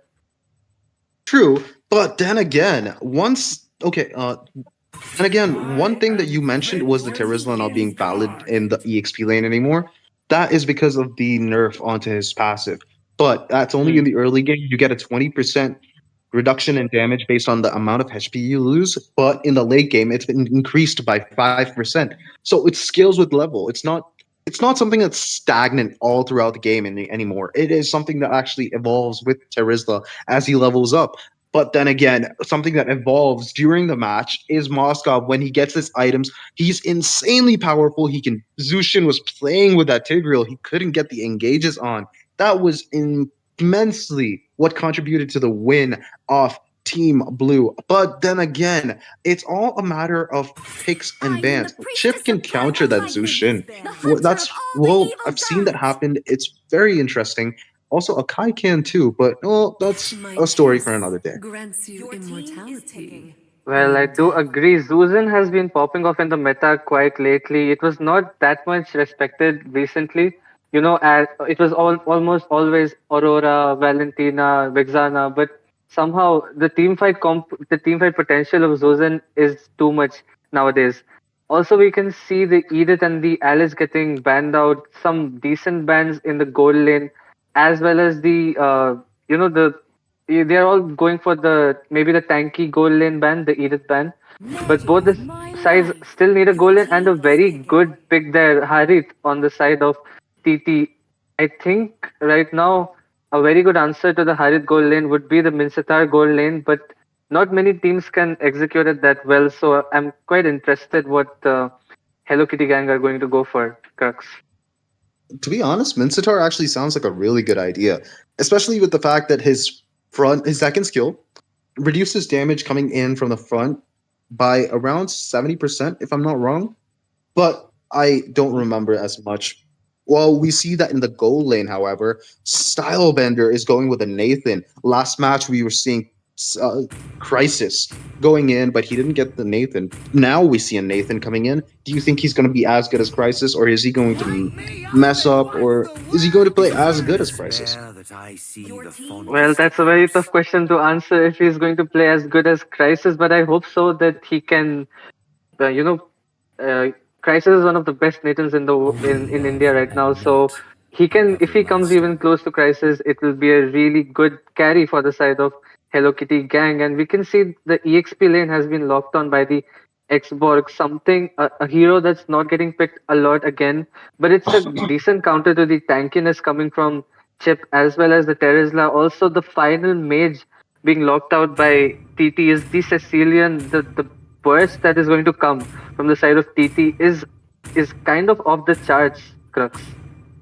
Yeah, well, talking about Sicilian, he can basically take Firaga armor out of the export in an instant. He can do so much to Nathan that he has to make sure that he has his ultimate to escape. Suyu has one advantage over Sicilian because that is basically him just jumping at him and nuking him down within a moment or two. But we cannot see that in this match because I have faith in the Sicilian. Then again, I could be wrong. Well, that's true, Crux. But looking at the team comms, I think Team TT is more focused onto the late game. Meanwhile, the Xborg putting, he gets kind of an early game power spike if he gets one or two items. And Hayabusa onto the red buff. Hayabusa is going to get the free little because the chip is in the top lane. What are your thoughts? Well, Chip is really good at rotating, and I think he was going for that level 2 or something. So right now um he's level 1, I guess, or okay, he's level 2. So yeah, maybe he went for that early level 2. But we can see a gank already. Harith being taken down, Crux. Yes, sir. We saw that Harriet getting taken down by the Valentina push. And here comes Suyu doing damage, insane amounts of damage onto the chip, making him waste his flicker. That was uncalled for. He didn't need to jump in that, but he has escaped luckily. Well, we see that Hayabusa is going to the top lane, trying to match out the damage dealt by the team on the blue side. Then again, by damage, I mean the damage emotionally, not physically onto the side of Team Hello Kitty Gang. That's right. The emotional pressure has to be maintained if you really want to counter the rotations coming from the side of Hello Kitty Gang. Haya is already here for the turtle. He might be looking for something, but no, there's no valuable target right now. The turtle being started by Hello Kitty Gang, Crux. Yes, sir. And Chip does not have his ultimate, even though he cleared the mid lane. And here comes the penalty zone from the Terizla, and the Chip steals the turtle. Insane gameplay. Firaga armor is down, and then they actually go down to the Shadow Oogie kill. Penalty zone being copied off of the Valentina. IMU completely turning it around, but she has to back off. This is not going to be valuable for Team Hello Kitty. No, wait. It's going to be much more valuable for Hello Kitty Gang, even though they lost the goal lane in the early match. What are your thoughts on this? That was an insane team fight coming in. Well, I'm very confused. How did even Chip get the turtle? And it after that, I think another fight breaking out. The ultimate, the blood of curse, the curse of blood has been popped. Terizla gets the kill onto the Carmilla, which is unnecessary to pop his penalty zone. Actually, well, his first skill hit the Carmilla, so I would say that was unnecessary to use the penalty zone. Save it for another time. But that's all okay, as long as they secure the kill, they secure our kills. Shinman Takuzo will be proud. Aren't you the... No, to be honest, tell me the truth. Do you think Shinman would be proud right now? I do believe he would be proud because there's nothing called as my kill or your kill. It's all of the kills are actually our kill. Meanwhile, in the bot lane, Haya going in with the shadow kill. There's the flicker and the entropy by... Okay, flicker is still there for Nathan. It gets used now to survive from Sicilian. And it looks Yes, like sir. Hello Kitty gang are not finding the rhythm, even though they have a fairly early game based comp. That one turtle loss where Suyo was in a very good position to rectory, and Chip got it kind of dwindled their mental right. But I have a question. Isn't Hello Kitty Gang on the red team? I think I made a mistake during the draft. But here comes Hayabusa coming in with the Quad Shadow, trying to get the kill onto the X-Borg, but his Viraga armor is just too intimidating for him to actually pop his ultimate. Then again, we see that both teams are going to contest for the early turtle, and both teams are giving vision for their hypers. Both hypers are taking it slow and playing safe. Do you think we're gonna see another chip turtle steal when the Hayabusa is taking the damage of the turtle, which is not that good, but it's all right. Suyu is going to lock in, and he pops.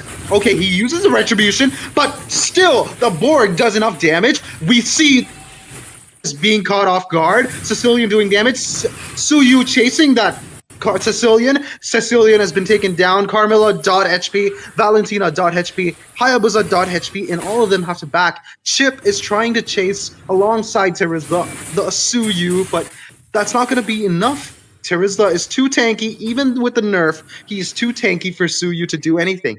Suyu has to take the L and walk back. Even okay, to be fair, Export did so much in that team fight. He gave vision. He gave the zoning out. He did so much. I do agree. Okay, by the way, Crux, our red side is TT and our blue side is Hello Kitty gang. And okay, it's and what's happening, Crux? It feels like both the junglers are not even okay. Chip gets spotted out, but he's a chip though, so the damage won't be enough to really take him down as of now. Haya marking someone will be backing off.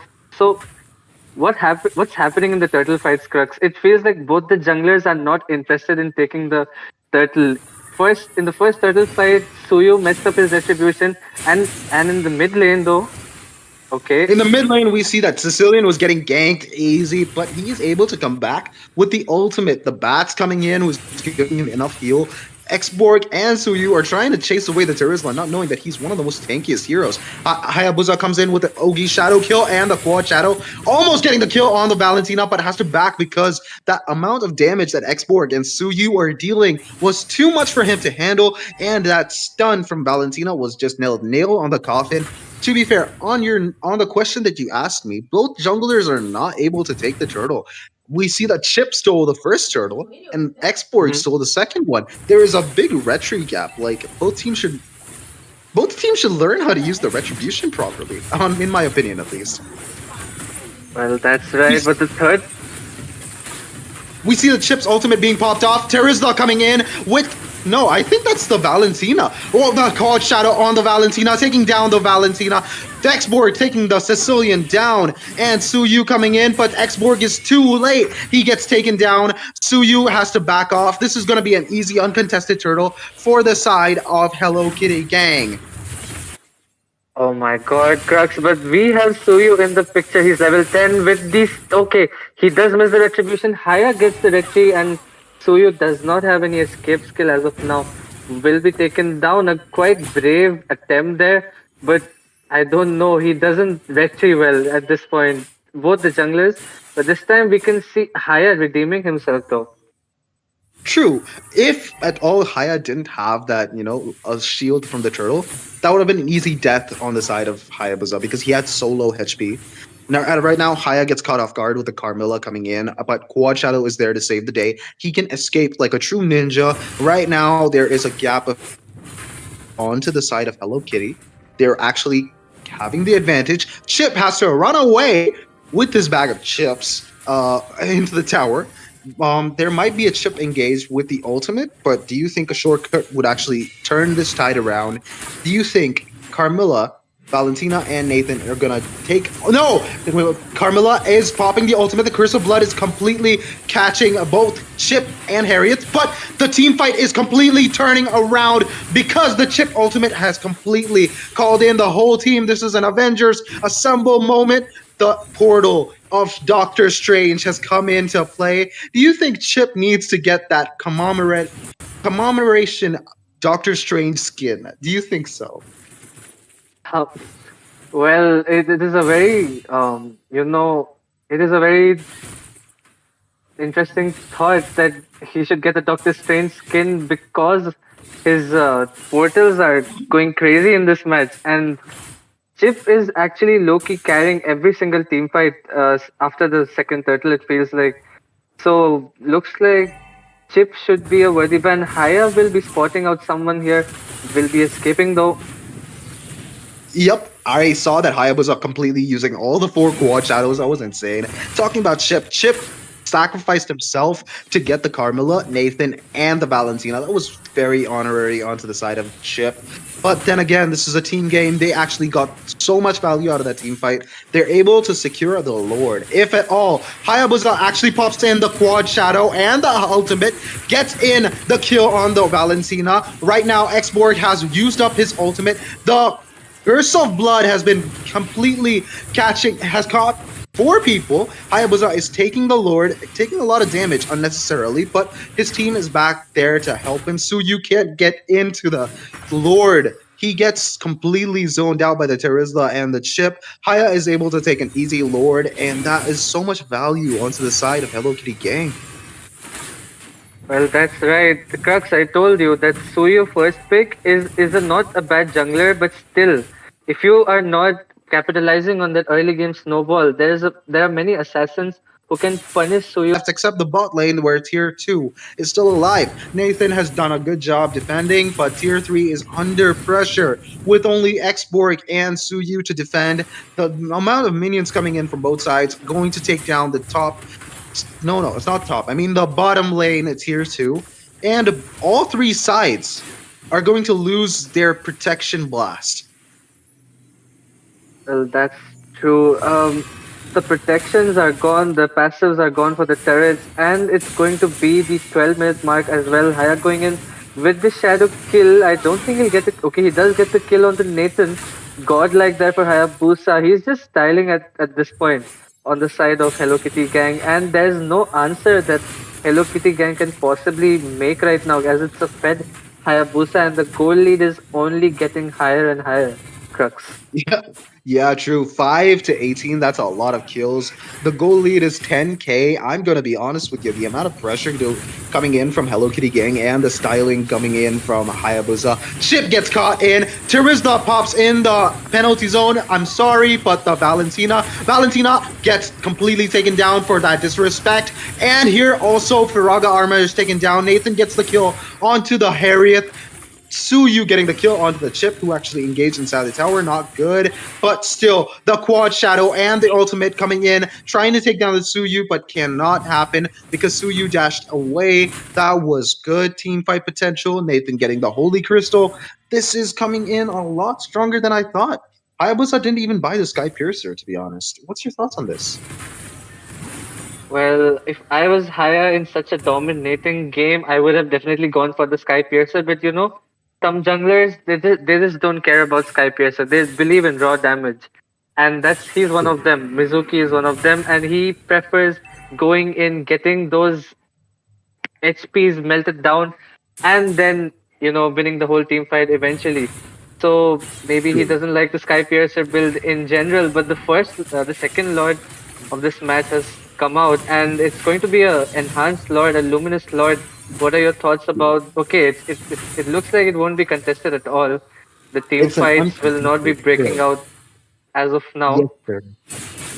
So yes, sir. The Lord is coming. Yeah, so the Luminous Lord will be coming, Crux. And is there anything that Hello Kitty Gang can possibly do? As at this point, it looks like it is looking. There is no answer to Hayabusa as well as the Harit engaged.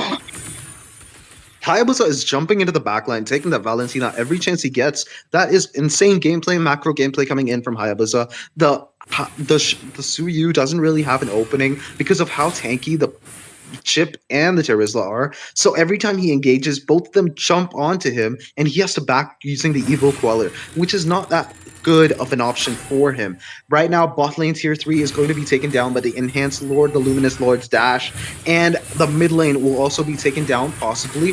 The Chip getting caught, the Terizla, and okay, all of them getting caught by the Carmilla ultimate. The Dexborg's ultimate Last Insanity does enough damage to get the triple kill. Terizla going down, a Chip going down, and the Sicilian going down. Not looking good for Team Hello Kitty Gang.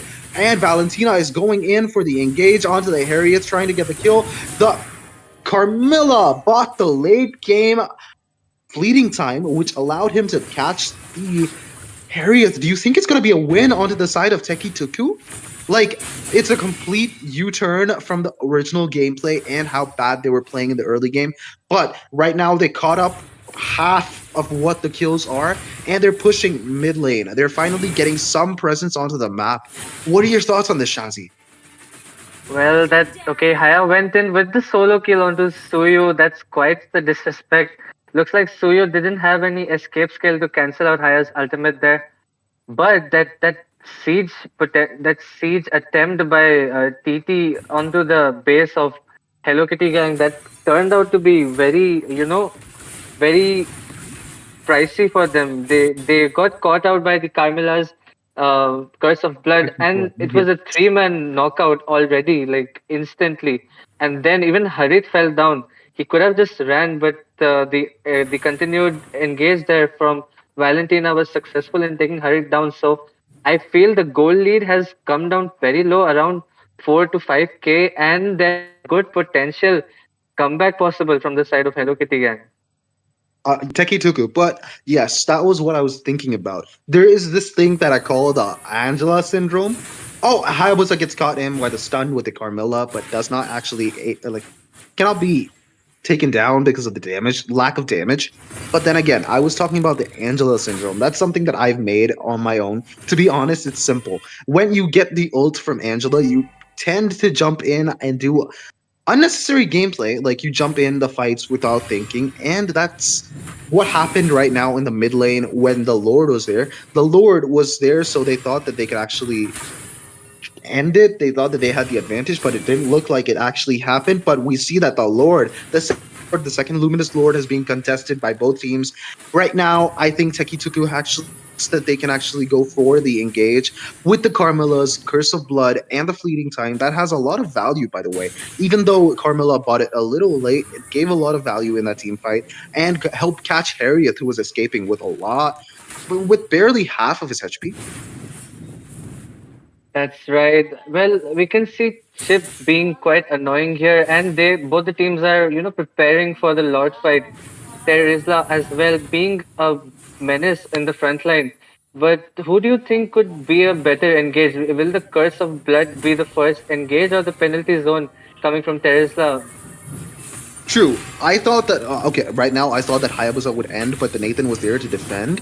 But then again, right now we see that the Chip is taking a lot of damage. He stuns both Suyu and Export, but Chip is escaping.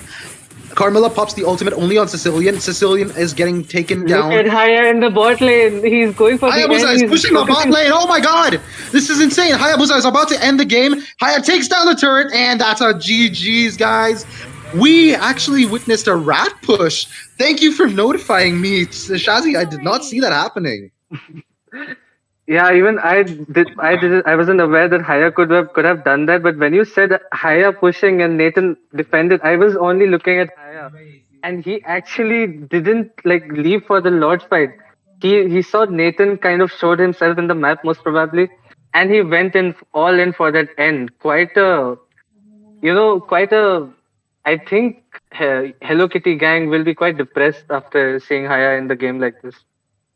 To be fair, I was actually excited while seeing that because that's the same thing that I do with Argus all the time. Like when I get the chance, I see the map, I jump in, I take the tower down, and then I end the game. Whenever Argus is available, I pick him because I want to do the rat strategy. Even if I have a 0-10, I'm still rat pushing and taking down turrets. It is so fun to do, and the amount of map gap that you can actually put on the enemies. That was so fun. Yeah, that was quite a crazy backdoor there by Haya. Hello, Jinx, though. What are your thoughts? What really went down here?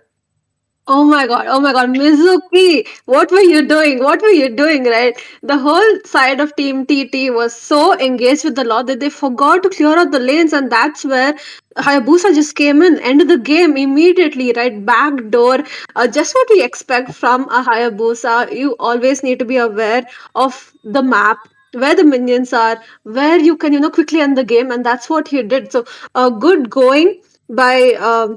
I think Hello Kitty Gang, right? They won out this time. Yeah, true. They did win this. They won this match. Yes. They won this, but there's still two more matches, guys. So TT can come back. It can come back. It's a best of three. They do have a chance. Now I have to ask you guys, Shazi, what do you think went wrong for the side of Team TT other than the back door? Well, other than the back door, they didn't have anything to lock down Haya as well as the Harith. They only had the curse of blood, which if they miss, there's nothing stopping Haya from dashing in and dashing out, as well as the Harith. So they could have gone for some hard lockdown heroes, maybe the Minsitar Gold or even a Kaja or something would be better to lock down the Haya or even take down the Harith early in the fight so that they could have won or turn around the team fights. Other than that, it was a really good snowball and discipline coming in from the enemies, and hopefully they can work on the draft the next time. I agree. Now, crucifix. So the side of Team TT, right? There was a somewhere in between where we thought they might just win it, where the Lord came and they sort of did a small comeback, and we thought, oh my god, they might just win this game, but they did not. Now, next time around, second match of this, what do you think? What changes should they make so that they can win out next time? See, the moment they actually banned that Diggy, they should have just picked hard CC, but they did not. That was the most lack of. Okay, that's the one thing that they actually lacked. They lacked hard CC, especially with the Carmilla. She is just there to split damage between the teams. But other than that, Valentina can only copy the Terizla ultimate for CC. And then the chip ultimate is not valuable for Valentina anyway, because all the teammates have to be around if at all Carmilla is nearby. So I'd say the draft itself was a bad thing. Okay, again, I repeat, every time you're in a Mobile Legends match, 60% of the match is already decided in the draft. Meanwhile, though, take this time, maybe download MOBA 5v5 from the Play Store so you can join in the excitement. We'll be right back, you guys. Stay tuned.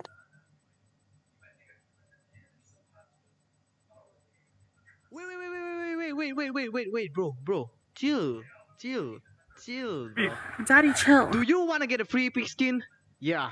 Battle Knight Esport is doing a free epic skin giveaway today, tomorrow, every day, in every live stream of this tournament. Free epic skin, bro. Free epic skin. Free epic skin. Predestin. Predestin. Predestin. Give it to me now. Bro. Give me the please, free epic please, skin, bro. Please don't kill me, man. I'm just a messenger, bro. Please don't kill me. I have a wife. Give me the I skin, have bro. kids. Please. Give me the Please skin, don't bro. kill me, bro. I'm just a messenger. And the host and the casters, they will select you, man. I'm gonna go watch their live stream. Just comment down your UID and the team you are supporting, and they will select you. Please don't kill me, man. Please. If I don't get the skin,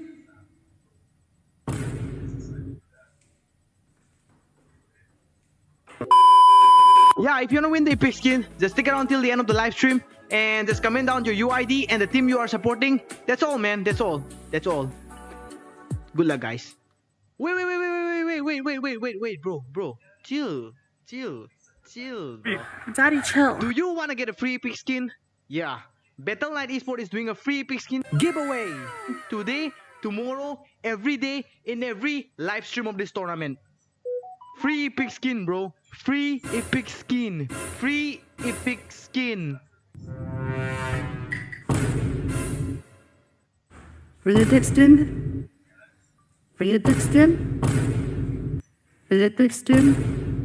Give it to me now. Bro. Give me the please, free epic please, skin, please, bro. Please don't kill me, man. I'm just a messenger, bro.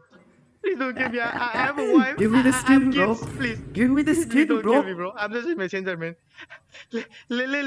let me tell you how you can join the giveaway. Let me tell you What? how you can join the giveaway. Okay. Just stick around till the end of the live stream, and the, Okay. and the host and the casters they will select you, man. I'm gonna go watch the live stream. Just comment down your UID and the team you are supporting, and they will select you. Please don't kill me, man. Please. If I don't get the skin,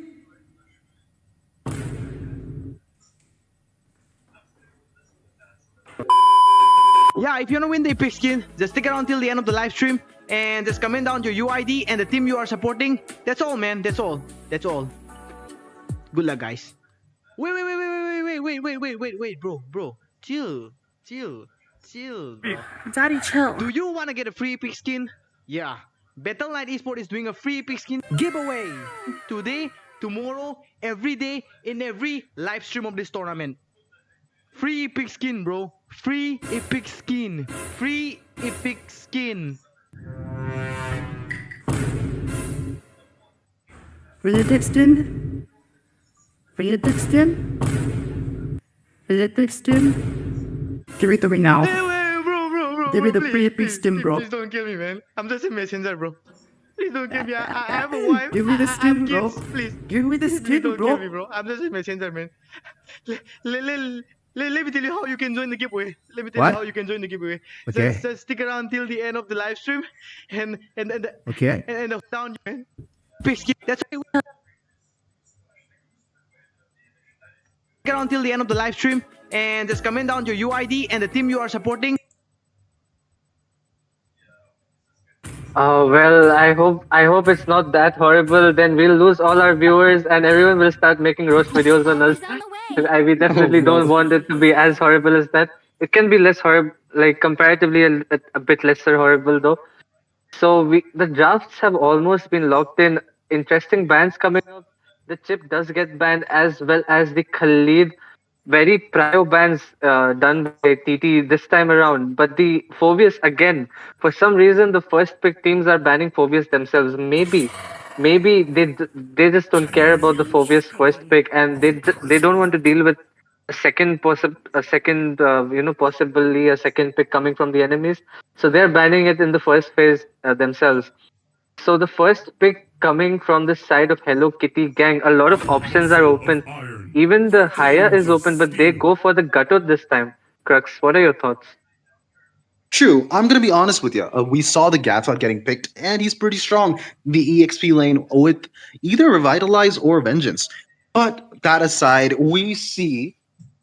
Okay, no, we don't see any picks coming in. I thought that there was a pick. Never mind. Okay, we see the Ruby getting picked on the EXP Gold, maybe Rome. We don't know because that's how versatile that hero is.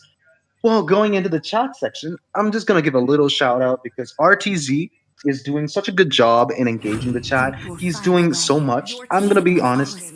A shout out to you, RTZ, and also Mr. Philip. Great job being a crazy mod. Real good stuff. And the Vexana gets picked onto the side of Teki Tuku. Not gonna lie, that's not really that good. A Gatot comp. A Gatot comp is basically all heroes that can stun people and keep people together, and Gatot taking the magic damage and dishing out enough damage to completely wipe out the marksman and the mage. Well, we see that Well, Harley's getting picked. Shazzy, what are your thoughts on this? I don't think that Harley will get picked unless he's a one-trick Harley, but maybe he's just trolling us for now, giving us the hope that we can see a non-meta pick. But the Suyu gets locked down. We have seen Suyu last time on the side of TT, but Hello Kitty Gang wants to show them how to actually play the Suyu the right way. So let's see if they can humble TT with the Suyu pick this time for their sides. And we can see Ruby and Vixana, one of the best EXP as well as the best mages, getting picked by TT. Their lineup is already looking pretty strong. They can go for a early gold lane pick, as even the Harith could be snatched from the side of Hello Kitty Gang this time. Also, the Nathan is a possible pick, but maybe they are waiting it out. Even the Rome is kind of open. You can still take some tanky front line because that you need to have someone to deal with the Gatot. But let's see what their final pick is going to be. A Ling though, a jungle for a jungle in the final pick for the first phase. Crux, what are your thoughts? Not gonna lie, the fact that both of the teams have put jungle means that right now TT can actually ban and reduce the pool for the marksman or goal lane. Not gonna lie, Avexana is pretty strong. They don't have frontliners, except for the Ruby maybe, but that's not gonna be viable because of how much.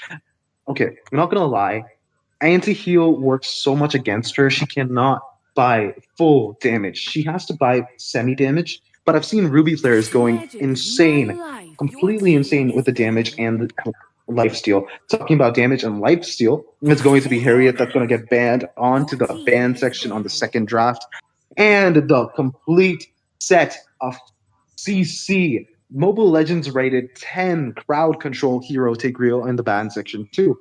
Not gonna lie, this would have been useful in the previous match. With the Diggy gone, Tigreal would have been a game setter for any of the teams. What are your thoughts on this? That is right, but the Tigreal was banned in the first match though, so we couldn't see a Tigreal getting picked. Even the Zuzin, a very, continuously, Zuzin is getting respected in the bans section, so I'm very proud of Zuzin at this point. As recent, like few days ago or few weeks ago, no one even knew who Zuzin was. She was not picked that much. She became a dormant, just a rank ban, but nowadays we can see all the teams bullying Zeus and picks. So that's a very good ban as the mage is still left for the side of Hello Kitty. And we can see an Angela getting banned. The old school Ling Angela combo won't be possible for the side of TT anymore. And the Harley is back, Crux. Another tease, or will this be a Harley pick from the side of Hello It Kitty? might, it might be a Harley pick, but we see that Mizuki is getting the Suyu onto the team. I'm not gonna lie. Is he trying to say that I can play Suyu better than you? Is that what he's going for? But no, Harley is not gonna get picked. It's going to be an insane CC Mage, Aurora, and a Claude getting picked onto the side of Hello Kitty Gang. I'm gonna be honest with you. This is kind of exciting. With the Akai coming in, I think the Frigid Glacier is a good counter to that ultimate. The heavy spin can't really do much when the Frigid Glacier hits, and especially with the fact that Frigid Glacier actually scales. The freeze on the Frigid Glacier actually scales with the amount of magic power that you have. You can get CC'd for up to 2 minutes and no, not 2 minutes, 2 seconds, 3 seconds, or maybe four with 2 minutes. Oh my god, imagine being CC'd for 2 minutes. Oh, I'm talking about the old Selena. Oh, that was forever. 5 seconds of CC. Jeez, that was too much for him to handle. And then we see the Bruno getting picked onto the side of Sekituku. With the drafts done, what are your thoughts on the teams and their picks?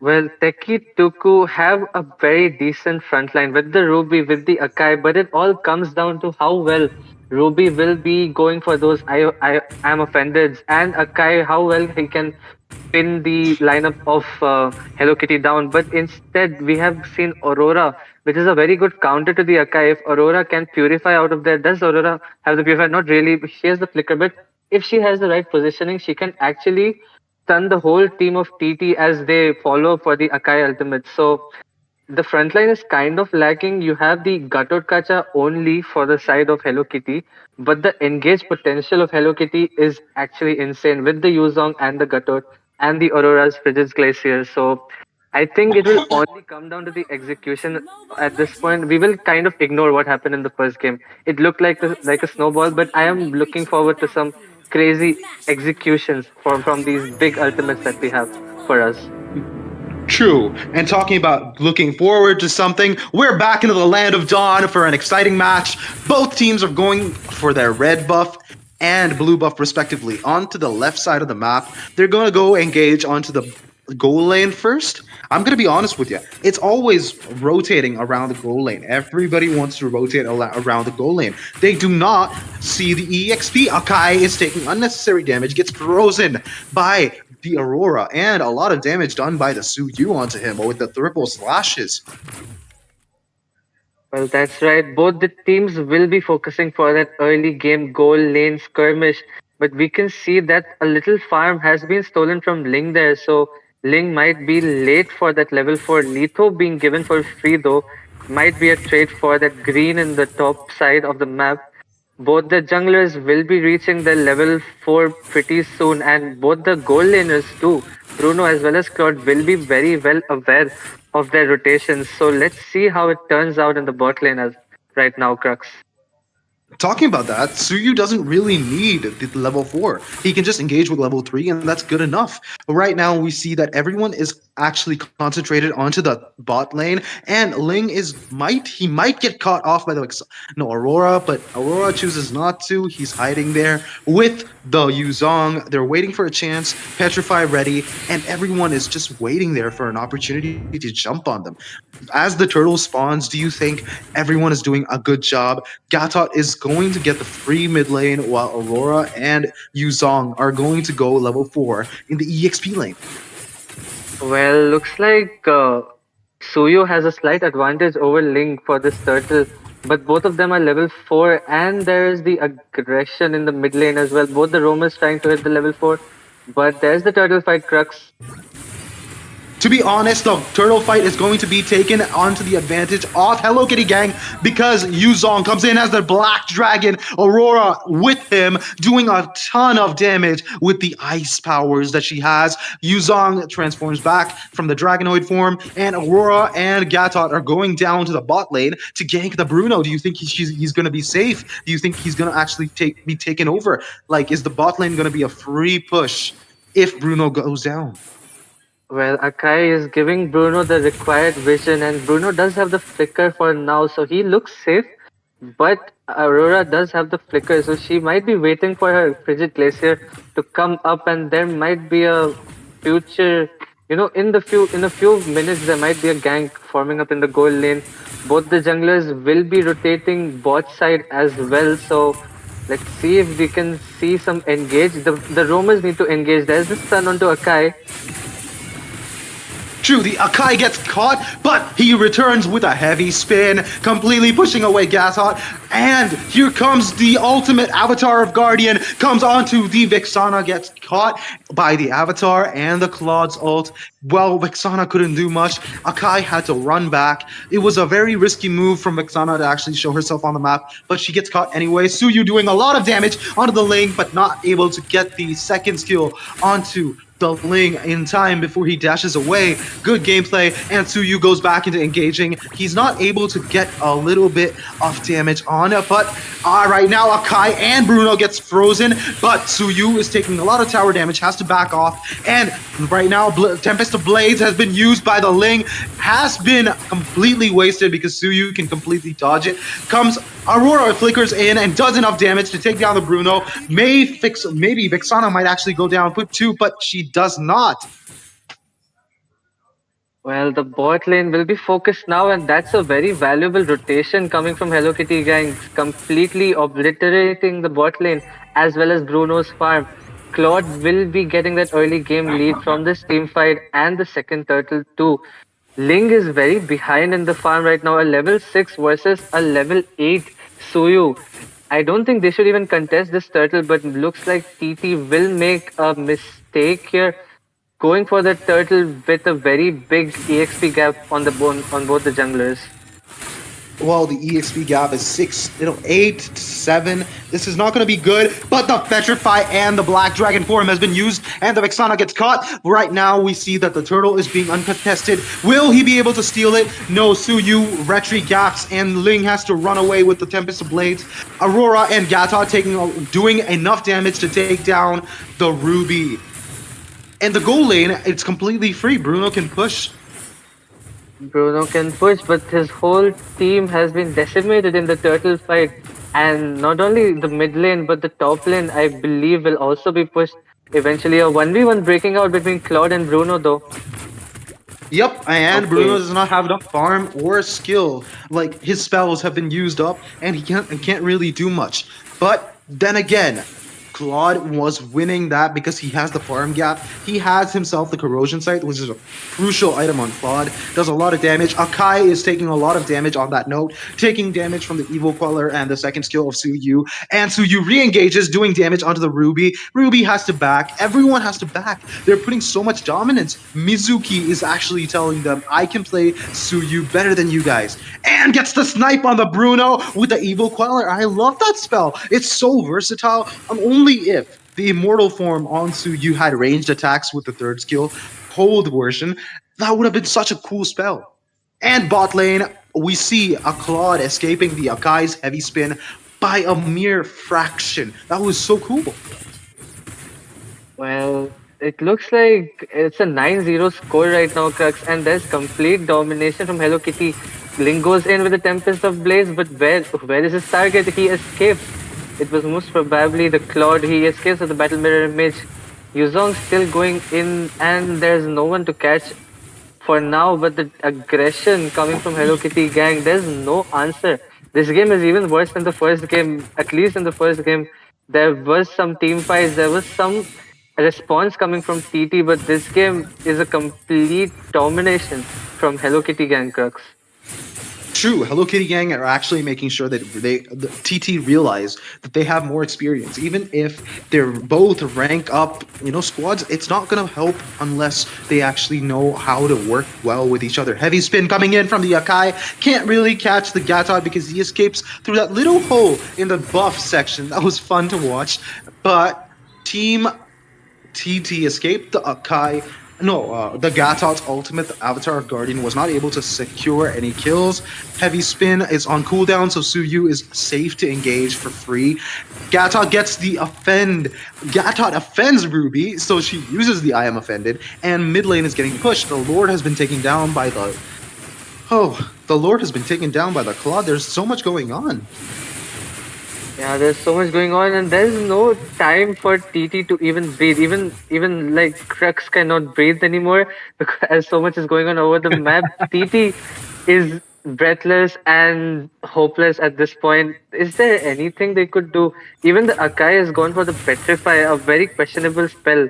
It's much better to go for the Flicker. Petrify is not the most ideal spell to go for in this fight, but Crux, the Lord is coming. The first Lord, though. Yeah, tell me. Yep. My question was that what could happen here in the first Lord? I'm going to be honest with you. The Lord is coming, and that's going to do a lot of damage onto the towers of TT, but Flicker is not the best spell. I'll be honest. Sprint is the best spell on Akai because Bro can literally push people into the third tier towers, and it's so fun to watch. I do that a lot, and people just start complaining. They're like, no, stop doing this. Buff is getting taken. Yuzong engages. Petrify is used onto the Akai, but that was not a good target. Vexana's ultimate, the Eternal Guard, has been popped off. Claude is doing enough damage to take down the Akai and the Vexana. Both go down. Suyu gets the kill on the Ruby, and Ling is trying to go for a split push. Not really worth it, but still going to do something for the side of TT. It's 12-0, guys, and a 9k gold difference. Not looking good for TT at all. That's definitely not looking good. And the second Lord, is it the second Lord or the first Lord, though? It's the first Lord.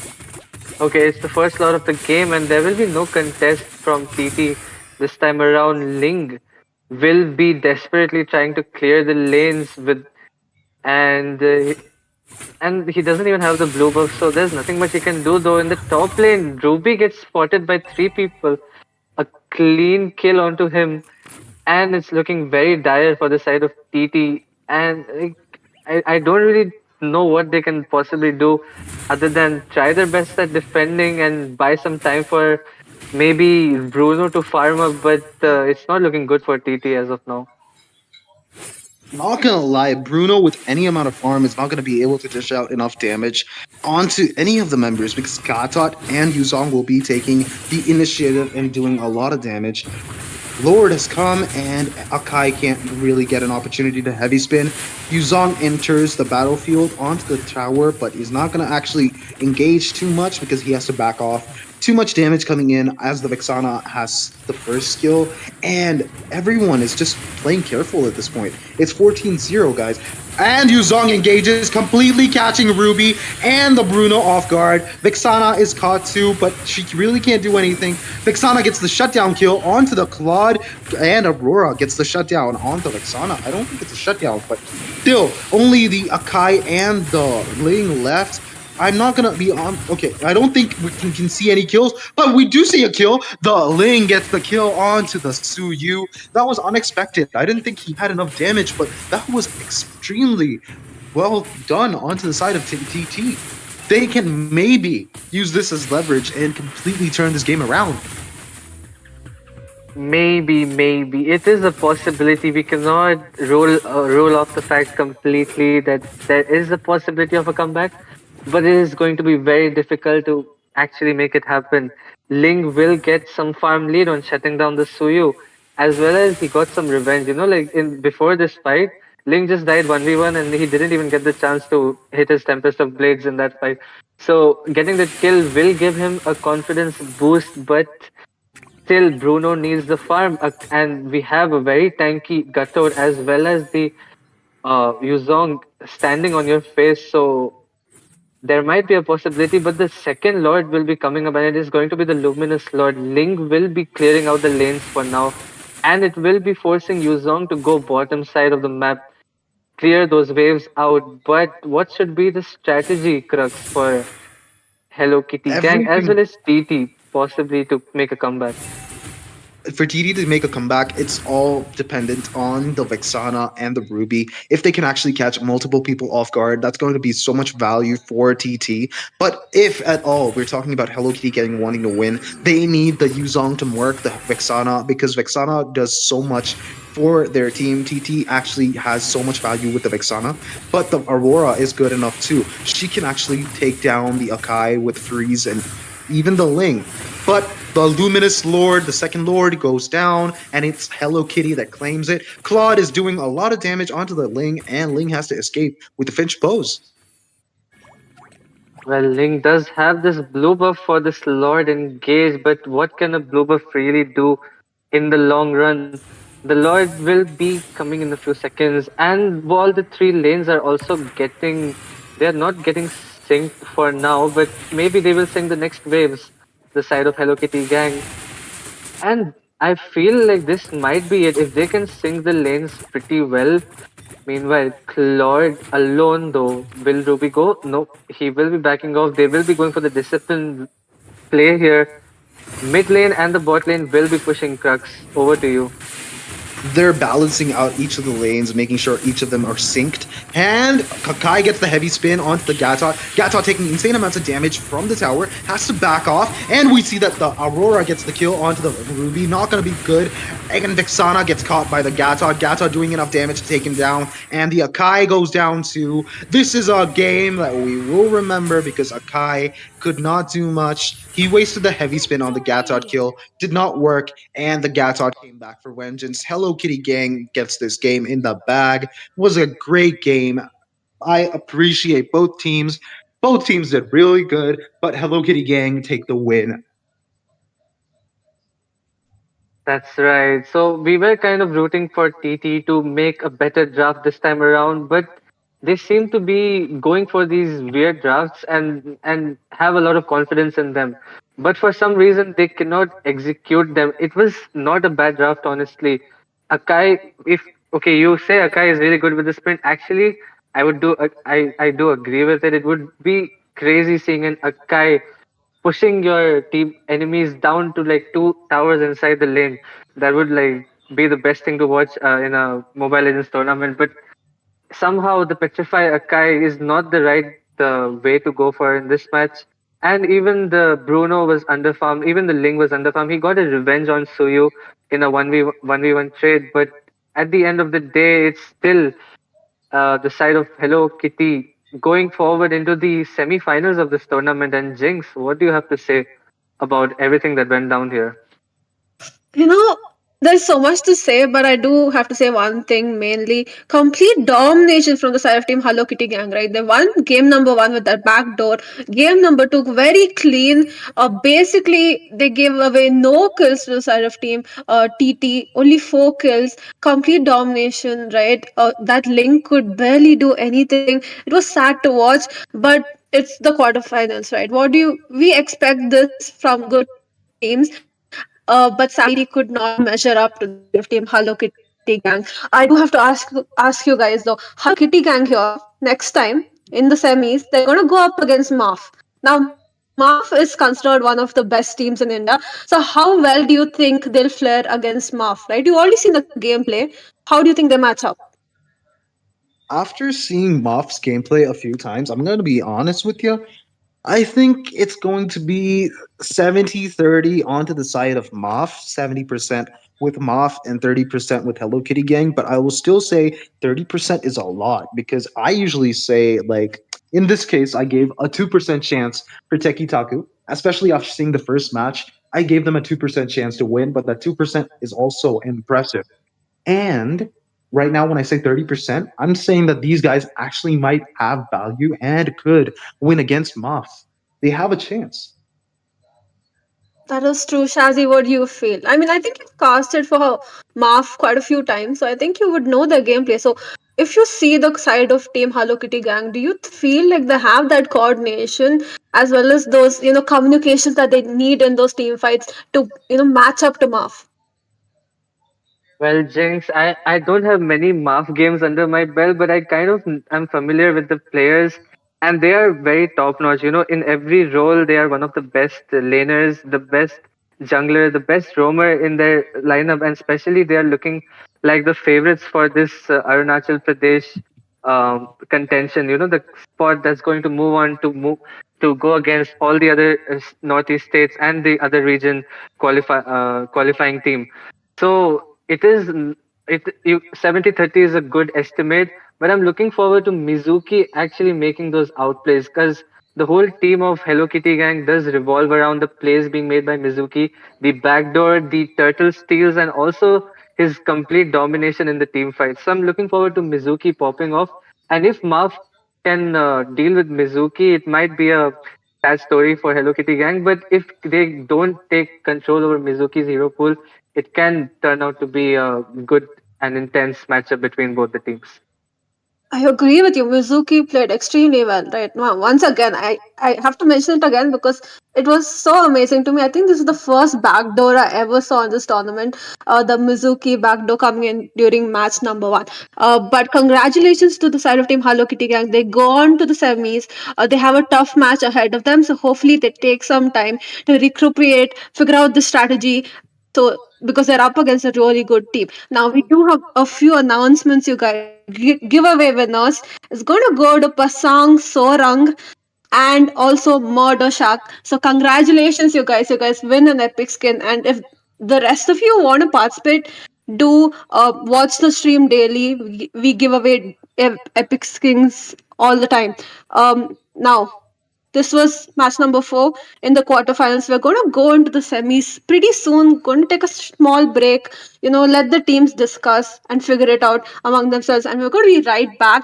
Take this time maybe to download MOBA 5v5 from the Play Store and stay with us, guys.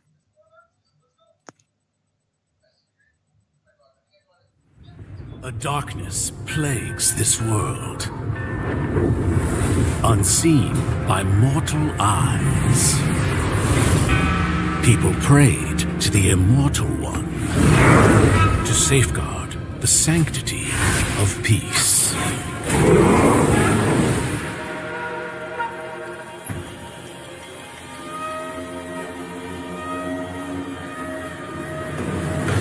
The ceremony's starting! It's Suyo!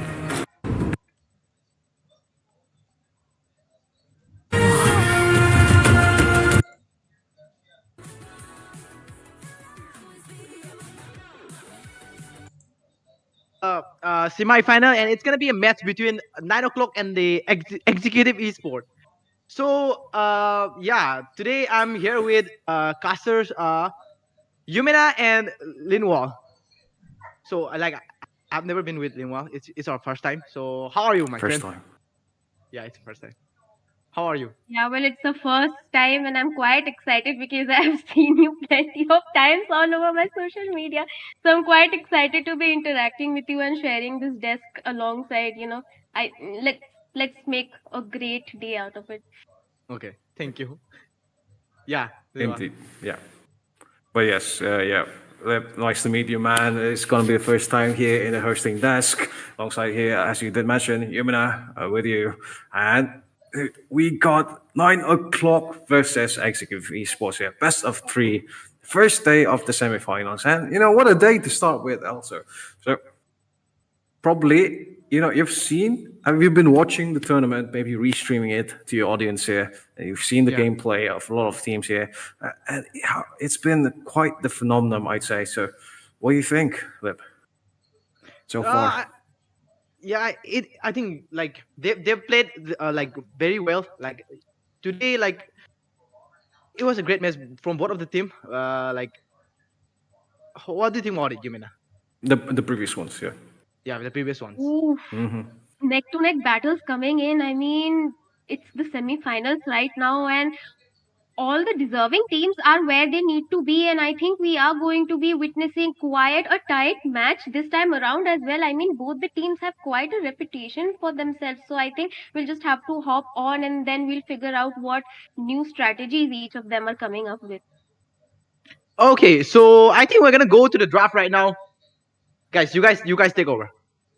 Yep. See you, Lip. Yep.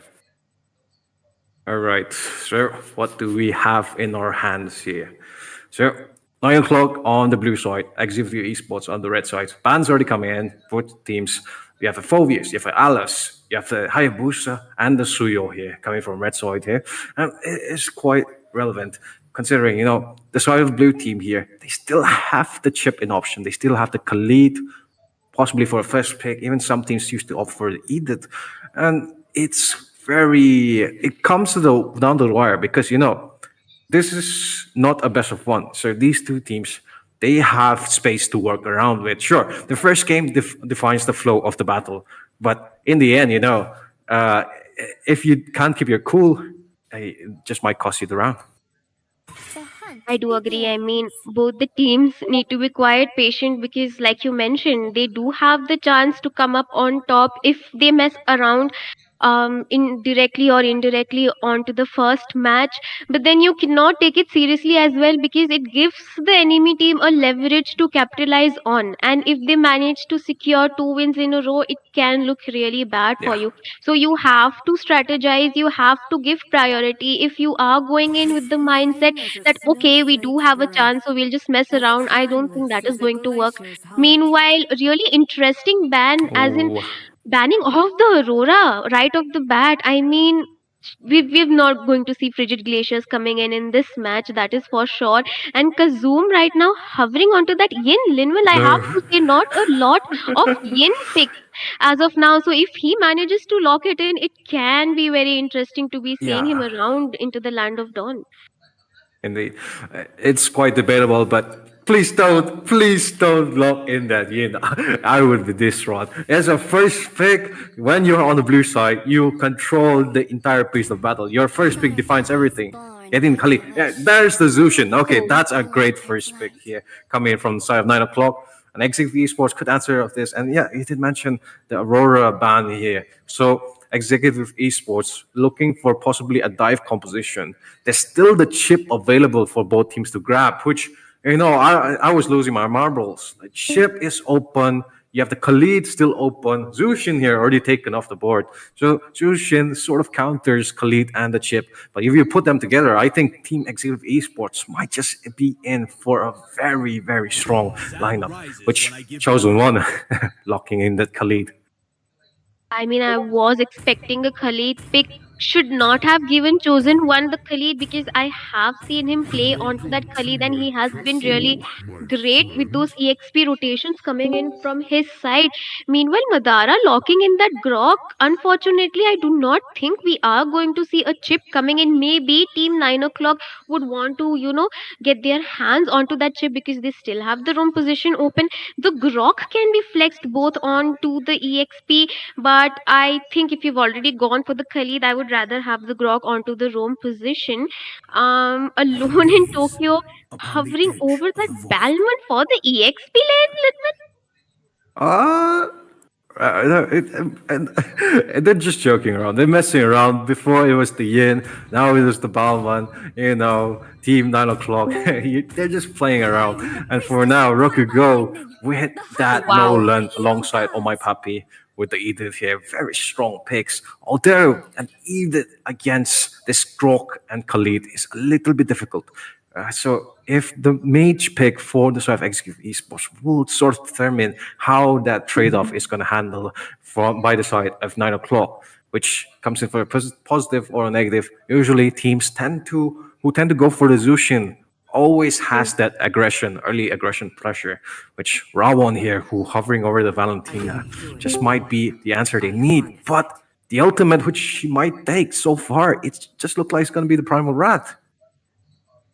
I would rather see a Vixana or a Lilia even at this point, because team executive right now need some burst coming in. Sure, you have the Grok, you have the Khalid, but they do have the early game potential. But later on to the game, you do need the mid lane burst. Both the mages quite strong. I think team executives are looking to go in for a head first dive, for which I think the Zushing pick is quite good as an answer. But then, if you're able to lock her down and take her off the map, like we did see in quite a few matches yesterday as well, it kind of becomes a handicap onto your side, because you have the Nolan who's just going to pick off one and retreat back.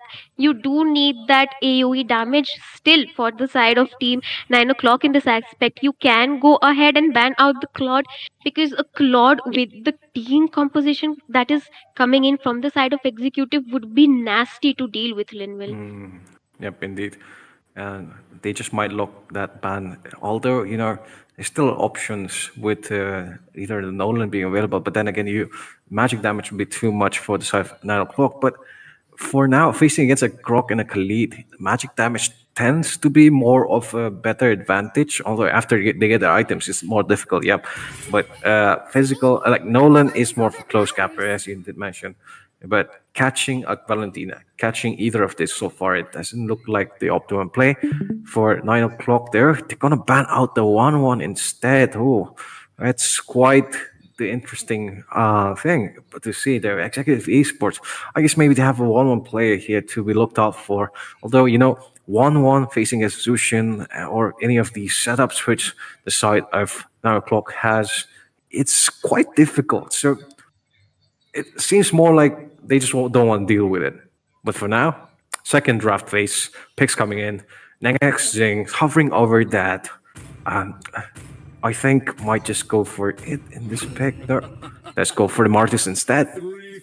I was going to mention a fighter jungler could be really good for the side of team executives right here, because you do need that early game damage and you do need the early game snowball, which Julian, sure, he can do that, but later on to the game he kind of falls off in my opinion, because then you have to keep marking on a single target. But it can Yeah. be really difficult with the kind of mobility that team 9 o'clock is showing on the board right now. They still can go ahead with the Claude, because they do need a late game security right now, because sure, you have the Nolan, you have the Edith, they do have good frontliners, but they kind of are lacking in a DPS at this point, Linville.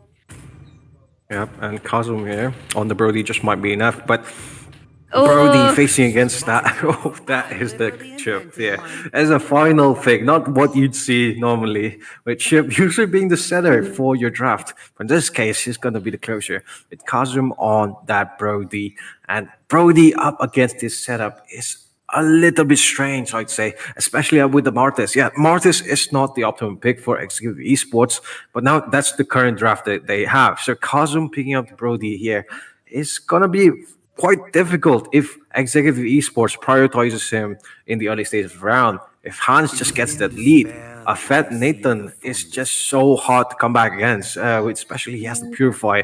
So, targeting him, the only one who can kill him probably is the Brody or the Nolan. And in these two cases, he's going to be quite agile with there's entropies.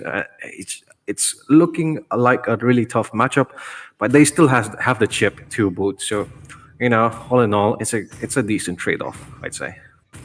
I agree, and I like the thinking coming in from the side of executive esports. You have the martyrs for the first 10 minutes of the game, gives time for Nathan to farm up, and then he can carry on forward. You do have two frontliners, Khalid and the Grok, to kind of give that front lane um, support that the marksman needs. But on the side of Team 9 o'clock, really great burst, good engages with the chip. I mean, you do have that map control in your favor. I think we'll just have to wait and see who snowballs early, Linwell. Indeed, as we head back into the land of Drawn, ladies and gentlemen, both teams marching down their lane. We're on to the NEC Online semifinals. Day number one, Team 9 o'clock on the blue side versus Team Executive Esports here. Starting us off with an early left side rotation. It's going to get the blue buff as well as red. Madara here giving a bit of vision for his team and going for an early invade. Although against Azushin, it's quite the gamble to make. And there's his space. But for now, looking at both of the lineups here, you have the Zushin advantage from the midsection, but the Grok still has the faster rotate clears. So for the first few minutes, for first few seconds, we did see Edith rotate over to the other lane. It is the XP laner, the Roma being the chip here, not really going for a fast mid clear, which usually, you want your Zushin to be more active, proactive around the map. So I'd say it's a bit of a tough decision, but it's just the first few seconds. I'm just nitpicking for 9 o'clock. Yeah. I do agree, and also with the kind of immunity that Grok has near the walls, it can be Yeah. a little bit difficult to deal with it, considering you do have the Zushin, whose only potential that you can capitalize on is the disruptions that she has with the lantern flares. So, unless you are unable to activate those onto the Grok or the Khalid, it can be a little difficult to deal with team executives right here. I mean, good answer in form of Grok, Yeah. but the I do like the Edith pick, Linwell, but the only problem with the Edith pick is if she doesn't land those stunts or knockups and gets poked out even before Yeah. the team fight starts, it can be a little difficult because the rotation coming in from Khalid is going to be really fast. I mean, faster compared to Edith right here. Very much so, also. And, both these teams here still has a bit of room to play with. Vito Icon started off. Retribution, a bit slow there. As said, next year gonna finish off very early from the side of Rokiko there. And it's just farming up, getting the level 4s. Cosmo still level 3. Hair and fight possibly could break out afterwards in the turtle section. But rotates, as you did mention before, chosen one with the Khalid is quite the fast and agile here compared to Edith. But in this case, they still have the chip to maybe compensate for that. The portal could be a good potential for this initiates. And, that just might be the answer for Executive Esports. Oh, the team trying to look for an early EXP gank. We do know how crucial that is since the turtle is spawning in about 15 seconds. Really important and good poke on that Edith, pushing her Yeah. back even before the objective is starting. These kind of micro plays is what makes the difference, Linwell. I mean, you do need to have those kind of gameplay coming in from the side of Yep. team executive. But meanwhile, Madara just looking to be level 4 right before the turtle is going up. I mean, both the tanks having the day of their life. Ooh, the top lane. Yep, indeed. Getting the level 4 trade off here in both teams here. There's the plays to be made. And Khalid gonna be the first one to scout out bush. Have the aggression available, chosen one. Gonna be spotted out there. Rest of the at 9 o'clock. Trying to recircle there. Mother has the level 4 here. First engage starting off. And it's a Khalid being tossed around. But wall charge coming in. Getting 3 members of 9 o'clock as he gets smelted down. But Mother has to force out the flicker. Alone in Tokyo. Re-folds it up with the first blood. And amazing farmer rat, and it's just raw one here in the front lines. A bit of struggling. A band gets taken down by the Nolan, but the team fight's not over yet. Marcus here coming in with the re-engage and finishes off alone in Tokyo, getting a 2-for-1 trade-off. Execute Esports here. He does get regain back the map control and goes on to the turtle. Oh, there, oh my pappy, giving the info for the first spawn, timing on those recalls. Has to wait for possibility going for engagement. No, calls it off for his team. I mean, team executive managed to equal it out a little bit late with the Martyrs onto the team gang. I mean, they could have waited just a bit more, to engage onto that Nolan right before, because Martyrs was in his jungle taking the creep. I mean, he just panicked and ran over towards the side of Edith right there. But really smart decision coming in. They just capitalized on that kill and then went for the turtle right away. I mean, kind of equaled out both the. Ooh. That was a really beautiful finish right there onto the mid lane, Linville. Indeed. And the next thing here, getting the 2-for-2 trade-off. It's going to the jungler. That's the main part. And it's a Martis. So early games following up, it's going to be slightly more difficult. Although they still have the portal here, which is going to be popped onto round 1. Though it's going to be terrifying and finished off so fast. Or Happy falling down. Portal's not going to be connected. Mother finishing off, maybe cleans off the portal. So Wall here being a little bit annoying. Retribution going to be on point. Baroque go as Martis dives into the turret. Might be a mistake as he gets taken down by Alone in Tokyo. 3-for-3, a little bit of an own commitment by the side of Executive Esports. He did kind of miss his entropy right there. I mean, he accidentally used it on a full H. Ooh. Oh, Kazum taken down again. Raw one, a bit of trouble. Mercury go here, having the time of his life, going on to Mother perhaps, but no. Miancy gonna allow him to escape. And 9 o'clock here, still in the game. It's 4-4. What am I saying? Okay. Yeah. And both the team trying to keep up the lead right now. I mean, you do not want to give the game one up because it's going to set the pace for your own team. It's going to set the confidence for your own team, and it's going to show up onto the second game, because you do not want to play under that kind of pressure, because it kind of makes your, it just distracts you, and that frustration is not good to deal with. So I think both the teams are trying to keep it even for now. Executive Esports right now looking in a really good position near the turtle, but you do have the chip. I mean, he can just teleport you back onto the turtle lane. Indeed, pops the portal. Round 1, the first one to go back. Mother here, still immune. Doesn't go for the ultimate. There, he's going to be pulled back by the Lantern. Zia trying to go in here. Massive damage, but the wall charge on the 3 members of 9 o'clock. Finish it off. Round 1 getting the kill there. Flickers off for safety. 9 o'clock here on the run. Being chased on by this Khalid. Still chunking him down with the Sands Blaze.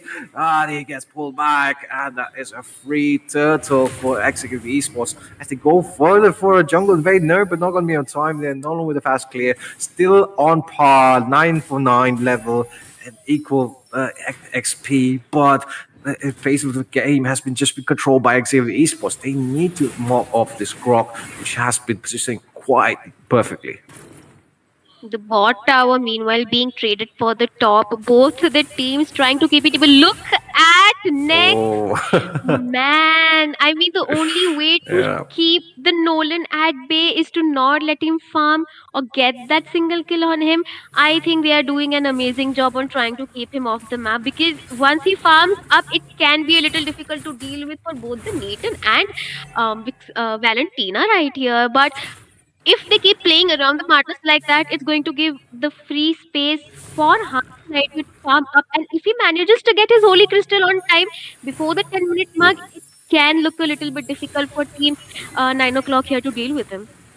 Indeed, as the team fights here have been quite explosive for XXV Esports, with the Khalid and Grok just being on sync whenever, even right now in the part of the map. But here, topside, Polo being popped there onto the Martyrs neck. Sing just might be targeted by all the members of 9 o'clock, chasing him down, pulling it in with the lantern. Rocket go here with the range, just finishing him off right on time. XXV Esports, a bit late to the party, doesn't have the mobility, but Kazum caught in a hard spot, gets traded off for the Nathan as the side of Executive Esports pushes it off even further. Rocker go here, going to the fracture onto the Khalid, still pushed back, has the force of the Raging Sandstorm to escape, and then Flicker also alone in circuit, committed fully, but oh my pappy here stuck onto round one and hands. Executive Esports pushes on, trying to get off some kills to the side of team 9 o'clock, but they are not be able to do so. Instead, Entropy is going to be popped down in the mid lane turret and trying to melt it down. Rokugo here going the fracture, fast clearance, turret being taken down,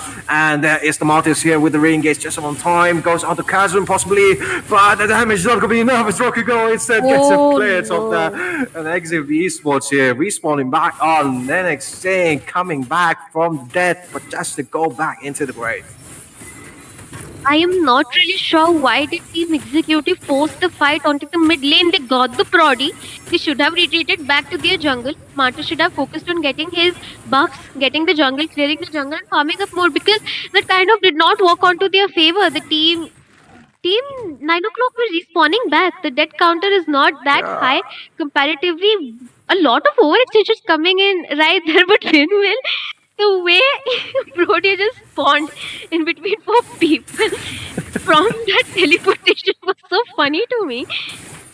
Indeed, very unfortunate. So even right now, he's being bullied by Chosen One. But yeah, it was quite a sabotage here by Oh My Papi. Maybe a bit of miscommunication. And, you know, as we said, the team fights have been a little bit sloppy. It's the first game, I guess. Maybe they're warming up, you know. You never know. You never know. Executive Esports at 9 o'clock.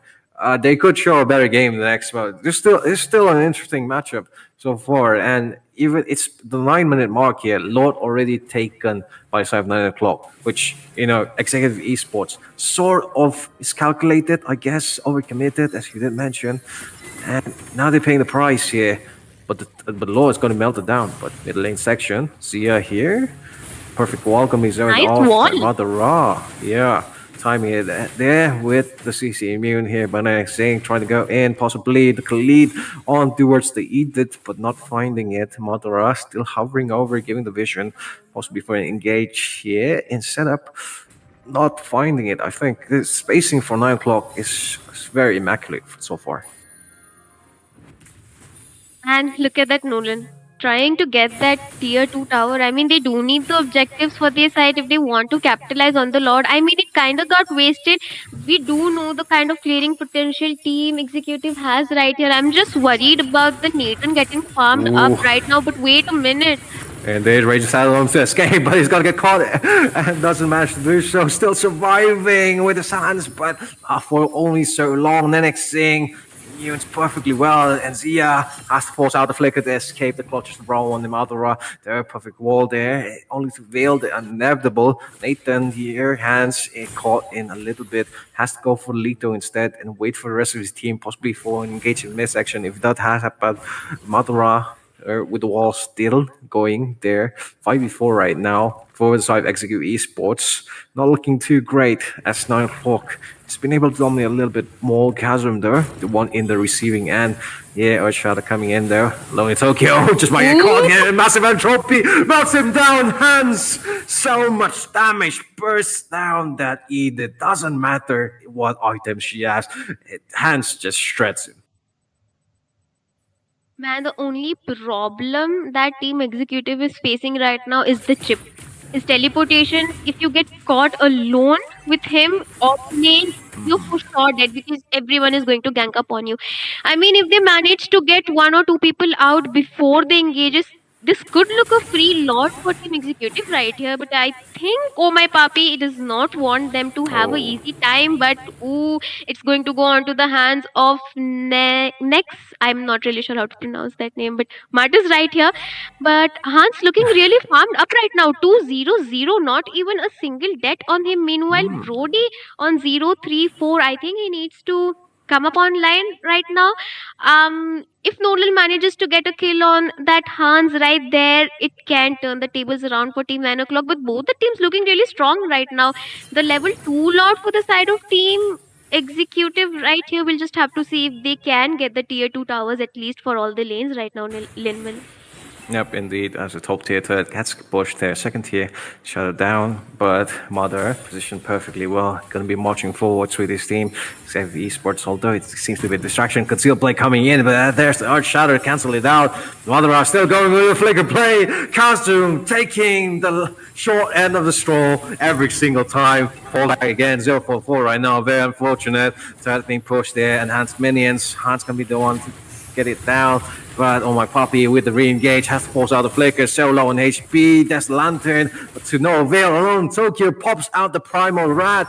But only for the defense mechanism. As middle laner is getting smelted down by the smartest. They're pushing in even further. XF Esports trying to get a little bit more than just one inhibitor. But Hans here gonna be caught by the fracture. Just use the Wind of Nature to immune the rest of the damage. But All My Pain trying to go in. No, alone. Tokyo also falls back. XF Esports getting two inhibitor turrets after the trade-off, and Kazub also, which was, I feel sad, bad for him. The item spikes are quite showing up for the side of Team Executive right here. They do have that sustain. They have the late game potential for their side because both Khalid and Madara are going to be tanky, as you know, the time passes on and it can be really difficult to deal with them even with the zooshing on the table, because all you can do is pick them up and disrupt them, but it can be really difficult to burst them down unless Brody or Rook Goo manages to get their hands onto them. But I think Madara is doing a really great job with those wild charges and zoning, coming in with his Grok play right here. Maybe deny him the blue buff. He was in a really nice position, but I think both the team are hesitant. There are so many I'd like to thank, but first, I'd like to thank me. अपनी धुन पे चलने के लिए, अपना रास्ता अपने आप बनाने के लिए, वक्त से पहले आगे बढ़ने के लिए, अपनी ही फेवरेट स्टार बनने के लिए। तुमने क्या सोचा? I'm done? I'm just getting started. I want to thank me for making my way the way I want it. Make your way and celebrate every step. Starlight, the glamorous new collection from Bata, starting at just rupees 1,299. Bata, make your way. And आपको carry और वेग्जाना दोनों को बचाना है, तो वो कैसे करेंगे? सबसे बड़ी सवाल वहां पे यही आता है।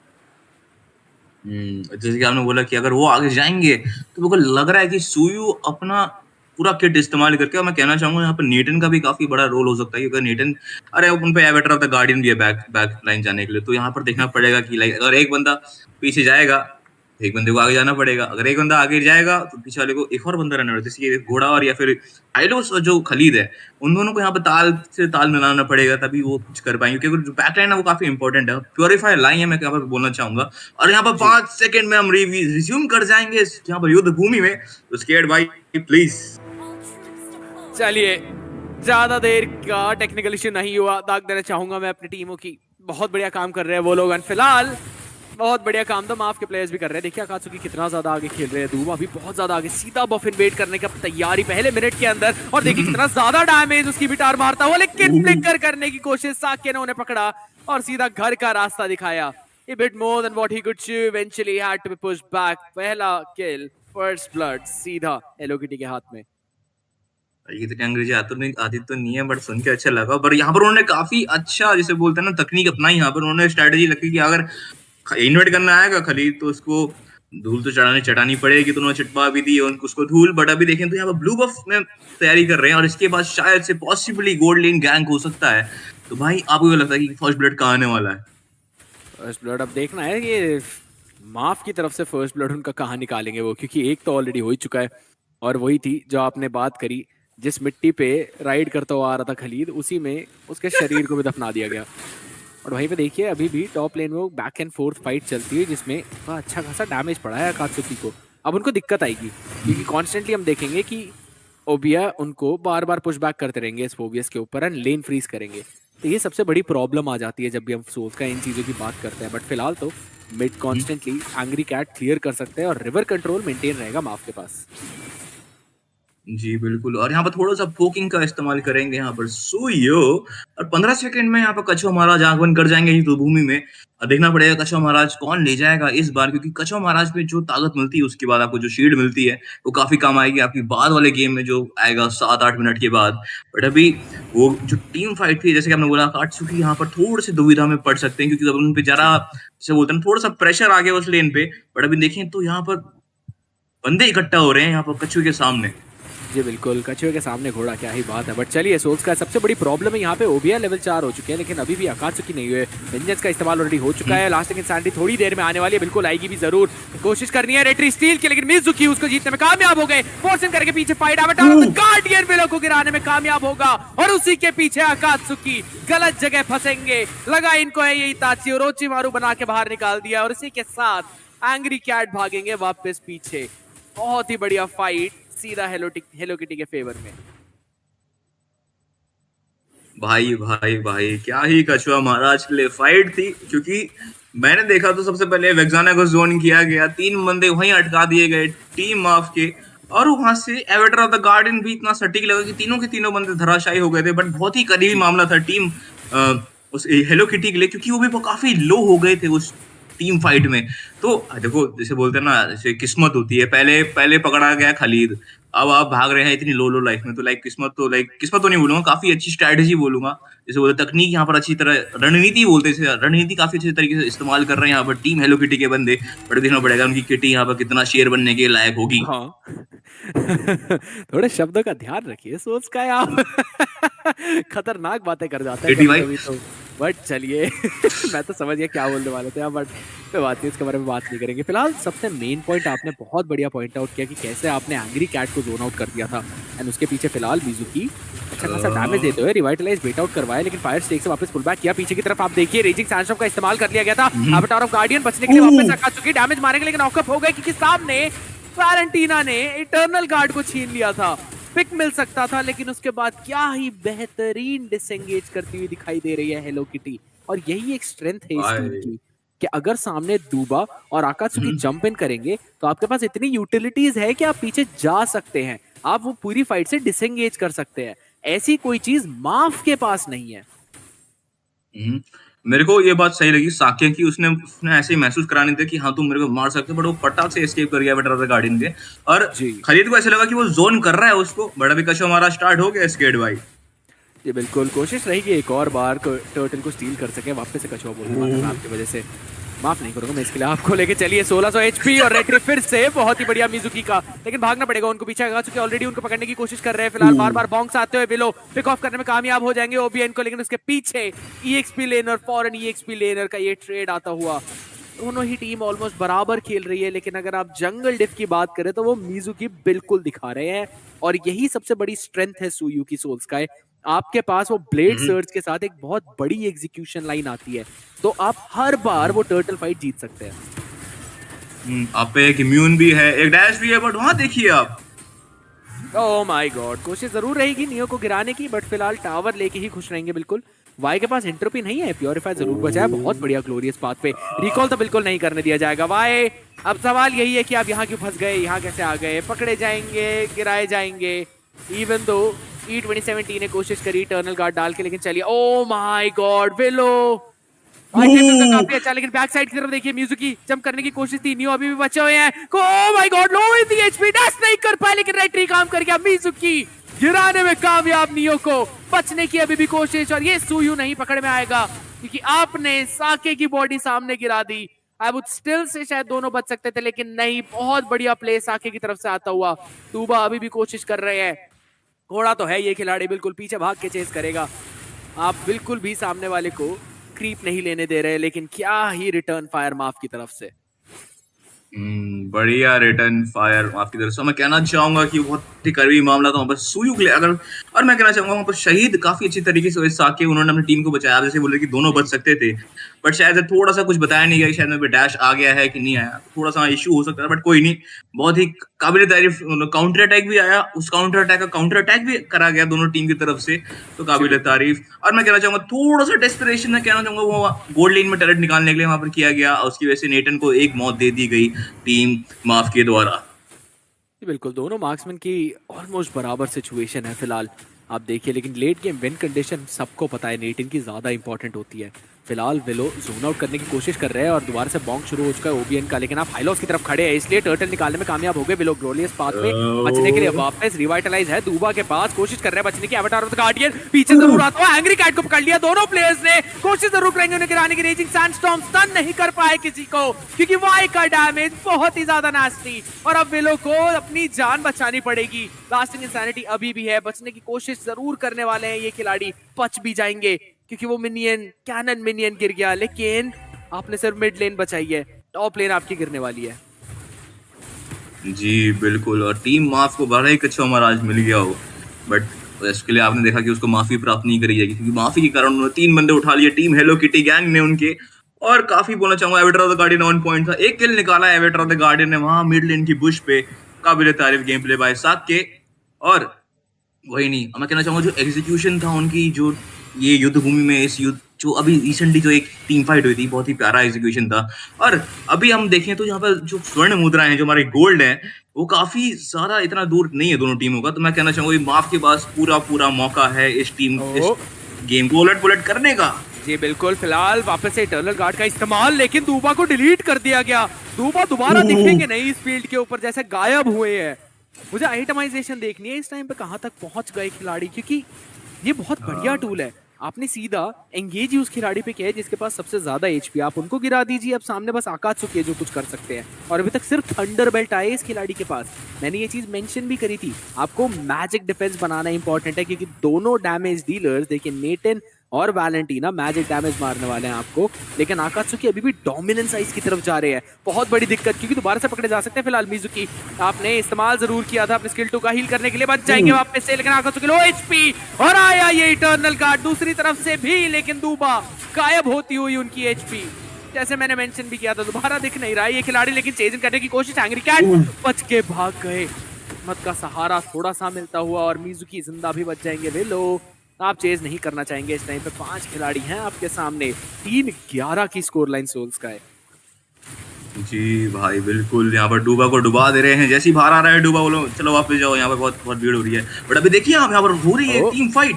जी बिल्कुल, दोबारा से ओबिया उन्होंने वेंजेंस का इस्तेमाल किया सरवाइव करने के लिए। विलो भागेंगे पीछे की तरफ, और कहीं ना कहीं उम्मीद अपनी टीम के लिए जगाने की कोशिश। काफी देर लग गई वैसे, मैं बात करूंगा एंग्री कैट को वो ग्लोइंग बॉन्ड लेने में सोल्स का है, क्योंकि हम मेजेस को बहुत जल्दी उम्मीद करते हैं कि वो लेंगे ग्लोइंग बॉन्ड, और सामने फोवियस है, घटोटकाचा है, मिजुकी है, आपको वो आइटम पहले बनाना चाहिए था। मैं यही बोलने वाला था भाई कि जो एंटी हील है जिसे बोलते हैं, तो वो आपको सबसे पहले लेना चाहिए था, क्योंकि अभी तो अब नहीं देखिए स्कोर लाइन आपने बताया कि 4-11 हो गया है, कि हम देख भी रहे हैं, और जो मोमेंटम है साफ साफ हमें माफ की सॉरी हेलो किटी गैंग की तरफ जाते हुए दिख रहा है। अब हमें लग रहा है कि हर टीम फाइट जो हो रही है वो, और मैं कहना चाहूंगा जो वैलेंटीना का जो एग्जीक्यूशन है वो एटर्नल गार्ड का, वो पहले लग रहा है वेक्साना के एटर्नल गार्ड से पहले, वो काफी ऑन पॉइंट भी लग रहा है। स्टन कर रहे हैं, कभी किसी ना किसी बंदे को तो स्टन कर ही दे रहे हैं, उसका फायदा उठाते हैं। वहां से मिजुकी आ रहे हैं, फटाफट से अंदर जा रहे हैं, बर्स्ट आउट कर रहे हैं। मिजुकी नहीं, साकी का एवेटर ऑफ द गार्डियन पड़ रहा है, और उसकी वजह से ये देखिए जब इसकी बात कर रहा था, डैमेज देखिए आप सीधा ब्लेड सर्च का, विलो कुछ भी नहीं कर पाया उस पॉइंट पे, और ये कहीं ना कहीं एक गलती है कि आपने इमॉर्टैलिटी जल्दी प्रायोरिटाइज नहीं करी। मैं एक बार वापस से देखना जरूर चाहूंगा वो आइटम्स इस फाइट के बाद, क्योंकि वाई ने होली क्रिस्टल उठा लिया। ओ माय गॉडनेस, आकात्सुकी डिलीट होते हुए फ्लिकर रेजिंग सैंडस्टॉर्म का इस्तेमाल किया वापस भागने के लिए। आपने 2 प्लेयर नॉकअप जरूर करे हैं, वाई लो एच में आ जरूर गए, एंटर की वजह से पीछे जाना पड़ जाएगा। फ्री हिट थोड़े वो स्पीडी लाइट व्हील्स वाले, इसलिए अब लॉर्ड डिफेंस करने में कामयाब हो चुके हैं और कहीं ना कहीं मैं बोलूंगा बहुत बड़ी जीत माफ के लिए, क्योंकि अभी भी उनकी 2 आउटर टावर टर्रेट्स बची हुई है, मिड की टियर 2 और बॉटम की टियर 2। जी बिल्कुल बिल्कुल। अभी हम देखेंगे तो आज आपने बताया आइटमाइजेशन देखेंगे तो अभी देखेंगे तो उन्होंने जो टैंक के हाई लो अभी भी मैजिकल डिफेंस नहीं बना रहे हैं, तो थोड़ा सा दिक्कत हो सकता है वहां पर अगर हालांकि हम देखें जो जेम और ये जो होली क्रिस्टल है और ये स्टालियम साइट है, ये तो आपको पता ही है कितना ज्यादा डैमेज देते हैं। और आप अगर नीटन है तो अगर आपने ये बना लिया तो आपका 2 डैमेज। पर यहाँ देखेंगे तो साके को वहां पर थोड़ा सा स्कर्मिश होते हुए दिखाई दे रहा है हमें।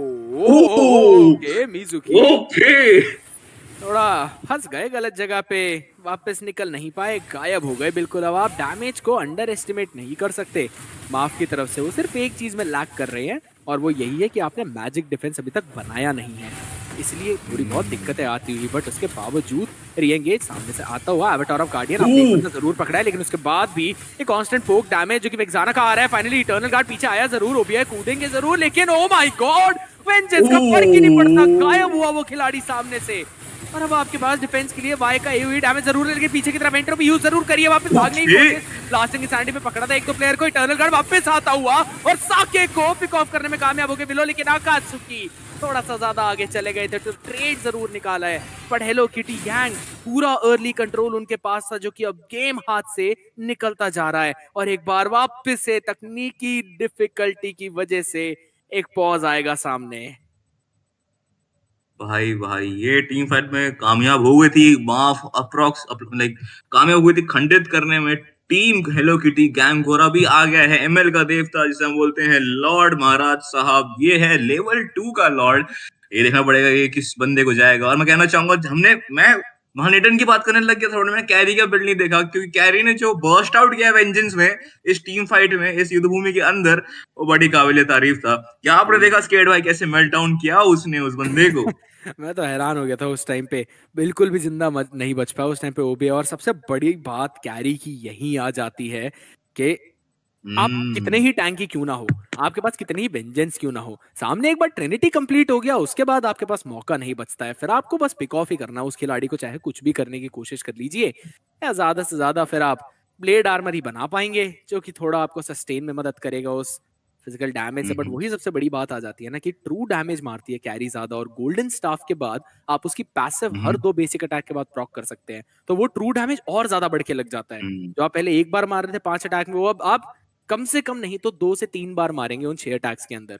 तो ये सबसे बड़ा एक प्लस पॉइंट आ जाता है। इसलिए कैरी को अगर आपने लेट गेम तक खींच दिया तो वो एक मार्क्समैन है जिसको रोकने में काफी दिक्कत आती है। बट यहीं पे सबसे बड़ा पॉइंट है कि सामने वाई भी नेटन के ऊपर खेल रहे हैं, अभी तक वो खिलाड़ी 3-1-3 गया है, and if I am not wrong शायद डिवाइन ग्लेव ऑलरेडी बिल्ड होने वाला है उनका। तो एक बार वो बन जाएगा ना, फिर एक सिंपल आइडिया रहने वाला है हेलो किटी के पास, वो ये है कि फ्रंट टू बैक खेलिए, नेटन को जिंदा बचाइए, नेटन कैरी कर देगा।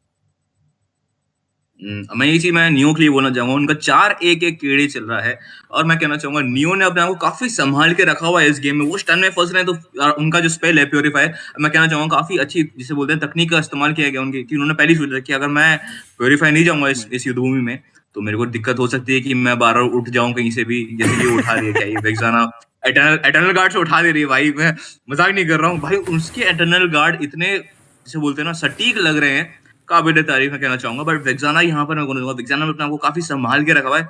बट अभी जो स्टार्टिंग में जो मोमेंटम था ना जो अकात्सुकी ने खो दिया था, वो मेरे को लग रहा है कि अब अकात्सुकी वापस अपना कॉन्फिडेंस गेन कर रहे हैं इस मैच में, क्योंकि मेरे को देखने को मिलता है कि उनके एंगेजेस जो थे वो पहले वाले स्टार्टिंग गेम में और अभी थोड़े लेट गेम में मेरे को अब ज्यादा सटीक देखने को मिल सकते हैं और मिल रहे हैं। मैं भी गलत बोल रहा हूँ अभी, क्या आपको क्या लगता है? अभी सबसे मेन बात ये आ रही है कि हेलो किटी के प्लेयर्स बहुत ज्यादा रिसोर्स यूज कर रहे हैं दूबा को और साथ ही साथ अकात्सुकी को गिराने में। तो नियो बिल्कुल फ्री हिट कर रहे हैं पीछे से, लेकिन बाल पकड़े जा सकते हैं। यहाँ पे घटोट काचा उड़ के भागना पड़ेगा, नहीं भाग पाए। कांस्टेंट नॉकअप, डेडली ग्रास और आपके फायर स्नेक्स रोक के रख दिया उस खिलाड़ी को वहीं पे। और इसी के पीछे अब आप एंट्री का इस्तेमाल करेंगे, भाई भागने की कोशिश जरूर करिए, लेकिन म्यूजिक बिल्कुल गलत जगह पे है। वहां पे नहीं है आपका बेस और ना ही आपके टीममेट। रेट्रीब्यूशन क्या बचाएगा आपको, विलो ने शट डाउन कर दिया और सीधा लॉर्ड भी सिक्योर कर लिया इस खिलाड़ी ने। और ये लूमिनस लॉर्ड है, वो ये सीधा टावरों को तोड़ेगा। और अब आप कोशिश करेंगे इनहिबिटर्स को गिराने की। क्या ही फाइट ली है माफ ने, बिल्कुल डिसइंटीग्रेट करके खत्म किया है एक एक करके। माफ माफ नहीं कर रही जो आपने उनका अर्ली गेम में साथ जो आपने उनके साथ किया था अर्ली गेम में। बट मैं कहना चाहूंगा जो वहां पर गटोट कासा को मेल्ट किया, आपने बोला ना बस आपको 3 चीजें चाहिए, ट्रिनिटी चाहिए आपको कैरियर में, बस उसके बाद वो खत्म हो जाएगा जो भी टैंक आएगा। और मैं कहना कुछ ज्यादा ही आउट एंगेज करके था वहां पर गटोट कासा ने, देखा नहीं टीम फॉलो अप दे रही है नहीं दे रही। फिर उसके बाद मिजुकी फंस गए वहां पर, फिर मिजुकी फंसे, उसके बाद बस 3 मंदिर छूट गए। अब तो आपका ये लुमिनस लॉर्ड जो लेवल 2 का लॉर्ड महाराज जिसे बोलते हैं, मेमल का देवता, वो अब आगमन कर रहा है, जो ही कर रहा है बॉटम लेन से, जो शायद से गोल्ड लेन थी इस मैच की।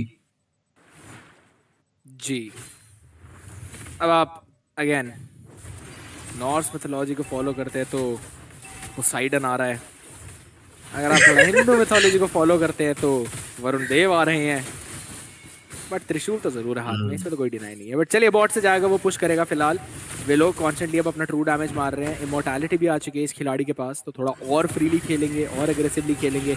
एंट्रोपी आ चुकी है, वाई कोशिश जरूर करेंगे शट डाउन करने के लिए, लेकिन फेस टैंक करने के लिए कोई है ही नहीं खिलाड़ी, ना ही ओबीए ना साके। काफी बड़ी दिक्कत यहाँ पे आती हुई, क्योंकि वाई के ऊपर बिल्कुल स्ट्रेट अप चार्ज कर रहे हैं सारे टीम प्लेयर्स। अब यहाँ पे सोल्स का अगर आप बात करें, डिफेंस पुल ऑफ कर लिया है आपने, ठीक है, बहुत बढ़िया डिसिप्लिन माफ की तरफ से। बट एक सबसे बड़ा पॉइंट जो कि मैं बोलूंगा जहां पे मात खा रही है हेलो किटी की टीम, वो ये है कि आपको ओबीए चाहिए, वो सामने खड़े हो, फेस टैंक करे सारा डैमेज, उनको करना पड़ेगा, क्योंकि साके हैं री एंगेज टूल। उन्होंने अगर दिखा दिया कि हाँ वो भैया हवा में कूद रहे हैं, तो कोई भी नहीं फंसने वाला उनके एवाटार ऑफ गार्डियन के अंदर। लेकिन अगर ओबीए ने एंगेज किया, वो उछल उछल के आ रहे, वो आपके सामने खड़े हैं, तो साके को एक मौका मिलेगा वो री एंगेज के लिए, फिर वो कूदेंगे एओजी में, तब आप पकड़ेंगे सामने वाले प्लेयर्स को, उसके बाद आपको मौका मिलेगा E2070 मिजुकी और वाई के वो फ्रंट टू बैक कॉम्पोजिशन में आप पीछे खड़े हो, फ्री हिट करे और मिजुकी फ्लैंक करे, बट वो चीज होती हुई दिख नहीं रही है। And I just say it straight up, दूबा बहुत बढ़िया काम कर रहे हैं साइलोस के ऊपर, सीधा मुंह पे ग्लोरियस पाथ पे डालते हुए। दुबा का जो मैं बोलना चाहूंगा, जो अभी तक अल्ट प्लेसमेंट लगी है ना उनकी, जितनी भी उन्होंने यहाँ पर जिसे बोलते हैं ना ग्लोरियस पाथवे, हाईवे बोल रहा था मैंने तो ग्लोरियस पाथवे, तो वो काफी ऑन पॉइंट। हमने देखा लॉर्ड फाइट में उन्होंने एकदम ऐसे मारी कि लाइक जो उनके टीममेट्स आधे को डिस्ट्रीब्यूट कर दिया, स्कैटर्ड कर दिया उनको, पहले को तो आधे बंदों को पीछे फेंक दिया, फिर आधे बंदों को वापस। जैसे कि आपने बोला कि जो साकी है उनको एज अ री एंगेज टूल का इस्तेमाल करना पड़ेगा। और मैं कहना चाहूंगा कि लाइक इतना आसानी तो होने देगी नहीं माफ, क्योंकि अगर हम देखें जो खलीद है, ठीक है, आपने बोला कि खलीद में काफी ज्यादा रिसोर्सेज यूज करते हैं सिर्फ खलीद को निकालने में, और अगर वो दोबारा यही गलती करेंगे तब तो शायद से साके अगर जाएंगे भी तो मेरे को लगता नहीं कि उनको फॉलो अप मिलेगा। और मैं ये भी कहना चाहूंगा कि जो एक्सबॉर खेल रहा है ये मैच, मैंने उसको जरा पॉइंट आउट देखा नहीं, बट अभी मैं कहना चाहूंगा काफी अच्छी डिसिप्लिन जिसे बोलते हैं ना, अच्छी तरीके से खेल रहा है, लाइक कहीं फंस नहीं रहा है अननेसेसरी जगह में, तो काफी काबिल तारीफ है। और अभी देखना पड़ेगा यहाँ पर टीम हेलो किटी गैंग, जैसा आपने बोला कि क्या पता फ्लैंक करने में मिजुकी कामयाब रहे जब ओबिया फ्रंट लाइन करे और एवेटर ऑफ द गार्डन सटीक पड़े। सबसे मेन बात आ जाती है फिलहाल दूबा को गिराने के लिए कोई नहीं, ओबिया बहुत ज्यादा ऑफ एंगल पे, ऑफ पोजीशन पे, लेकिन विंटर क्राउन प्ले सामने से आता हो पीछे की तरफ से, बहुत बढ़िया प्योरीफाई का इस्तेमाल नहीं हो, फ्री हिट जरूर कर रहे हैं और दूबा एक पिक मिल गया, बहुत ही बढ़िया प्ले, आकाशुकी ने 2 गिराए हैं, दूबा उसके साथ एक और पिक निकालेंगे, डैमेज टीम का किल मेरा, वाई सर्वाइव करने की कोशिश कर रहे हैं, मुंह के सामने जाके कार्ड का इस्तेमाल, और अब आ चुका है पूरा का पूरा चेस भाई, और E27 हो गए हैं फ्लैंक साइड से, पकड़े जाएंगे, फंस जाएंगे, एंट्रोपी कब आप इस्तेमाल करेंगे वो सबसे बड़ा सवाल, आ जरूर चुकी है, लो HP फाइनली यूज किया बचने के लिए, और एक और बड़ी विन माफ के पास आती हुई। दूबा या तो बिल्कुल ही ये मैं बोलूंगा मुंह पे जाके चढ़ के खेल रहे, लेकिन सबसे बड़ा पॉइंट ओबीए की तरफ से आता है सोल्स का, वो या तो ऐसी पोजीशन में है जहां पे वो अपने नेटन से पीछे है, और या वो ऐसी पोजीशन पे है जहां पे आपकी टीम का सपोर्ट ही नहीं है, बहुत बड़ी प्रॉब्लम। मैं कहना ये भी चाहूंगा कि लाइक अब ओबिया में जैसे आपने बोला कि सपोर्ट पे नहीं आ रहे, लाइक पोजिशनिंग ज्यादा सही नहीं है, बट उन जो टीम हेलो किटी गैंग उन पे लाइक ज्यादा टैंकी हीरोज को वो नहीं करने की, पनिशमेंट देने की वो नहीं है, काबिलियत अभी नहीं है, क्योंकि उन पे ज्यादा डैमेज, लाइक हमने देखा कि हाई लो सीधे ग्लोरियस पाथवे करके अंदर जा रहे हैं, उनकी एचपी ज्यादा लो हो नहीं रही है, और इस बार तो क्या सोने पे सुहागा रेजिंग सैंडस्टॉर्म दिया गया काटसुकी द्वारा, शायद से 2 बंदे को स्टन दिया था और उसका फायदा उठाया, और फ्री डैमेज डीलिंग कर रही है यहाँ पर से नियो पीछे से फट फट फट फट फट। तो आई मीन मैं कहना जैसे आपने बोला कि ओबियो को अपनी पोजीशन का बहुत ध्यान रखना जरूरी है, बट अभी देखना पड़ेगा क्योंकि जा रहा है लॉर्ड महाराज हमारे बॉटम लेन से। जी बिल्कुल, अब वेव बहुत बढ़िया मैनेज करी थी, इसलिए आपका लॉर्ड अभी भी हेल्दी है, लेकिन आप बिल्कुल एक दूसरे कोने में लेकर आ चुके हो उसे। कोशिश ये रहनी चाहिए थी कि मिड इनहिबिटर टावर पे लेकर आया जाए उस लॉर्ड को, बट चलिए कोई बात नहीं, इनहिबिटर टावर आपके हाथ से गया, बट आपने डिफेंड जरूर कर लिया है लॉर्ड को। अब टॉप की जो टर्रेट है वो बचाने की कोशिश कहीं ना कहीं, लेकिन एंट्रोपी अवेलेबल है वाई के पास। फाइनली वापस एंगेज आता हुआ एवेटार ऑफ गार्डियन पकड़ा है सिर्फ मिनियन को और किसी को नहीं। इटर्नल गार्ड नॉकअप अच्छा आता है, साके बचने की कोशिश जरूर करेंगे क्योंकि free hit raising sandstorm without करके कहीं लैंड नहीं किया, बीच में खड़े हो गए बिल्कुल, लेकिन विंटर क्राउन है बचाने के लिए। वाई थोड़ा फ्री हिट करने की कोशिश में ओबी है, फिर कूदेंगे हवा में, उन्हें किया गायब। आप जाइए ऊपर ही, लेकिन उसके पीछे एंग्री गार्ड फंस सकते हैं, लेकिन नहीं, नियो को मिला ट्रिपल किल। उसके पीछे बहुत ही बढ़िया विंटर क्राउन का इस्तेमाल, लेकिन वाई नहीं बच पाएंगे उन फायर स्टेक से, और क्रिस्टल नहीं बच पाएगा माफ के वार से। लिया ये गेम अपने नाम, और क्या ही कमबैक करके दिखाया है। माफ ने बिल्कुल भी माफ नहीं किया हेलो किटी की टीम को। आपने मौका दिया इस टीम को लेट गेम स्केल करने का, और नियो ने दिखा दिया क्यों है ये खिलाड़ी इतना ज्यादा खतरनाक। जी बिल्कुल बिल्कुल, आपने बिल्कुल सही कहा। वो जो आखिरी में जो युद्ध हुआ था, क्या बताऊं मैं, इस युद्ध भूमि में लाइक जो थोड़ा सा रेजिंग सैंडस्टॉर्म मिस हुआ, उसने बेट दिया कि हाँ मेरे को मार लो, फिर विंटर क्राउन जो लगाया उसने, आई मीन क्या बताऊं मैं, क्या मतलब। मैं देखा 2 बंदे आ रहे थे उसको मारने, फिर अरे विंटर क्राउन लग गया यार, ये तो क्या करूं मैं यार। अब वहां से कैरी ने जो like avatar of the guardian पड़ा, आपने मतलब मिनियन पे लगा, आपने क्या बोला मैंने नहीं देखा, मिनियन पे लगा तो मिनियन पे लगा, उसके बाद वो जो मेल्ट हुआ है, उसके बाद वो भी थोड़ा ट्राई करा अंदर जाने का, नहीं कर पाया कुछ, और धीरे धीरे करते करते बारी बारी से खंडित कर दिया गया टीम हेलो किटी गैंग को। अब वापसी करेंगे हम हमारे हमारे म्यूइंग गॉड को। So yeah, Ray bro, what do you think about this game, bro? अभी हिंदी में बोलो या इंग्लिश, क्योंकि तुम लोग we can continue in English. It's absolutely fine. We'll just keep the game casting Yeah, in it's fine, Hindi. it's fine. I mean, we can do it hybrid, man, because I mean, throw a mix. But okay, like what I would really like to say is like, what an impressive gameplay from Maf, right? Like at first, I was thinking like game one. I mean, this is a best of 3 series, so anything could be possible. The side of Team Hello Kitty Gang could have secured the game number one easily, looking how well they were pacing. And like one thing you guys really mentioned was the itemization, right? And the magic defense, it wasn't coming. Hylos was prioritizing the Thunder Belt, which isn't advised if you're not able to stack it that much, right? Especially if you're playing the tank. You want to become tanky so you can soak up the damage, and he was just getting melted early game. But that is what happened. The game kept scaling on and on. The Xbox didn't have his immortality until the third slot, but it didn't matter because the game kept going on. And when the moment they had their Trinity build, they had their Chamakti Hui Chari, that is the glowing one, and the immortality came in. It didn't really matter after that because Ray, I know where this chamakti hui chadi is coming from. I know where this chamakdar chadi is coming from. Trust me, I know that. Definitely. Definitely you know that. Can you translate Starlium Scythe in Hindi now? I am no expert, but क्या होगा? Do it. Yeah, go ahead. जादुई कुल्हाड़ी. जादुई कुल्हाड़ी. Are you serious? What is Hindi में नहीं आता ना. What is war axe? What is war axe? अरे यार, युद्ध की कुल्हाड़ी is war axe. You know what? Let's just stop that. Let's just stop that.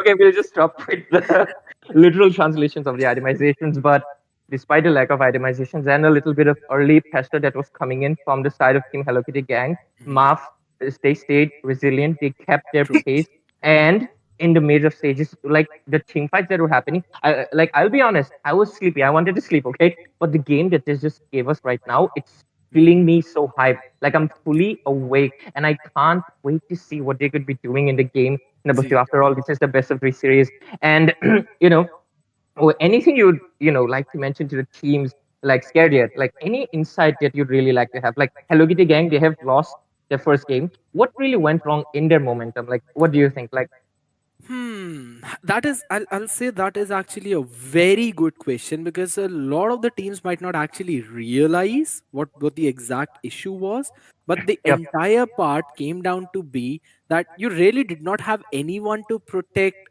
Nathan on the back line and the Valentine on the back line. They could not get that free hit as you would talk about it. Plus, in terms of the engaging, Maf had a simple strategy that we constantly poke them, and then we burst them down. So they had a Vixana in the mid lane. That's only job is to constantly land that AoE. That's already got a humongous radius and not a lot of cooldown. You constantly land that, put the glorious pathway, make sure the Khalid is ready for the re-engage. You jump in, take them all down, and again the Eternal Guard was kept for quite a while to make sure that carry is not facing some problems. But on the other side, I mean, let's be honest. Even though their composition I still feel was a bit better, they might have had a good opportunity to secure the game. It came down to the positioning. Obia sometimes was just so far ahead than his team that he's just being chunked down without actually baiting out a few skills from the other side or even the spells. If none of that is happening, that means Ghatot Kacha will be the one who will face all of that trouble. And he could not land his Avatar of the Guardians on the Vixana, plus the Purify in the hands of Carry is what created problems, because even though if I'm not wrong, it was the Luminous Lord fight when Obia was just too far ahead over towards that line bush. We did see the AOG land on carry, but the Purify proc was absolutely phenomenal. So if you don't bait out the spells on the other side, it will be used when the most important ultimate is coming into the play. And that is just going to ruin your entire play. And that is exactly what happened. Thank you for your great insight, and I completely agree with you. Like especially some of the points that Obaya was way too ahead, and he was not doing what he was supposed to do. Just like you mentioned, he's supposed to bait out the spells and the skills, but if he's not doing that and he's get taken down first, it had to be the Gorotacha, and he would have to use it to land. It might not even hit, and that is what we really saw in the game. So I think with that, we are going to be proceeding to the game number 2 soon. And I think we'll be taking a little, no, just a 2-minute break. So do stay tuned, ladies and gentlemen. Just 2 minutes. We'll be back right back.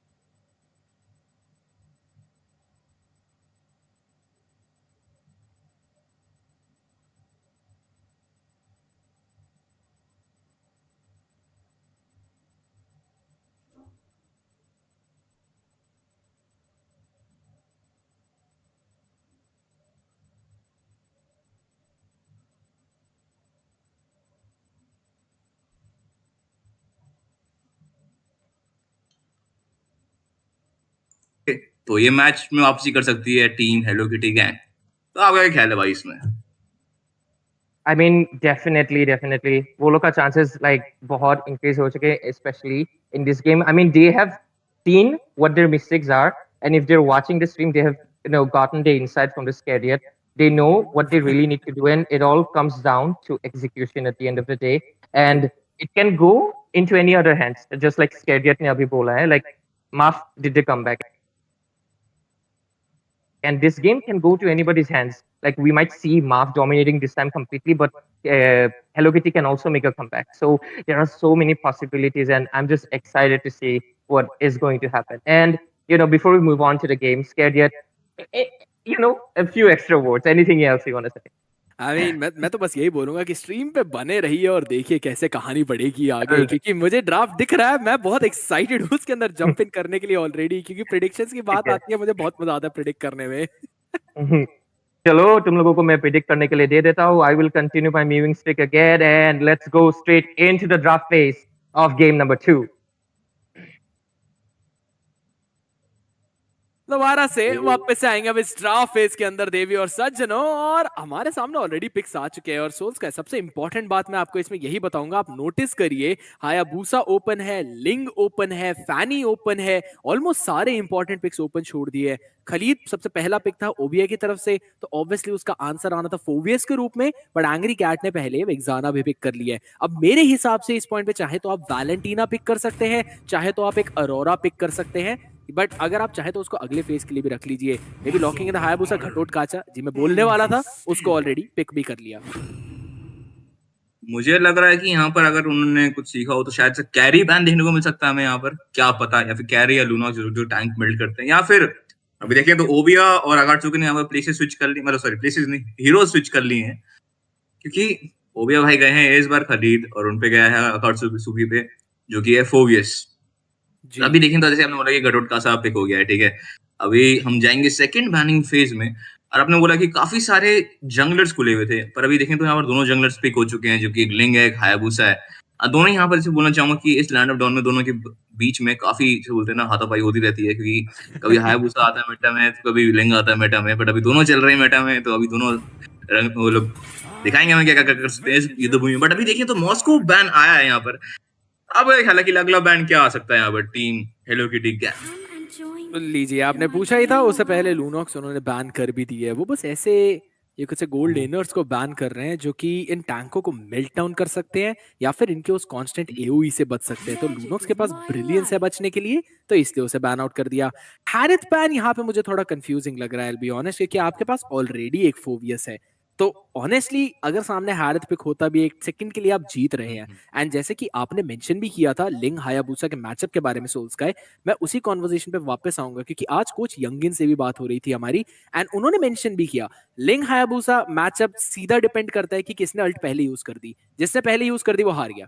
तो आप constantly notice करेंगे लिंग हाया हमेशा mid to late game के लिए खेलते हैं, और उसके बाद जो भी फार लेन होती है, यानी लॉर्ड अगर बॉटम साइड में है तो फार लेन आपकी बिल्कुल टॉप लेन हो जाती है, तो वो टॉप लेन जाके क्लियर करते हैं। अब टाइमिंग का खेल आता है दोनों खिलाड़ियों के बीच में, and it all comes down के आपने सामने वाली टीम के रोटेशन को कितना अच्छे से पढ़ा है, कितना अच्छे से परखा है, तो वो बहुत इंपॉर्टेंट पार्ट आता है। फिलहाल आखिरी बैन मैं रोमर बैन देखना चाहता था इस टाइम से, बट चलिए वो हुआ नहीं, क्योंकि अगेन आपके पास एक घटोट काचा है, आपके पास खलीद है, आप चाहे तो सामने रोम ऑप्शन शट डाउन कर सकते हैं, स्पेसिफिकली एंजेला, क्योंकि अगर ये एंजेला लिंक कॉम्बिनेशन आ गया या एंजेला फोवियस कॉम्बिनेशन आ गया, फिर रोकना मुसीबत बन जाएगा। जी एंजेला भी है, मैं तो सोच रहा था कि शायद कामिला बैन हो सकती है, क्योंकि कामिला काफी अच्छा रोम ऑप्शन है, बट आपने बताया तो एंजेला मेरे दिमाग में अब आया, तो थैंक यू बताने के लिए। बट दोबारा से देखें तो नियो साहब को दे दिया गया है कैरी। क्या हमें देखने को मिला कि ओबिया जो है इस बार करेंगे या फिर कुछ बेट आउट करेंगे, जैसे कि आपने बताया था कि कुछ मरने से पहले या फिर कुछ मरने नहीं, मरना जरूरी नहीं है वैसे तो या फिर जब एंगेज करने जाएंगे तो वो कामयाब होंगे उस क्या बोलते हैं बेट आउट कराने में, अल्टीमेट्स, कुछ स्पेल्स या फिर कुछ यूटिलिटी जैसे बोलते हैं हम बेसिकली। तो अभी हम देखेंगे तो यहाँ पर जो दो आखिरी पिक आने वाली है यहाँ पर टीम हेलो किटी गैंग से, तो अभी उनपे क्या नहीं है, एक मेज नहीं है, और वो मेज में जा रहे हैं औरोरा की तरफ। और अभी देखना पड़ेगा कि लास्ट पिक यहाँ पर गोल्ड लेन वाई साहब के पास है। अब वो VVHY है या फिर Y है मेरे को नहीं पता, तो देखना पड़ेगा। तो क्या लगता है आपको क्या लेंगे गोल्ड में वो? ऑप्शंस मैं आपके प्लॉट पास बोलने कम वाला बचे हैं। जी बिल्कुल, आप प्लॉट बोलने वाले थे, उन्होंने पिक भी कर लिया, बट मेरा सवाल थोड़ा सा है। आई मीन ठीक है, अंडरस्टैंडेबल। आपके पास इस टाइम पे यही एक फुल डाइव कॉम्पोजिशन है, जिसमें आपके पास अरोरा है जो कि मिड लेन पे आप विक्साना के बराबर रहती है। सेकेंडली, अगर सामने की तरफ से डाइव है उसे रोक सकते हैं। इस टाइम एक डिसएंगेज चाहिए माफ की टीम को। उनके पास एंगेज है फोवियस के रूप में, लिंक के रूप में, बट अब उन्हें कोई ऐसा प्लेयर चाहिए जो कि एंग्री कैट और नियो को बचा सके। तो ग्रॉक बहुत बढ़िया पिक हो सकता था, बट चलिए आपने मिनोटॉर को लॉक किया है। थोड़ा सा मैं अब यही बोलूंगा कि मिनोटॉर, क्योंकि रोम में दिक्कतें आती हैं, मिनोटॉर को थोड़ा नर्फ हो चुका है, पीछे हो चुका है, वो थोड़ी चीजें लगेंगी मुझे कि ग्रॉक बेटर रहता है इस पॉइंट पे। Like genuinely Grock would have been the best pick in this scenario, but वो चीज हुई नहीं। एंड मैं जनता को एक बार बताना भी चाहूंगा, क्योंकि एक बैन मिस हुआ था, तो बिल्कुल मैच के शुरू होते ही एक पॉज भी आने वाला है, एक टेक्निकल डिफिकल्टी वाला डिस्कस होएगा कि क्या सीन है। हो सकता है ड्राफ्ट में फिर से कुछ चेंजेस देखने को मिल जाए, बट जो भी होगा वो हम आपको ऑलरेडी बता देंगे। बट अभी जो हमारे सामने ड्राफ्ट है सोल स्काई, बहुत जल्दी पिक करना पड़ेगा आपको कि कौन सी टीम है जो जीत रही है ये गेम। देखिए, अगर सिर्फ ड्राफ्ट बेसिस में देखें तो लाइक काफी ज्यादा कंडीशन आ सकती है कि अगर देखो मिनटॉर ले लगा है, क्योंकि मिनटॉर मैं कहूंगा कि अच्छा टाइम तो है, पर दिक्कत काफी आती है उसे रोमिंग करने में, क्योंकि अभी देखें तो काफी ज्यादा स्क्विशी हो गया, या फिर स्क्विशी नहीं, जो अभी मेटा में ज्यादा बर्स्टिंग हीरो आ गए तो जल्दी से बर्स्ट आउट डाउन कर देते हैं मिनटॉर को। अब मिनटॉर के साथ जो मैचअप है वो है लिंग वगैरह का, तो लिंग जो है काफी मोबाइल हीरो है। उस मोबिलिटी को मैच करने के लिए उनको अपनी पोजिशनिंग काफी ध्यान रखनी पड़ेगी, और अगर पोजिशन ध्यान में रखेंगे तो हो सकता है लाइक काफी अच्छा हमें देखने को मिले कि सेटअप दिया जा रहा है मिनटॉर द्वारा। बट अगर हम उसी को देखें तो गेटोड कासा पे भी काफी अच्छे से ऐसे लो, इस मैच में मैं बोलना चाहूंगा कि गेटोड कासा और खलीद का मैचअप काफी अच्छा मेरे को मिलता जुलता दिखाई दे रहा है, क्योंकि पिछले मैच में फोबियस जो था, सॉरी हाँ फोबियस था, तो फोबियस जो है उतना अच्छा खासा मैच नहीं कर पाया था सिनर्जी गेटोड कासा के साथ। तो मेरे को लग रहा है कि इस मैच में कुछ कर सकता है, जो लाइक कुछ नहीं, कुछ खलीद और गटोट गासा साथ में कुछ कर सकते हैं, जो लाइक कुछ छक्के छुड़ा रहे हैं, या फिर टीम ऑफ पे, या फिर जो मैंने बताया अगर लिंक की पोजिशनिंग के साथ कर लिया मिनोटोर ने काम अपना, तो हमें देखने को मिल सकता है काफी अच्छे सेट देखने को मिल सकते हैं इस मैच में।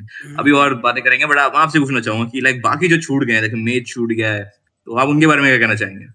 आई मीन मेरा पॉइंट हर बार इसी बात पे आ जाता है कि आप मेजेस की बात करते हैं, इस टाइम पे मेज का सिर्फ एक मेन रूल है, और वो ये है कि आपको मिड क्लियर करनी है, आपको रिवर कंट्रोल मेंटेन करना है। लिथो वॉन्डर से पहले आपको अपने सामने वाले मेज को पोक डाउन करना है, ताकि वो रिकॉल करे या फिर एटलीस्ट लिथो फाइट में ना आ पाए। वहां से आप अपने जंगलर को एडवांटेज दिलाना शुरू करते हैं, और फिर आपका काम है कॉन्स्टेंटली वो रिवर कंट्रोल रखिए, रोटेट कीजिए, जहां पे दिखा कि साइड लेन्स पे कोई ऑफ पोजिशन है वहां पे जाके गैंग करिए। It all comes down to the in game calls as well. तो वो एक इंपॉर्टेंट फैक्टर है कि आप मिड लेन में कैसा खेलने वाले हैं। एंड सो उसका काफी न्यूट्रल मैचअप रहेगा मिड लेन का।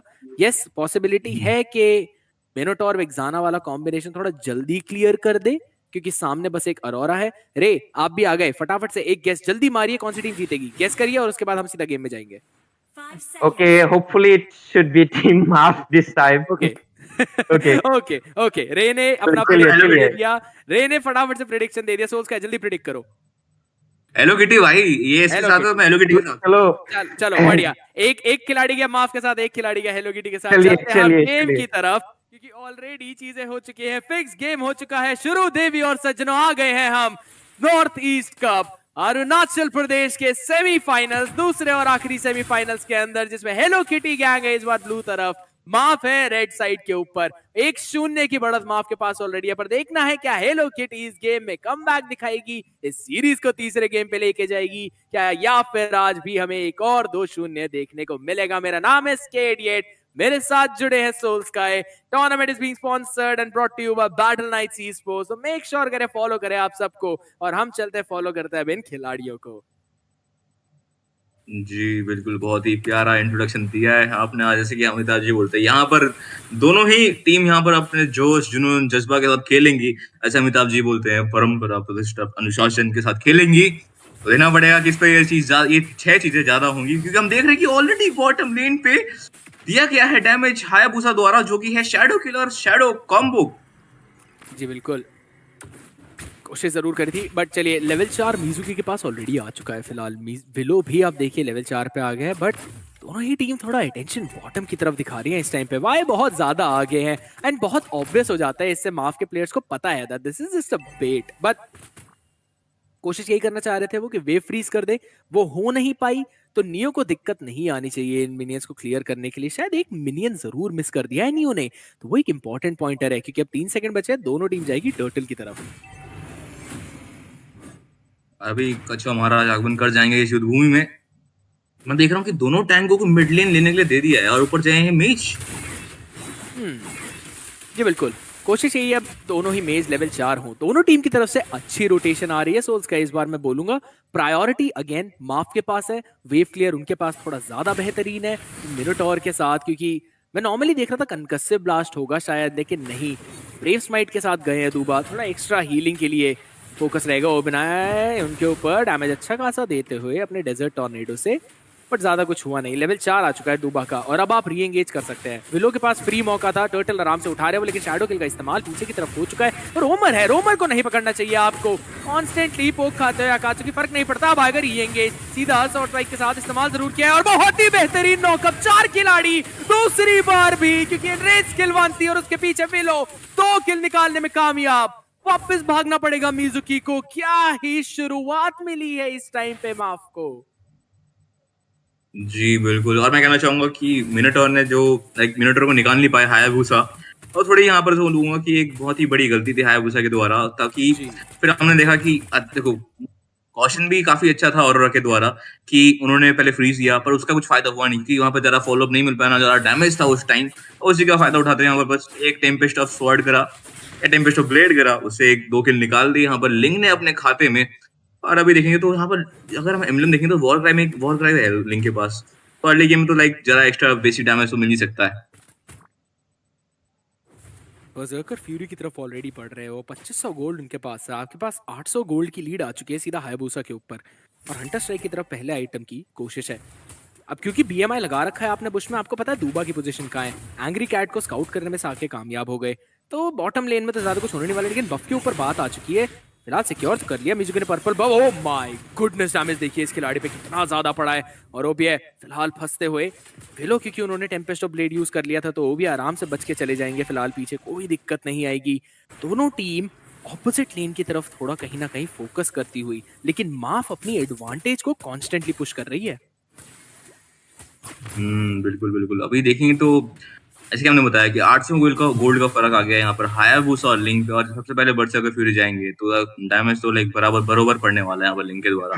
और अभी दूसरा यहाँ पर कछुआ महाराज अप होंगे, और अभी देखना पड़ेगा कि यहाँ पर मिडलिन में देखेंगे तो जी बिल्कुल, खिलाड़ियों को पकड़ने की कोशिश मिजुकी ने अगेन होगी, शैडो किल का इस्तेमाल कर लिया। अब नॉर्मली आप नहीं चाहते इस सिचुएशन में उसका इस्तेमाल करना, क्योंकि ये लिंग हायाबुसा का मैचअप इसी बात पे टिकता है कि किसने अल्ट पहले यूज कर ली, कौन बाद में यूज कर रहा है। फ्री टर्टल मिल जाएगा माफ के खिलाड़ियों को, और एक और बार फार्म लीड अप आती हुई। अब turtle yes even though gold मिलता है आपको, सबसे इंपॉर्टेंट बात इसमें रहती है आपको EX भी ज्यादा मिलती है सोल स्काई, और आप लीड देखिए ऑलरेडी लेवल 9 विलो और लेवल 7 मिजुकी, कोई क्रीप नहीं है फार्म करने के लिए। और अभी क्रीप भी नहीं है, ट्राई करेंगे यहाँ पर गोल्ड क्रीप लेने का, बट अभी 8 तो हो जाएंगे, बट अभी देखना पड़ेगा। तो लिंक यहाँ पर लेवल 10 भी हिट करने वाले होंगे ऑलमोस्ट। तो जैसे बोलेंगे तो अप्रॉक्स ओके, यहाँ पर थोड़ा फ्रीज तक दिया गया, मेरे को लगा कि मेरे को ट्राई कर दी, बट वहां देखेंगे तो यहाँ पर ब्लू ऑफ एरिया में जी बिल्कुल ओबीआई फिलहाल रेजिंग सैंडस्टॉर्म इस्तेमाल जरूर किया है, उसके पीछे कूदा जरूर जा रहा है प्लेयर के ऊपर। ओबीआई कोशिश करेंगे वापस से कि हील कर ले खुद को, लेकिन उसके बाद भी नॉकबैक हो गए। विलो पकड़ लिया उन्होंने, विजिट ग्लेशियर कोई भी नहीं फंसा उसके बीच में, और उसके पीछे नॉकअप जरूर आता हुआ, लेकिन बॉम्ब कॉन्स्टेंटली चल रहा है। कात्सुकी का पकड़ा पीछे से, क्या ही मिनोन फ्यूरी लगाई है दूबा ने, क्या ही खिलाड़ियों को कुदाया है हवा में, और क्या ही गायब किया इस बैटलफील्ड से। माफ बिल्कुल भी नहीं रुक रहे इस गेम में। पिछले गेम में लगता है अर्ली गेम में गलती कर दी थी, लेकिन इस गेम में तो क्या ही डिश कुक कर रहे हैं ये। कुछ तो हो रही है कुकिंग, बट मैं कहना चाहूंगा कि मैंने पहले सोचा कि ओबिया और गेटआउट का ऐसा कुछ करेंगे, बट इस मैच में कहना चाहूंगा अकाट्सुकी, और जो अकाट्सुकी का फॉलो अप था हमारे लिंक को ब्लू ऑफ एरिया में, जो उन्होंने बहुत ही अच्छा फॉलो दिया लिंक। पहले अकाट्सुकी गए, फिर वहां से लिंक आया, फिर वहां से दूबा साहब आए, वहां से मिनोवन फ्यूरी करी फ्लिकर लगा के, और काफी अच्छी शॉट कॉलिंग बोलना चाहूंगा, काफी अच्छा कम्युनिकेशन बोलना चाहूंगा। और यहाँ देखेंगे तो यहाँ पर टॉप लेन में फ्रीज, क्या ही फ्रिजिड ग्लेशियर बचा लिया उन्होंने ओबीआई को, और उसके पीछे विलो को पकड़ लिया। मेक इट अ 2 ज्यादा कुछ खा लिया माफ ने। I mean the bit more than what they could चू। कोशिश करी मैंने हिंदी में ट्रांसलेट करने की, नहीं हुआ, माफी चाहूंगा मैं। बट उसके पीछे अब देखिए माफ मैप पे कॉन्स्टेंटली ऑब्जेक्टिव्स ले रही है सोल्स का। यस टॉप में वो फाइट हार गए, शटडाउन मिल गया सामने, बट आपने ऑरेंज बफ चुरा लिया है, तो मिजुकी के पास अब फिर से फार्म करने के लिए बॉटम की तो क्रीप्स है ही नहीं। और अभी तीसरा कछुआ महाराज आगमन कर जाएगा इस युद्ध भूमि में। और जैसे हमने बोला कि फिर से लेवल एडवांटेज देख लिया आप, लिंक के पास पूरी जा रही है, उस पर एक लेवल एडवांटेज तो है पूरा। और अभी अगर ये कछुआ महाराज भी उन पे जाता है तो शायद से अब 2 लेवल एडवांटेज में आ गए हैं, तो शायद 3 भी हो जाए। और अभी देखेंगे तो दूबा का यहाँ पर पूरा कंट्रोल है मैप पे, और यहाँ पर कोशिश भी नहीं कर रही है, यहाँ पर ऊपर जा रहे हैं। तो ये कॉल मेरे को जरा देखना पड़ेगा यहाँ पर। क्या लगता है स्केट भाई आपको? टॉप में शायद पिक ऑफ हो सकते हैं इस टाइम पे अकात्सुकी। कोशिश यही है कि कितनी देर निकाल पाएंगे। फ्रिजिड ग्लेशियर का इस्तेमाल पकड़ लिया उस खिलाड़ी को। अकात्सुकी ने कोशिश बहुत अच्छी करी। अब आपने टियर 1 तो खो दिया टॉप की, साके ने इस्तेमाल कर लिया। एओजी तो नहीं बचा हुआ है अभी, लेकिन वो नॉकबैक। चलिए आगे टीम पूरी की पूरी पीछे चेस करने के लिए। बीएमआई का इस्तेमाल, फंस गए आप, कोशिश कर लीजिए, लेकिन वो नाच नहीं हो पाएगा बिल्कुल। पकड़े गए वहां पे खिलाड़ी। फिलहाल तो शैडो का इस्तेमाल। मिजुकी ये बेस की डायरेक्शन तो नहीं है आपकी, रिकॉल कर लीजिए, कोई दिक्कत नहीं। एंग्री कैट शायद ना पकड़ पाए, लेकिन वही देखिए फिर से आप टॉप में इतनी ज्यादा पकड़म पकड़ाई खेल रहे हैं। नियो ने शांति से बॉटम में पिक निकाल लिया, लेकिन एक और बार डैमेज कॉन्स्टेंटली आता हुआ उनकी तरफ से। ओबिया फंस सकते हैं यहाँ पे। रेजिंग सैंडस्टॉर्म इस्तेमाल किया था, लेकिन क्विक सैंड गार्ड जिंदा रखेगा उनको। एओजी का इस्तेमाल, नियो फंस चुके सामने सबके और गिरेंगे पकड़ के।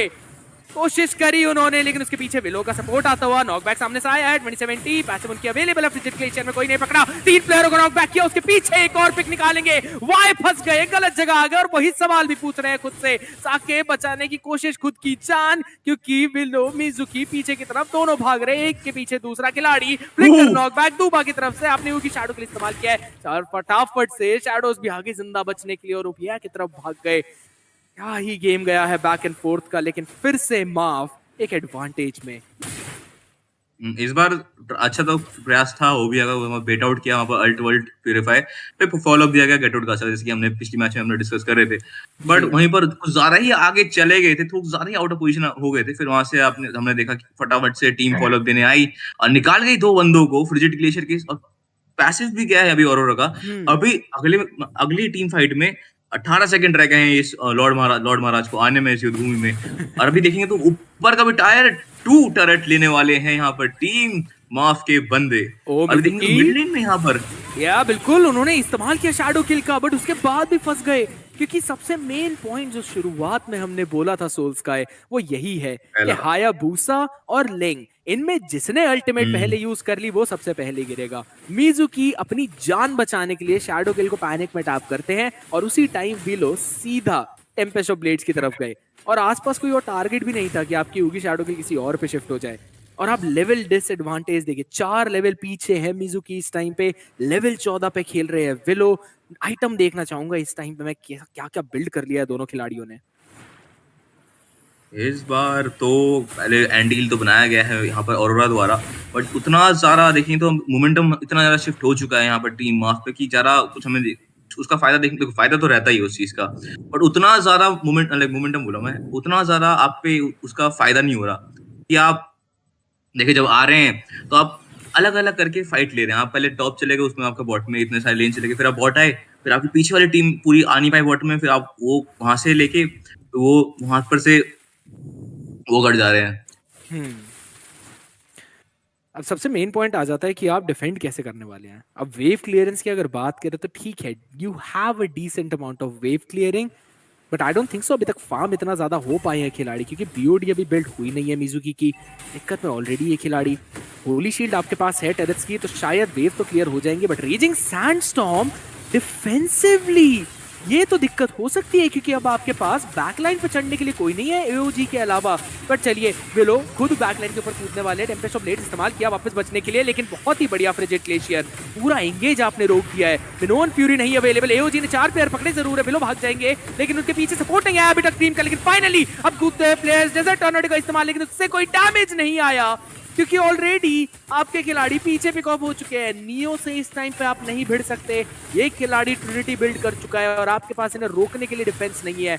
एक और बार अभी 2 कैनन भी निकालने हो, फंस जरूर सकते हैं, और बहुत ही बढ़िया डैमेज, एक ही बार में सारे खिलाड़ी गायब, लेकिन उसके बावजूद E2070 फ्रॉस्ट विंड से रोक रहे थे खिलाड़ियों को। भाई क्या बचा पाएंगे गेम को? आपके पास ब्लेजिंग डुएट है जरूर, लेकिन ये खिलाड़ी पीछे की तरफ जाएगा, वापस ही नहीं आ पाएगा।